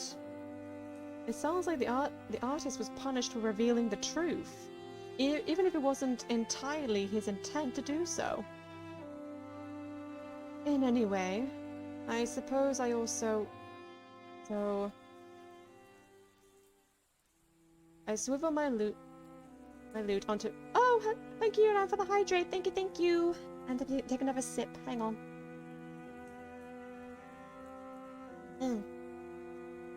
Oh, God, thank you very much. Oh, thank you for the posture check. Thank you. Ugh. Big stretch. Ugh, big stretchy. Ah. Here we go. We do not want to shrimp Raven. No shrimping. No shrimping allowed here. Ah. There we go. That's a bit better. Okay. Thank you for that, Yoran. Thank you. I swivel my lute into my lap and gaze down at it. It's a wash in glowing firelight. I think I'm ready to tell you what I did, Lucius. He straightens, immediately at attention. Really? Yes. You've kept me waiting for so long, I didn't expect... hold on. Just a moment, I need a drink. Shall I fetch you a glass as well? I think it'd be nice to keep my throat from going dry, yes. What do you have on the menu? Wine. Oh! You have wine? Where? Since when? I mean, sure, if you don't mind sharing. Well, I mean, I would imagine that it has a wine cellar. I imagine there would be a wine cellar in the estate somewhere. Lucius, shoots me a mysterious, winning grin before he stalks off into the halls. Where does he hide these things? Every so often, Lucius will present me with some new object or tool from God knows where. Just earlier this week, he fed me a ladder to climb the ledge when I complained about out of bathing water. I mean... Once I climbed up, he made me promise not to attend the perilous journey of swimming across the moat, and then handed me a bucket and told me to take all the water I needed. I could swear I've walked through every hall and peeked in every room. Not once have I ever seen any ladders or buckets until he materialized them into existence. He's a magician. Maybe he knows creation spells? Conjuration magic? Maybe. A vampire who knows magic? That would be the day. Lucius returns as I muse over the idea, presenting me with my promised glass. Deep red wine slooshes gently within, glistening like black opal in the room's low light. Ooh, that sounds cozy. I would have thought you an entire I would have brought you an entire barrel, but wine is hard to come by around these parts. Better to be frugal with it. Makes sense. You can carry an entire barrel? I told you, I had strong arms. When I first arrived, I even held my coffin up all these flights of stairs. Admittedly, it was exhausting. I was strong enough to do it, but I don't have unlimited stamina. Makes sense. That's fair. And why were you hurling your coffin upstairs? You wanted to be closer to the sky? You know me so well already. Hey, let's go! Lucius returns to his seat and crosses his legs. Sipping his wine and peering at me over the rim. He looks very at ease indeed. At ease and powerful. I take a slow gulp of my own wine. It's sweeter than I expected, with an undertone of currants and plums. Ooh, that does sound really nice. Well, hang on. If you're so strong, how was I able to escape you? I yanked myself free when I first arrived. That sounds dangerously close to a compliment, Abigail. I'm just curious. I don't begrudge you for it, but surely you've realized by now that I am very disciplined and have incredible self-control. I released you because I had no desire to restrain you. Oh, I was acting like a street cat who didn't want to be held. I did not wish to be scratched. Makes sense? Gee, thanks. Disciplined, incredible self-control. You are full of praise for yourself tonight, Lucius. No, I'm serious.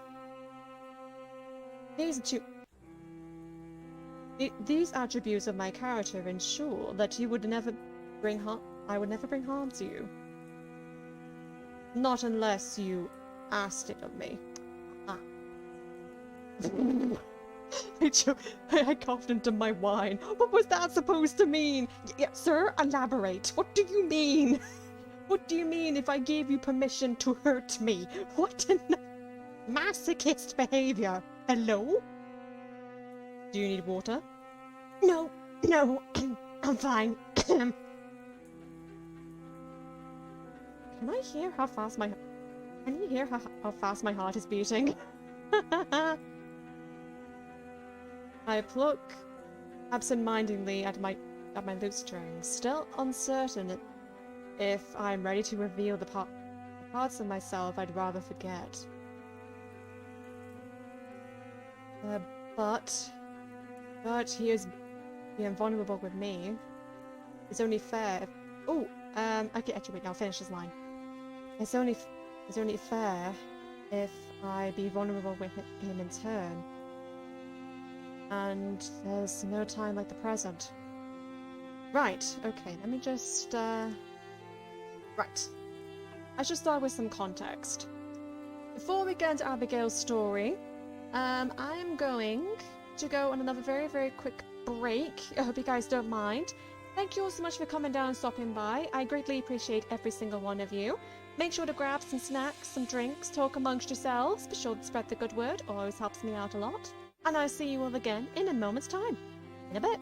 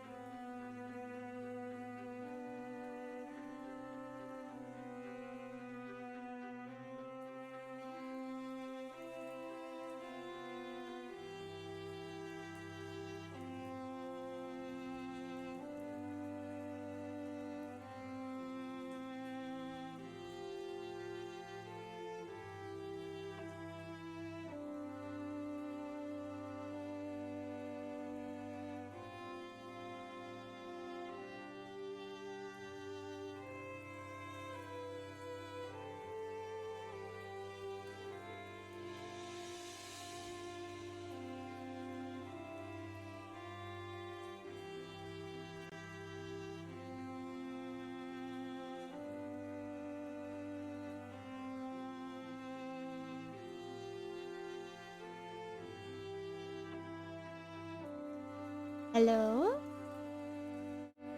Hello, hello, hello. I'm back. I am back. Sorry about that, guys. Right.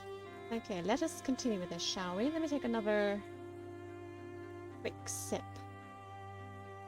Melting, melting, melting, melting. Yadan, you should know better by now to brace yourself.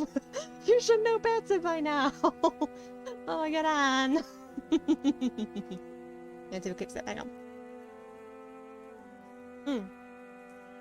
Ah, excuse me. Right. Let's continue. I should start with some context. I told you before that I grew up in Illuvia. I neglected to mention that I was in an orphanage. Oh, I was right about this. Nightingale Gardens Home for Girls. His lip just barely twitches, as if he recognizes the name. I wouldn't be surprised if so. It's a very old, long-established institution. One of his previous guests might have mentioned it, or grew up there like me. Everyone told me it was an inevitable place to be. Especially the matrons, who are always so proud to work there. They told me girls would go as far as to murder their own parents in hopes of being sent to Nightingale's Gardens. Jesus Christ. I've never heard of it actually happening, but that was the prevailing attitude. Because the girls of this orphanage were guaranteed to have a place in high society. They were educated vigorously in matters of court, history, handwriting, sewing, and entertainment.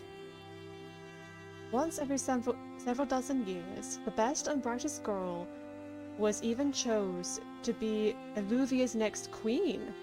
Oh shit! So she could have been the next queen.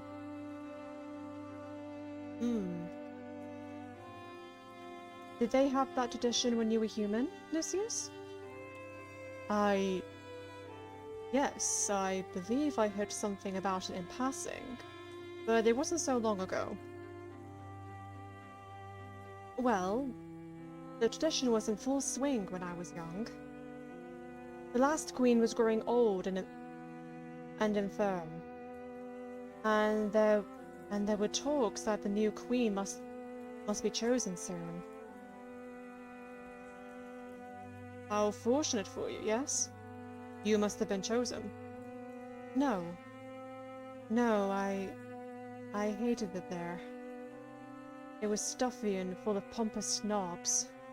The matrons had our entire lives planned out for us, without once stopping to ask what we wanted to do. I see. And they had the nerve to act like I should keep my mouth shut and be grateful. The other girls seemed content with their lot, which meant they didn't understand how I felt. They kept me at arm's length. I hated the pressure to succeed, and I got into a lot of trouble even back then. I never would have been in line for the throne.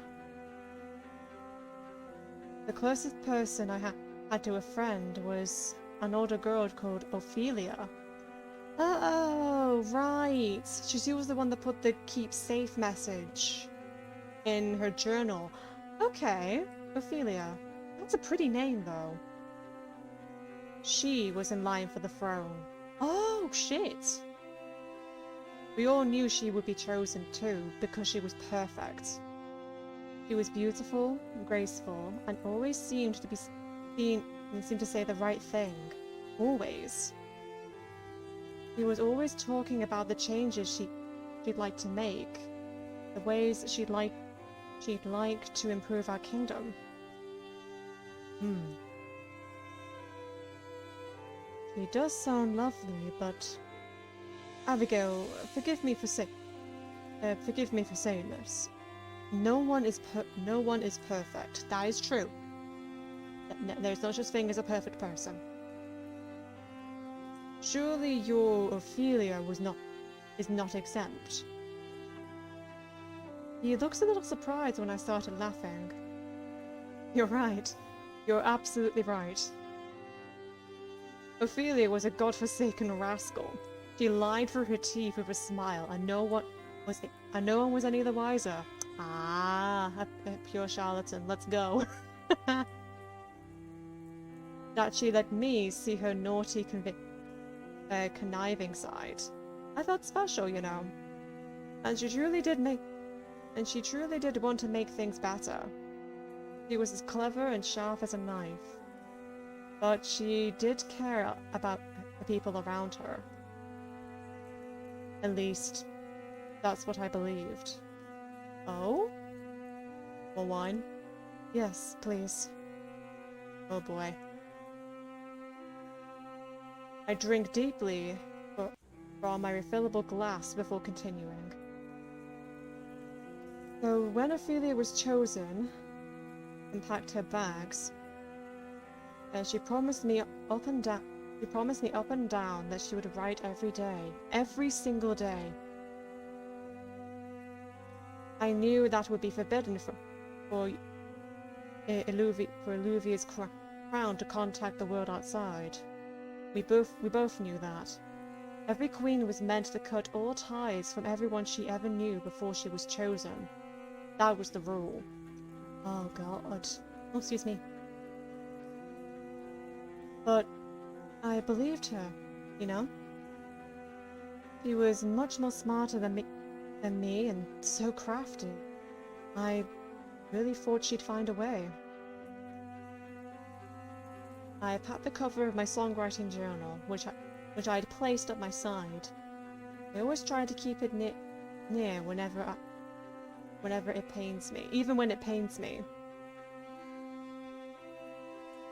All she ever sent me was this book with its empty pages, and a hurried little note in the inside cover. I thought she was encouraging me to write my songs in it, and it made me happy for a time, but I never heard from her again. Oh god. Lucius was watching me with his full attention. Can't stop now. So what else could I do? I begged the matrons to grant me a position in the castle. I begged them day and night. All I wanted was to see Ophelia again. So finally, they snapped at me and told me to stop asking. They told me they barely managed to secure a position for me as a court entertainer in a far-away land, and that I needed to be grateful. Oh god. But I wasn't grateful. I argued with them until they took me by the ear and showed me what for. Oh lord. God, this girl has been through it. Jesus. I'll never forget it. How they told me to grow up and stop being childish while they raked me across the back. Oh lord. Apparently, my destination had no complaints about women with whipping scars. Oh lord. Jesus Christ. Abigail. I ran away soon after that. With just the clothes I wore and, honestly, the very thing I have with me now. the lute they gave me, the songwriting journal from Ophelia, and a handful of coins. Lucius spoke slowly.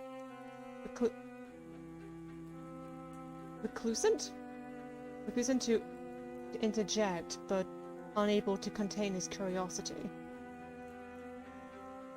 Your crime was running away from this wretched orphanage?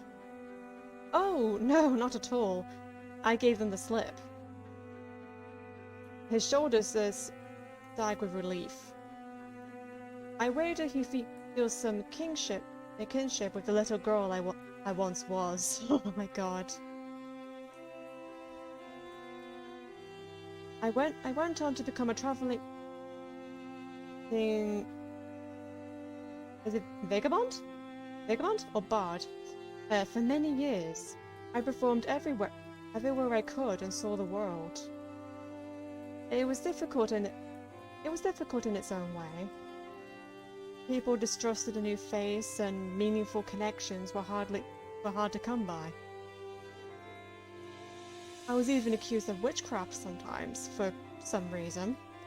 Something about corrupting their women and stealing their men with siren songs. Oh no. Some days were freeing and exciting back there, while other days, the days made me feel like a ghost in search of my final resting place. But no matter what I did or where I went, I couldn't stop thinking about Ophelia. Did you have feelings for this Ophelia of yours? Gods, Lucius, she was practically an adult and I was 6. I mean... Which means, yes, you were totally obsessed with her. Oh no! Not that she ever seemed to fancy anyone. I'd ask her, you know, if she found some boy or girl attractive. She had this way of wrinkling her nose when she turned down every single one. Oh. Like you? Like... I gawk at him. Oh no. I notice you wrinkle your nose sometimes. When you find something disagreeable. Were you not aware? So he notices little quirks. So he's noticing her quirks. That's actually kind of cute. Okay. My face suddenly feels rather hot. Oh no. Oh no. Anyway, well, you know how young girls idolize older women. I do. Yeah, Wait, you do? Yes. I had younger sisters once. We never had the chance to grow close, but I knew they were eager to idolize. Oh, so you had younger sisters. Okay. That's news to me. I started to ask him about it, but he holds up a hand to stop me. Please, continue on with your story, your tale. I apologize for the interrupt. He glimpses suddenly, and his brow knits with concern. It's not the first time I've seen that expression. Lucius?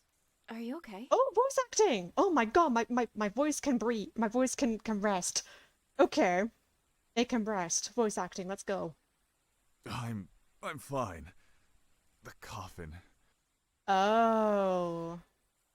Is it time for him to go back to the coffin now? He flinches as he takes a deep breath. I'll be fine for a while longer. It just calls to me sometimes. If you need to go back early... Oh. Lucius slams his wrist on the arm of his seat. His wine jolts slightly in his other hand. Oh boy. No. I'll not let it squander what little time I have away from it.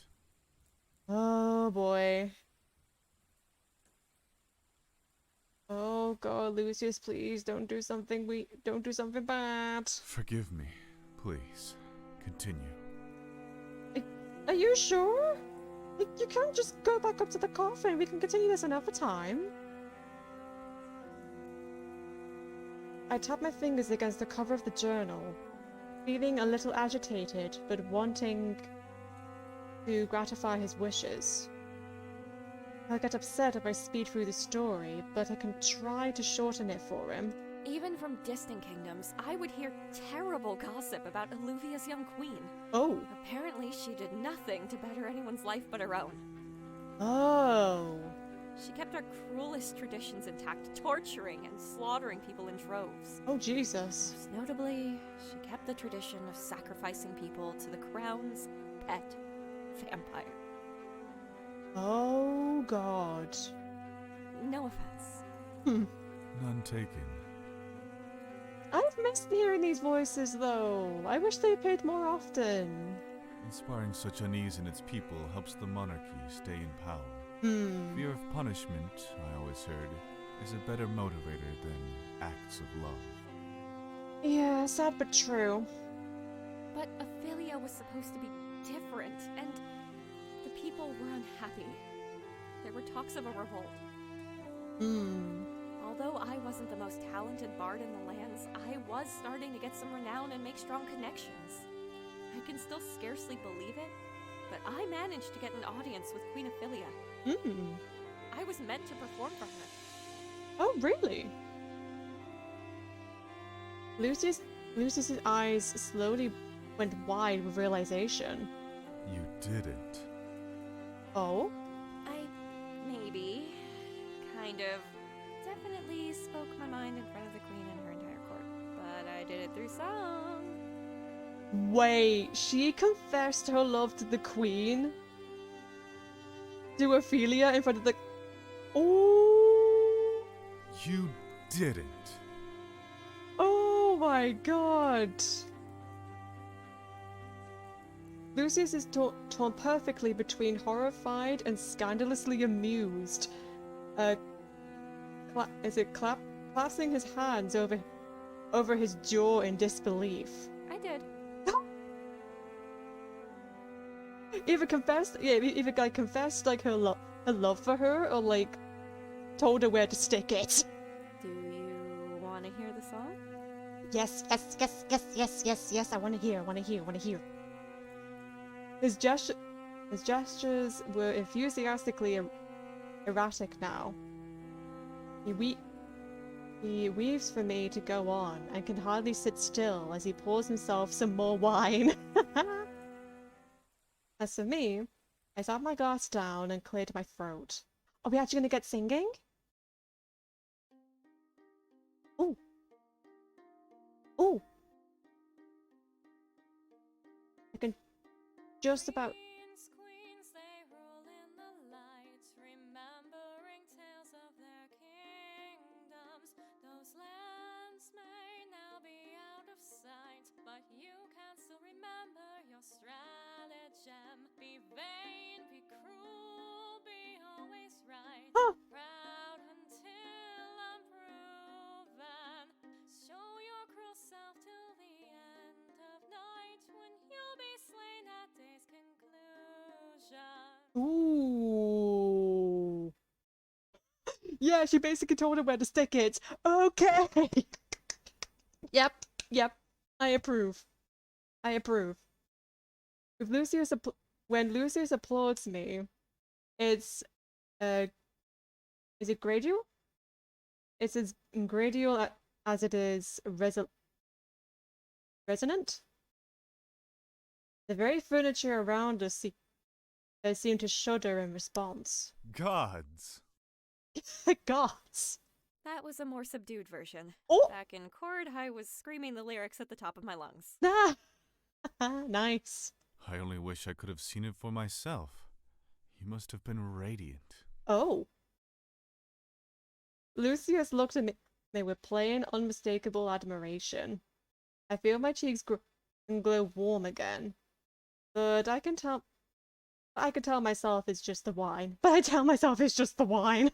I always knew Alluvia was full of busybody moralists.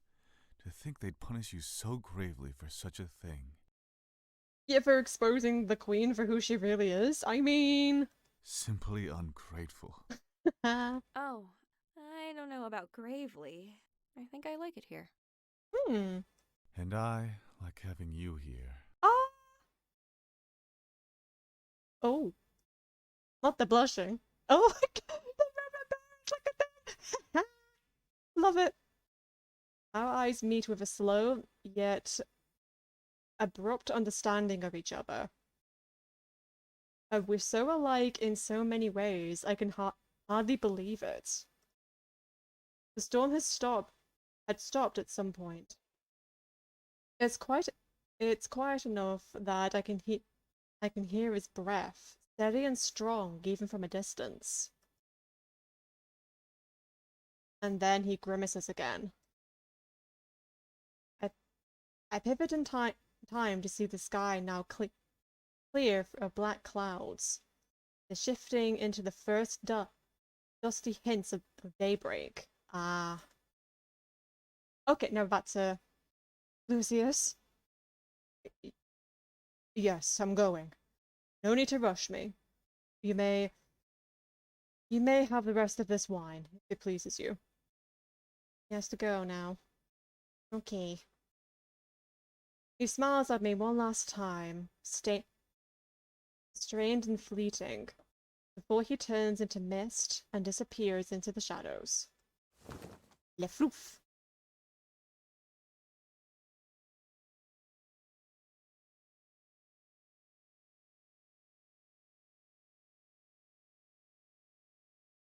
What?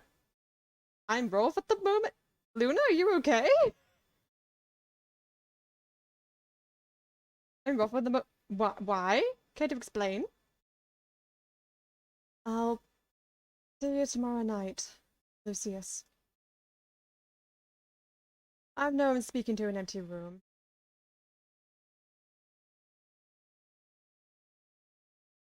You're trying to do a male voice. It's unintentional. Like, whenever I say like obviously like a male character, I do kind of like deepen my voice a little bit to make it fit the character in question.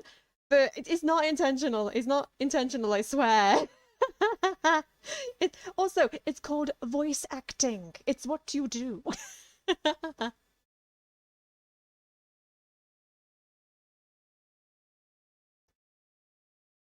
It's still funny. I mean, I do my best. I do my best. I'm known speaking into an empty room. I know it all too well. But I already miss him. Hearing it from you. Oh my god. Ooh, chapter 6. Nice. Okay. After staying up all night, exchanging bittersweet memories with a vampire, I should have been more than ready to fall into a 100-year slumber. Oh! Then there's me who can do a convincing female voice. Actually, now that I think about it, have I heard your convincing female voice? I'm not 100% sure. I'm not sure if I have, but I have? When was this? When was this? I'm assuming this was like just before we did one of our D&D sessions. I'm assuming. Because I can't remember for the life of me. Bloody hell. After staying up all night exchanging bittersweet memory... It was in D&D. Ah, okay. Okay, that's fair. That's fair. After staying up all night exchanging bittersweet memories with a vampire, I should have been more than ready to fall into a 100-year sleep. Yet I toss and turn for hours. My mind is once again filled with locusts, but instead of wheedling questions, this time they whisper ideas. Oh? I stride out of my chambers with a groan, raking my hands through my hazardous bedhead, sorry. I sit harder than I intended to at the black and writing desk, and I steadily began to write. Ooh! She has inspiration. I would write the truth just as I did. I would write the truth just as I did when I sang before the Queen and her court. I would write the truth about this vampire who's been banished to an abandoned estate. People need to know that his humanity is not as lost as they say. When I get out of here, people will know.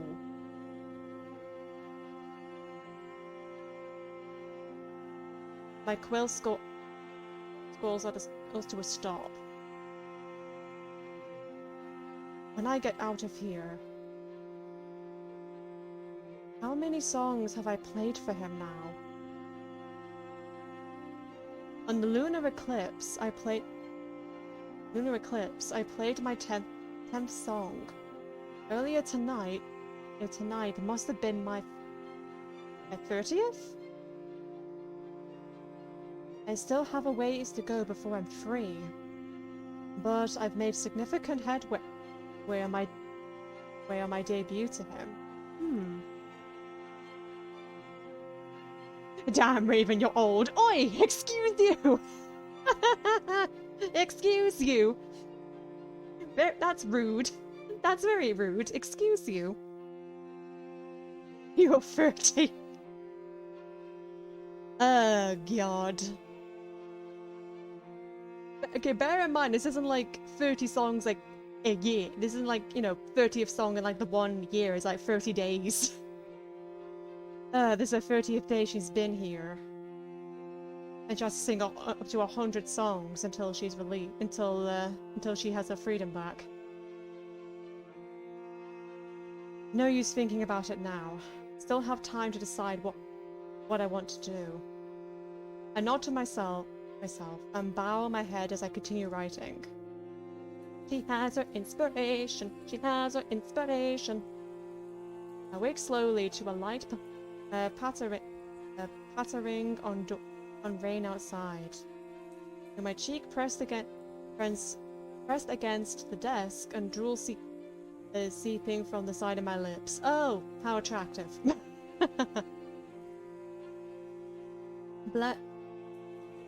Warily, I wipe my mouth and squint at the loose leaf paper in front of me. I had written only 2 legible verses before I was overtaken by exhaustion. Oh no. The rest were either bitterly scratched out or scarcely decipherable. I sigh, reaching up to scratch my head, and promptly knocked over my inkwell. Oh no! Shit! I hiss out another string of curses as the ink spreads around the desk and drips off the side. Instinctively, I save the journal and end up sacrificing my meager verses to the fast-spreading black pond. Oh no. Damn it! What a waste! What is wrong with me lately? Lucius is going to be so angry with me. Where is that damn cleaning cloth he always uses? I turn to and fro and realize with growing dismay that he always seems to have it on hand. He must keep it on his person. Oh. But maybe he has a spare up in the rafters? Maybe he keeps multiple rags near his person? To be safe, I search through all of the cabinets downstairs like a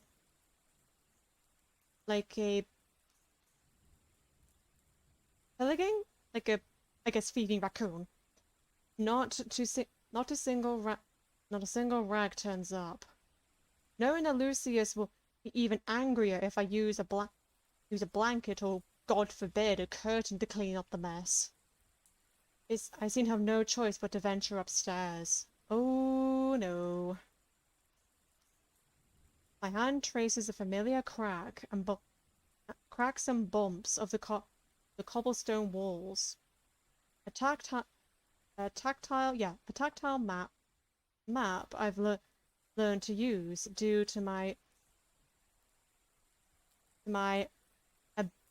abysmal lighting. There we go. To my abysmal lighting of the stairwell. There are no windows to light my path, and the torch must have burned themselves down to smouldering husks eternity ago. As I climb, I try to plant my feet forwards towards the edge of each step, not only to keep my balance, but to reduce the chance of stepping onto a groaning center plank. As a general policy, I found it best to avoid making undue noise. I mean, oh boy.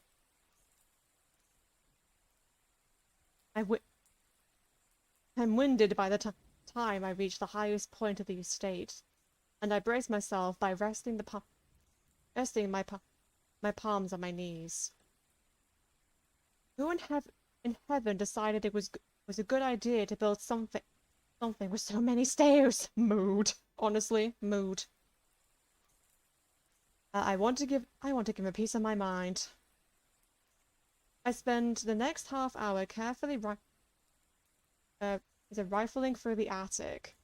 There's an annoying number of decorative boxes and trinkets up here, but not nearly enough cleaning rags. I jerk to a stop as I wrench open a jewelry box and see the contents within, realizing with abrupt horror how my actions mirror the person who killed Lucius's artist. Oh, rifling through his things. I don't intend to steal anything. Lucius won't see me. I should still have another hour or two before he wakes up. Oh, God. But I take a slow breath, willing myself to calm down. Even if Lucius acts irritable, well, sometimes, he never hesitates to forgive me. In the same way, I've never hesitated to forgive him. Oh, God. I find myself fixating on a particular point with the open jewelry box. There's an oddly familiar side there, and of a small engraved shape that tugs at my memory. I didn't notice it immediately because it's particularly buried beneath strings of pearls and gemstones. I gently shift the valuables aside, allowing the object of my focus to be laid bare. It's a ring. It's a chunky, ornate ring. Quite godly, really. And not something I'd ever be seen wearing. I pluck the item out of the box, peering at it in the dim darkness. There's no way. Does she recognize the ring or like the symbol on the ring? At the ring's center is an enormous opal stone, which glitters like a rainbow of fire. Carved directly into the stone is a crest I recognize from the guardman's shields and from the banners adorning the Queen's courtroom.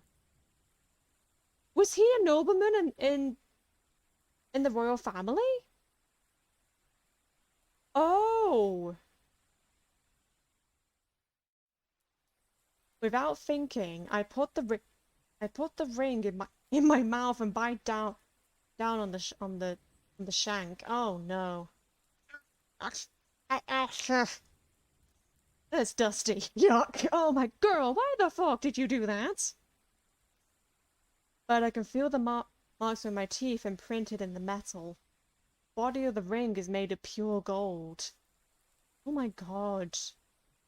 An actual, genuine, royal signet ring.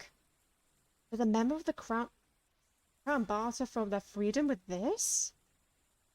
Or maybe you were stolen and then traded here by a thief? Because it can't be that. Oh.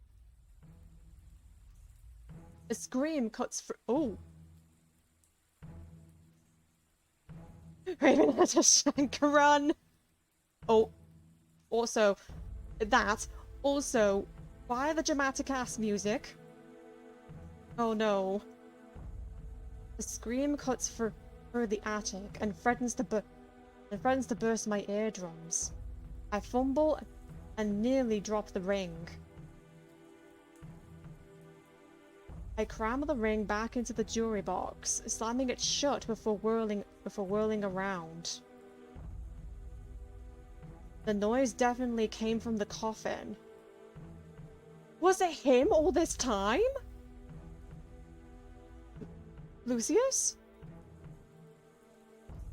As I call out, I'm met with another scream, even more frantic and agonizing than the first.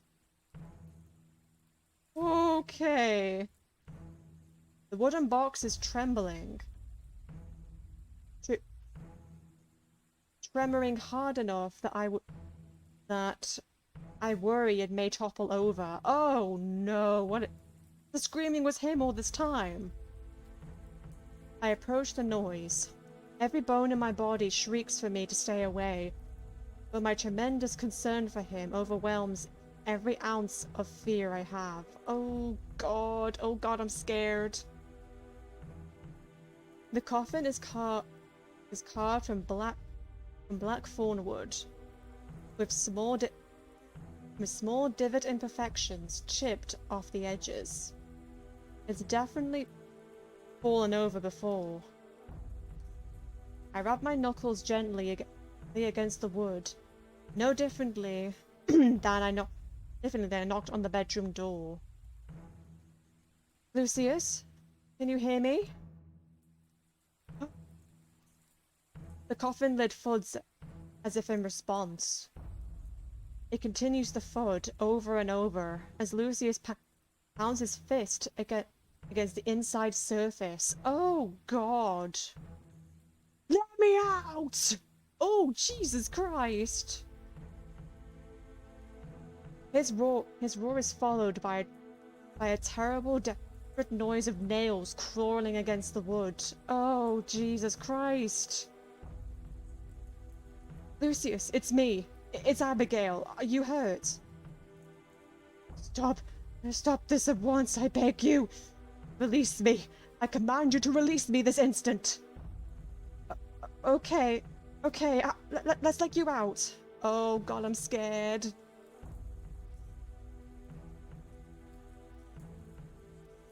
The fact that it's not yet sundown makes me uneasy. But Lucius is clearly in distress. Even if he comes out early, he can stay in the shade. I hesitantly rub my hands along the side of the coffin lid and pull. It doesn't budge, as if it's been nailed shut. I try to wrench it open from the opposite side. The coffin continues to hold fast as Lucius screams and thrashes in its confines. Oh god. The coffin rocks in place. Its corner strikes my torso as I maneuver around it, knocking the air from my lungs. Ow. Lucius, stop struggling! Well, I mean, if he's in a lot of pain, I don't think you can help that, love. I don't think you can help Abigail. Please, why are you doing this to me? What have I done wrong? I'm trying to get you out. There's something wrong with this thing. Is it jammed? I have done everything you've asked. Is he having a night terror? Everything I withdraw my hands within sharp recognition of his plight. He's having a bloody night terror or something, isn't he?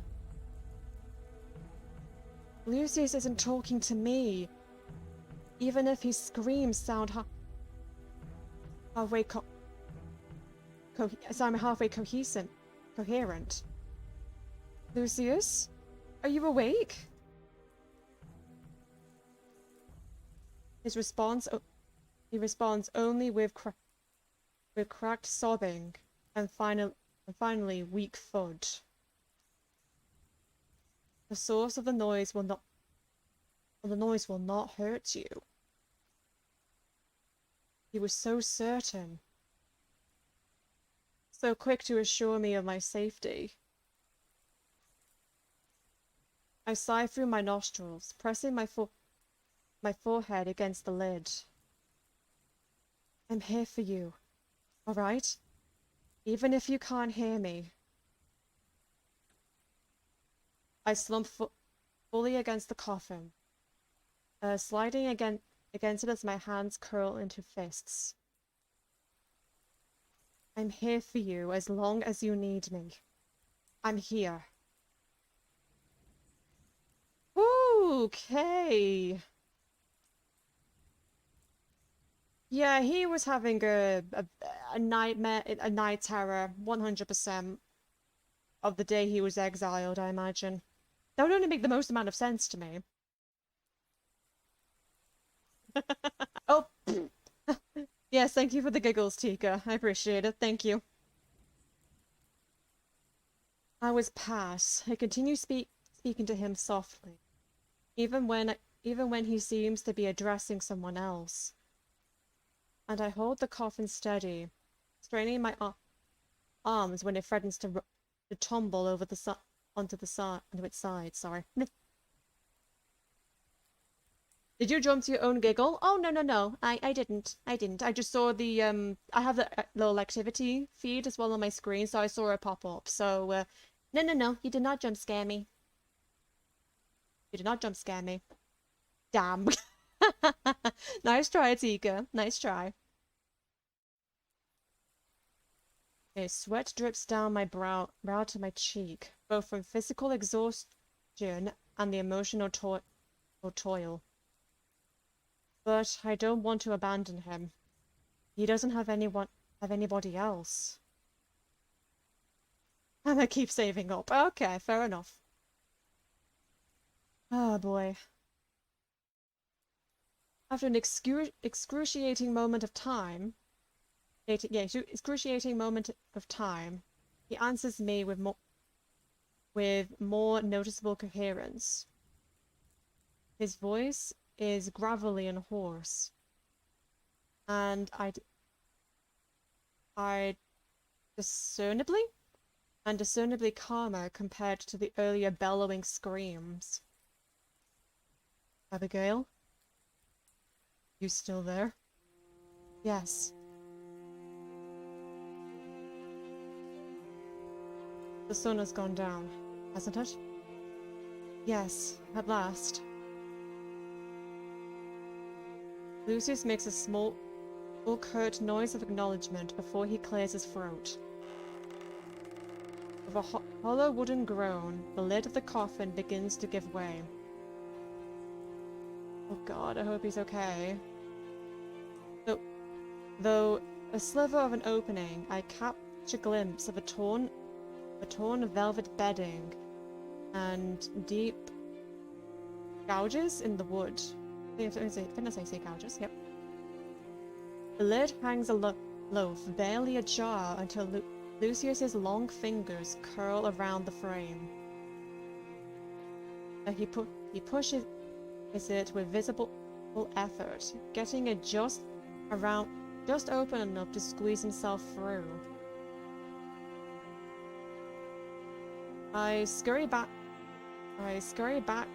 to make room as Lucius He staggers out, shoulders slumped, and steps uneven. God, I hope he's okay. The coffin slams shut behind him. A ghastly sight that reminds me too much of a closing mouth. Oh God. Lucius raises his chin briefly, staring down at me with darting, disbelieving eyes before he sags to the ground. I rush to his side, propping his back against the coffin. I'm sure it's the last thing he wants to touch, but it's the nearest solid surface. Lucius heaves a great, dejecting sigh as his head lolls back against the lid. It can't be opened until the sun is gone. Curses are obnoxiously specific, airtight, much like the coffin itself. So that's why she couldn't open it. Oh, gee, it's literally like another prison. It's a prison within a prison. Jesus. And took a quick drink. Hang on.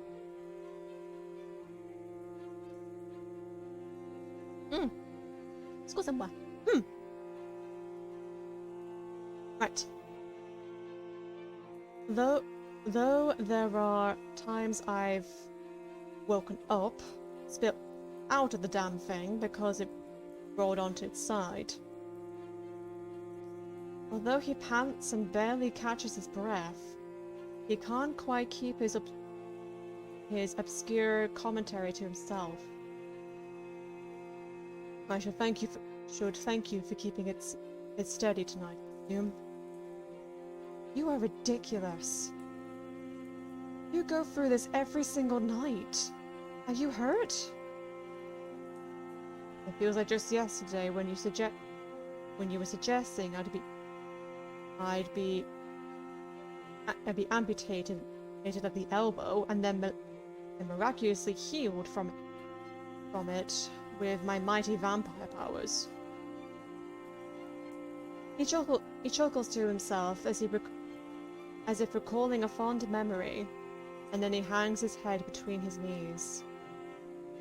Without thinking twice, I reached out to rub wide slow circles on his back, and an intrusive fraction of my mind notices his body is warmer than I expected.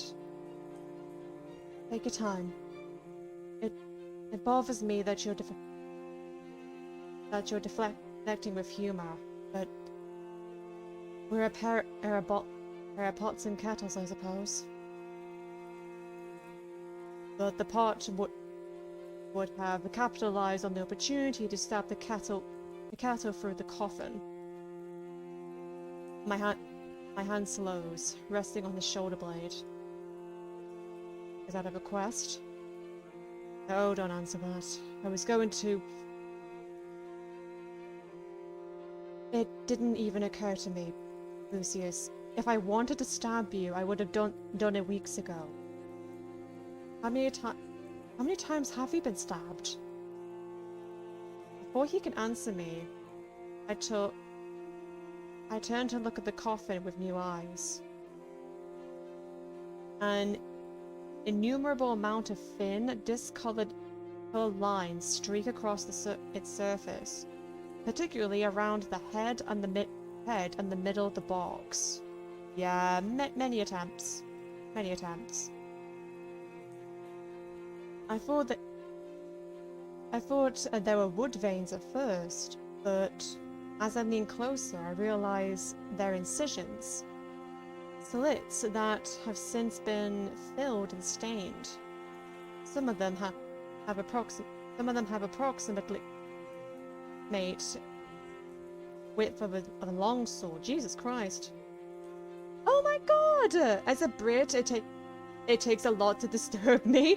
Oh my God, Springtrap! Long time no see. That's a name I haven't seen pop up in a while. How are you doing, friend? What have you been up to? What have you been up to? Tell me your day. Tell me your shenanigans. What have you been up to? It's good to see you again. Lucius, this is absurdly horrific. This is no way for anyone to live. You don't deserve this. You're too kind, Abigail. A beat passes as he continues to breathe haggardly, still getting his bearings. Hello, I've been well. I've got the Series X. Life is great. Ooh, nice. Good to hear. Good to hear that life is going well for you. Love to hear it. I'm glad you're doing well. Big hugs to you. Big hug. Mwah. Big hug to you. I've missed you. I've missed you.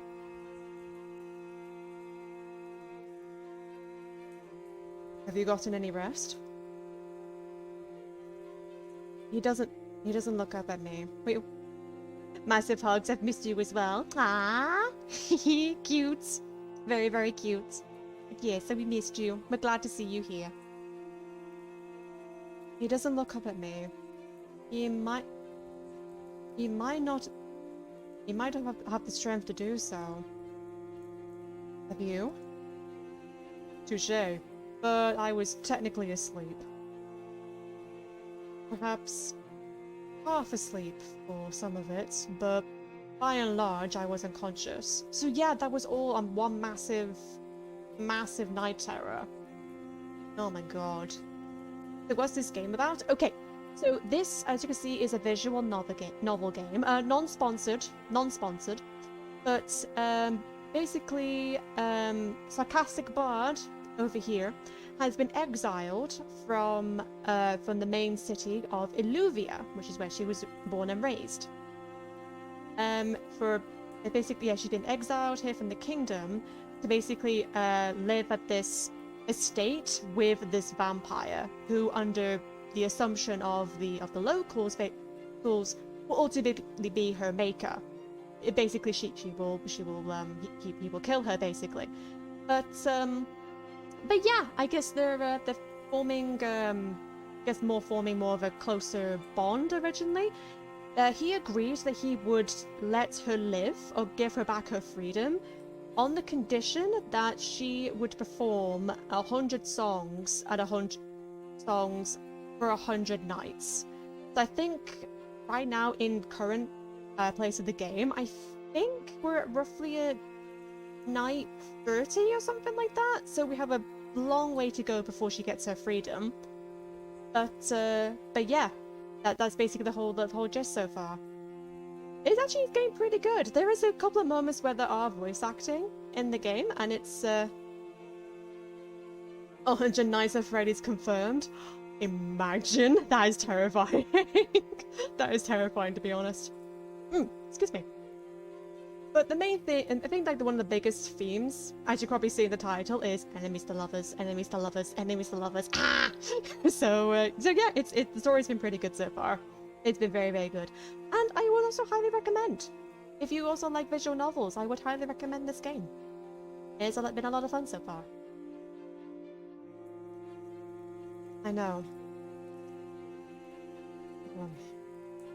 Gradually, his eyes rise to meet mine. How would you know such a thing? My breath catches when faced with our sudden proximity. I retract my arm from his back, though I will myself to stay at his side. God, 100 nights with animatronics? No, thank you. Unless the pay is good. No, not even if the pay is good. I would be like, nah, nope. I don't care if it's for like $1 million a night or £1 million a night. I don't fucking care. I'm not staying a single night with bloody animatronics. No, I've seen enough of FNAF to know where this is going. Nope. Nope. Sorry, Raven, brain go brrr, and eyes feel dry and heavy. Catch you next stream. No worries, Tika. You have a good night's sleep. Good night. What the mother father cocker spaniel is going on here? Cyber, welcome. How you doing, my lovely? Welcome on in. How's your day been so far? Yes, this is a visual novel we're playing today. With our bard protagonist and our vampire love interest. Enemies to lovers. That's all you need. That's all really you need to know at this current moment. But I hope you're doing well, my lovely. I hope you're doing well. Right. It's just we normally keep such a civil distance from each other. I've never even sat next to him until tonight. Oh. Had a bit of a long day today, but I'm okay. Oh, okay. Okay, well, glad to hear that you're doing good. But good, regardless of the slightly longer day today. But yeah, it's good to see you. Massive hug to you. Yeah, massive hug. There we go. It's just, we normally keep such a civil distance from each other. I've never even sat next to him until tonight. When I perform my songs for him, I'm the act and he's my audience. There's an invisible wall that separates us based on our differing status, the entertainer and the entertained. I wasn't expecting the text-to-speech. Yes, that is yeah, text-to-speech is one of the channel points, or the blood points, if you will, that you're more than welcome to use. I think I set it to like 10, not 10k. Jesus, sorry, no, not 10k. I think like 1k. I think I set it at for text-to-speech. Hold on, I need to do it. Oh my god, I'm scared. Here and now, I feel as though the wall has begun to crumble. You must think me a terrible housemaid for screaming all day. No, not at all. Sorry, I'm tired. I bumped my shoulder against his. My fingers fidget and lace together in my lap. An absent-minded little distraction that provides me a small measure of comfort. I remember what it was like. I used to get night terrors when I was a girl. Did you know? At the orphanage? And Nightingale Gardens? Yes. And it was the worst place to get night terrors. Half the matrons thought I was possessed. The other half thought I was being intentionally, maliciously disobedient. Oh, okay. No, don't worry. That's absolutely fine. That's fine, Springtrap. I can imagine. It was unusually some reoccurring nightmares about rats too, which was the worst. I still get them sometimes. Oh. Screw it, I'll do it anyway. I always come back. Indeed you do. Indeed. That is correct. That is correct. If you don't mind me asking, what do you dream about? Do you remember? I don't know that I'd call it a dream. It's more akin to reliving a memory. The memory of when I was first exiled here. Perhaps the surface of his coffin and with the back of his knuckles. My surroundings in there look roughly the same. No matter the time period, I'm sure it contributes to my confusion. Oh, just in the chair. Ah, there we go. I become convinced that this... Lucius looks at me. His eyes full of meaning that I can't quite decipher. This is a dream. The inside of the coffin is my reality. Oh. Is there anything I can do?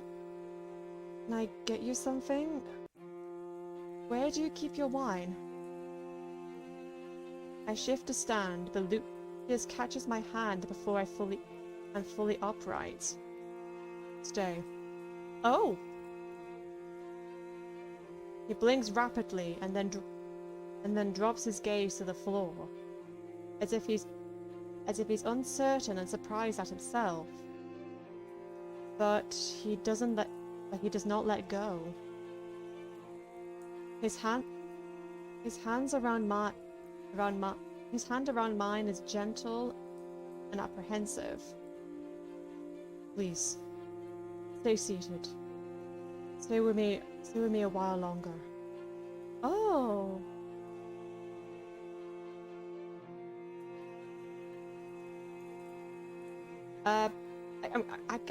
God, Jesus Christ.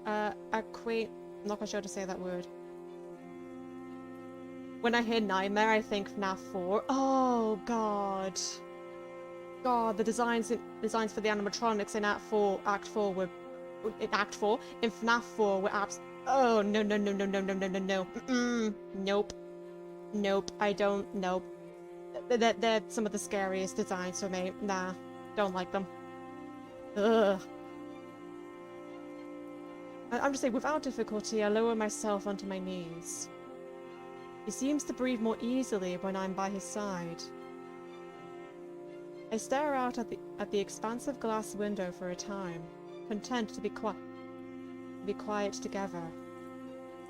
Of course, Lucius doesn't like to remain quiet for long. You know? I may feel better if you regale me with more miserable tales from your childhood.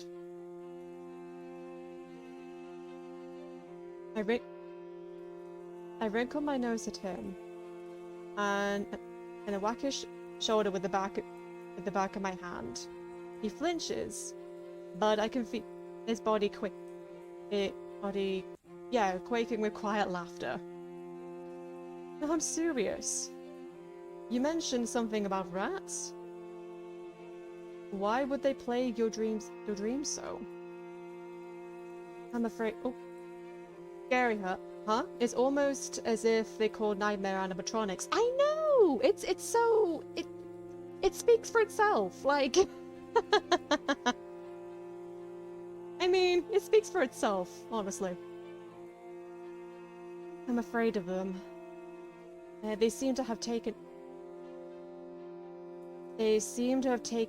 it upon themselves to haunt me. Although this estate has been marvelously rat-free. Yes, they'd have to try quite hard to cross the moat. Is there a story behind this fear of yours? Did you lose your parent to a drove of rats?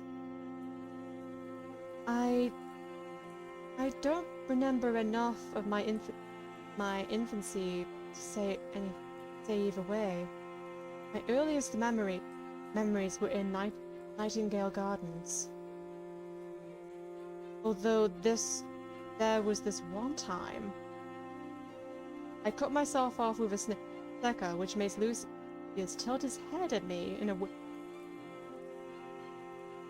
weary. Wait, hang on.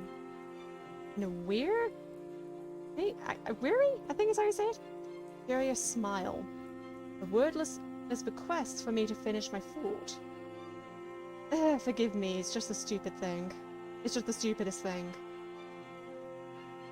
There was the time when food was going missing from the kitchens.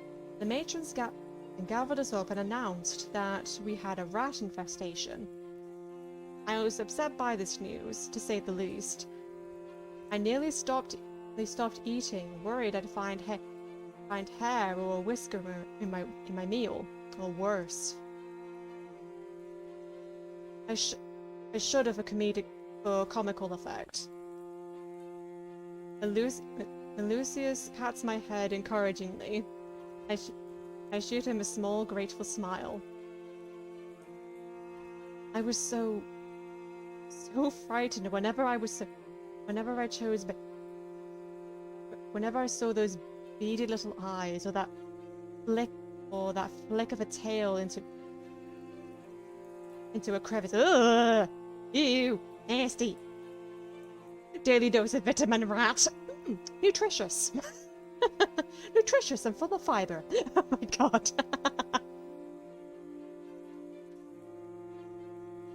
It haunted every moment of my little life, day and night. I'm fairly sure that's when the nightmares began. I'd wake the whole orphanage just shrieking, and apparently I'd even lashed out at a matron for it was swinging fists. Oh, Jesus. But I wasn't awake. Not really. I'd remember some of my outbursts, but I couldn't tell what was real. They talked about getting rid of me then. It was even more terrifying and confusing than the night terrors. They discussed my fate right in front of me, like I wasn't even there. Lucius didn't say anything, but he watches me with frowned brows. Are you sure my miserable childhood tales are making you feel better, Lucius? No, but tell me anyway. What made your night terrors go away? Ah, that's the stupid part of the story. Oh.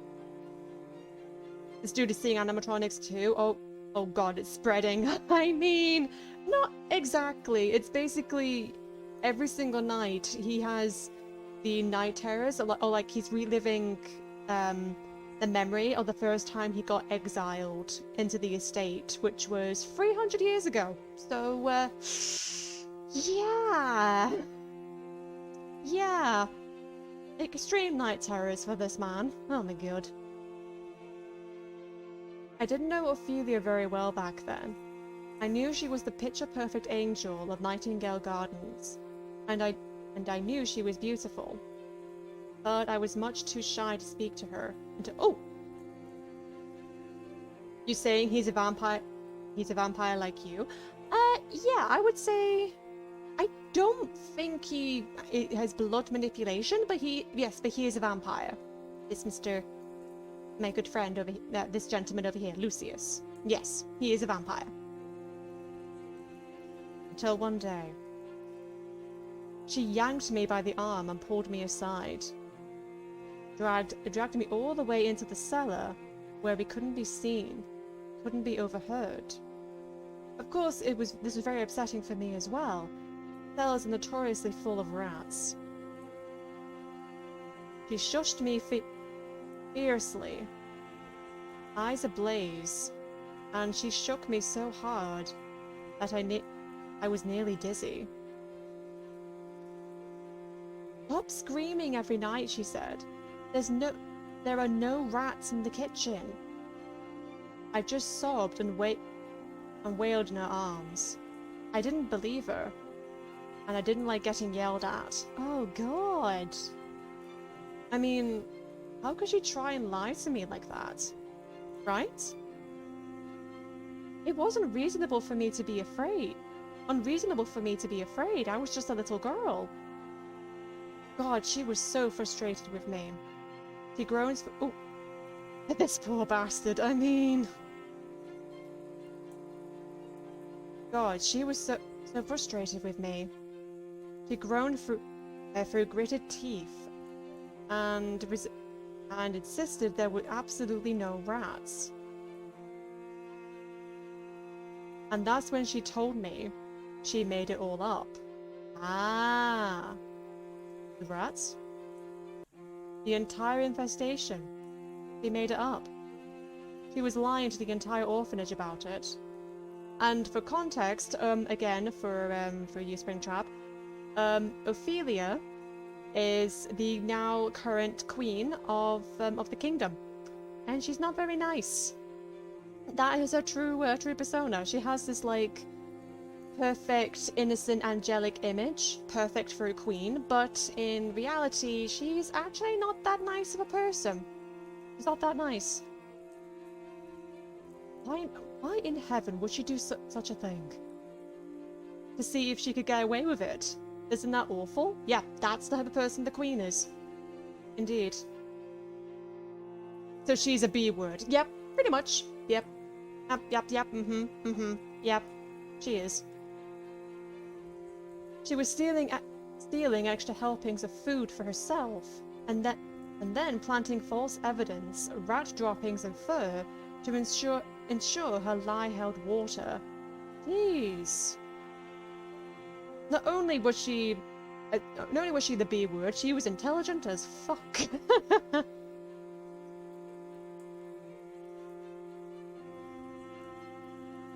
I tried typing out the actual word, but it didn't send. Oh, really? Oh. Oh, no. Each day she'd tell the matrons that she was going to go into town and find a cat. You know, so the cat could eat the rats. But she never actually looked for one. She just went out and had fun in town, then came home with one of those apologetic doe eyes that make everyone melt for her. Anyway, Ophelia showed me where she keeps her spoils, and she said she would share with me as long as I kept my mouth shut. I had to not only stop screaming, but I also had to keep her grubby little secret. Her reputation was spotless after all. Revealing her mischief would damage her chances of becoming queen. I was offended at first. I suffered so many nightmares because of her. But then I was intrigued. I promised to keep quiet, but from that moment on, I saw her in new light. I watched her like a hawk and followed her like a shadow, curious about what other lies she's been spreading. But night terrors didn't stop. Not right away. I guess Ophelia became fond of me at some point, because she sneaks into my room and sings softly to me every night. Wait, hang on. She mentioned before that Ophelia was practically an adult. But I guess like late teen, I would say. And she was 6 at the time. Not sure how I feel about that. Every single night, even when my nightmares were gone for good. I don't think I can ever forget that lullaby. May I hear it, Abigail? That knot in the pit of my stomach returns, twisting and aching. No, I can't. From the corner of my eye, I noticed a blotch of ink on my lap. Oh, shoot! Yeah, that was the whole reason why we came up in the first place. Oh, no. I rubbed at it absent-mindedly, smudging it with my thumb. I'm sorry, it's just... No need to explain. I understand. No, you don't understand. When I confronted her in her throne room... Gods, I wasn't planning to be treasonous, you know. I spent months writing a beautiful song for her, but when I saw her... I knew it was forbidden for the crown to see anyone from her previous life. I knew that, so I hid it. So I hid who I was. I used a false name and pretended that it was my first time setting foot on alluvian soil. Oh! All I wanted was to see her again. I would have been satisfied if I could see her one last time. If I could see that all those terrible rumors were all wrong. My eyes sting. I wipe at them with my wrist. But whoever was sitting on that throne, it was not my Ophelia. It couldn't have been her.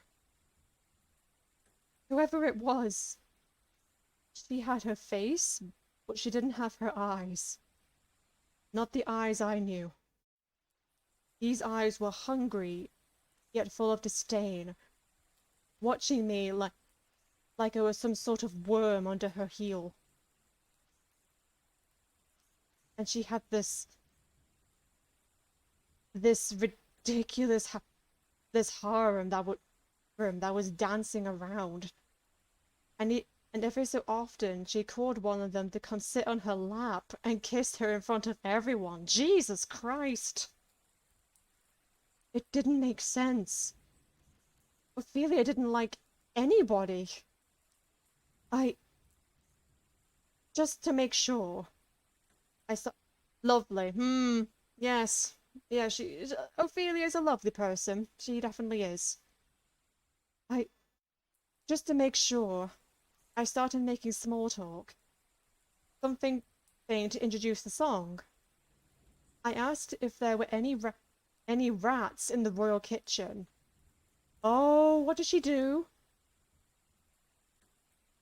Oh, there we go. And she just scoffed at me and told me that was a repulsive thing to suggest. She told me to be silent, that she didn't want to hear another word unless I was going to play my song. My lips quiver and my voice begins to break. Oh no. So I changed the song. I had to convey how I truly felt. Oh! Lucius throws his arms around me then, holding me tight. I bawl against his chest, losing every last ounce of my composure. Forgive me. Forgive me, Abigail. I shouldn't have asked you about this. She told me she wanted to make things better for everyone. Oh, why is this a better story than love story than Twilight? I mean, the story is good. It is really, really good. Everyone. She told me she'd write. Why didn't she ever write?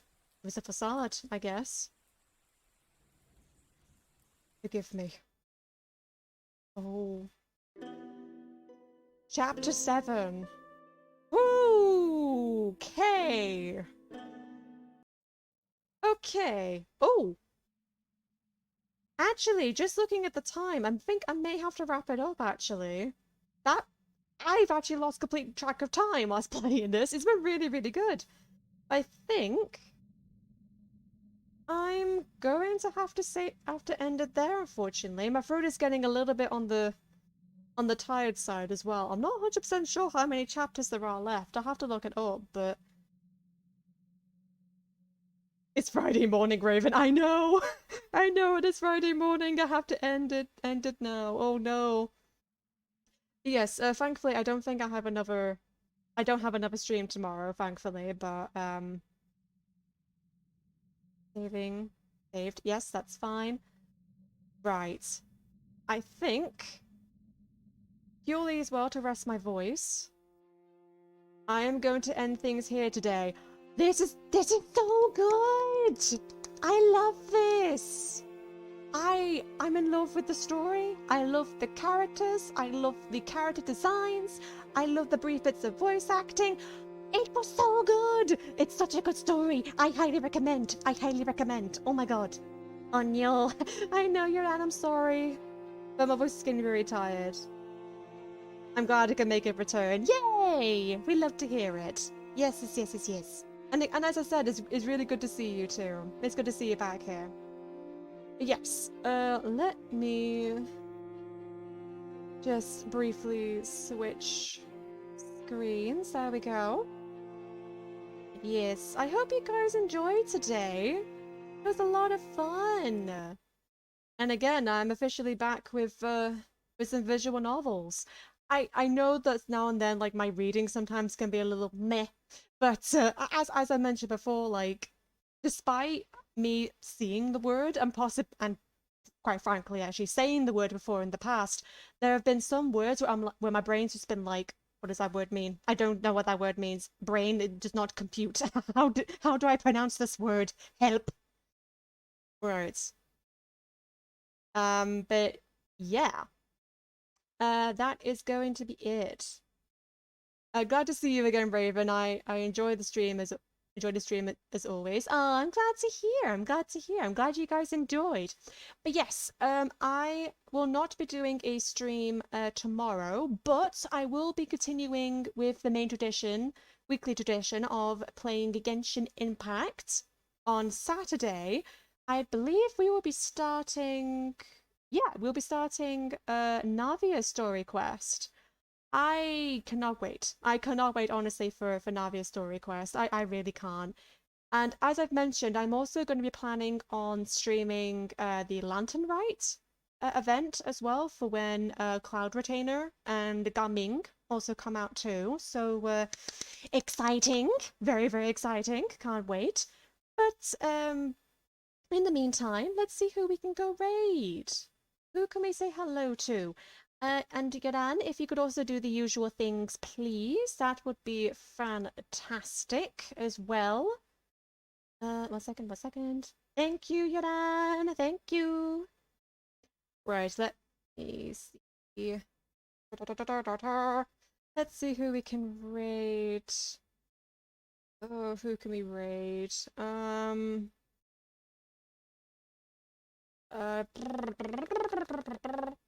Who haven't we said hello to? Well, Raven, see you soon. Have a good night. Oh, have a good night. Have a good night to you too. Springtrap, it's good to see you again. Good night. Okay, let's see. Can we say hi to... Oh, okay. I don't think we said hello to this person in a while. But let's say hello to Mask R8. Let's go say hi to him, shall we? Hang on, let me just... Okay. Yes, we'll go and say hello to him. It looks like he's playing some Pal World at the moment, so I think he's playing Pal World. I think. I I don't think this looks like Pal World. I don't think this is, but have a good bad nap. I will, Yaran, I will. Yeah, actually, looking at this now, I don't think he's playing I don't think he's playing Pal World, actually. It looks like it looks like a horror game or something. I don't know. But regardless, I will send you over his way. Right, let me set up the thing here. Yes, thank you all so much for coming down and stopping by. I greatly appreciate every single one of you. If you guys would like to stay up to date on everything stream related, be sure to go check out my Twitter page as well as my YouTube archives, where you can go catch up on any of my older streams, which are no longer on Twitch because of reasons. I also have a Discord server called the Raven's Nest. You can go on there and chat with your fellow batlings, be some of the first to know when I go live, when I update the archives, and if you are a streamer yourself and you want to do a little self-promo for when you guys go live, you can do so on there too. Batlings supporting batlings. We love to see it. Also, completely optional. You don't have to do this if you don't want to. But if you'd like to provide any additional, more direct support to help me improve any of my future content as I'm going along my streaming journey, I have a Ko-fi page where you can do either one-time or monthly donations. I do have a reoccurring, ongoing goal at present, so you are more than welcome to contribute to that, but only if A, you really wish to. There's no pressure in that. or B, you feel comfortable with the amount that you do decide to donate with. And regardless of the amount, a massive thank you to you in advance. With all that said and done, my wonderful badlings, never be led astray. Be sure to spread the good word and send Mask all the love and support in the world. And I will see all of you on Saturday. Bye, badlings. I love you. Mwah.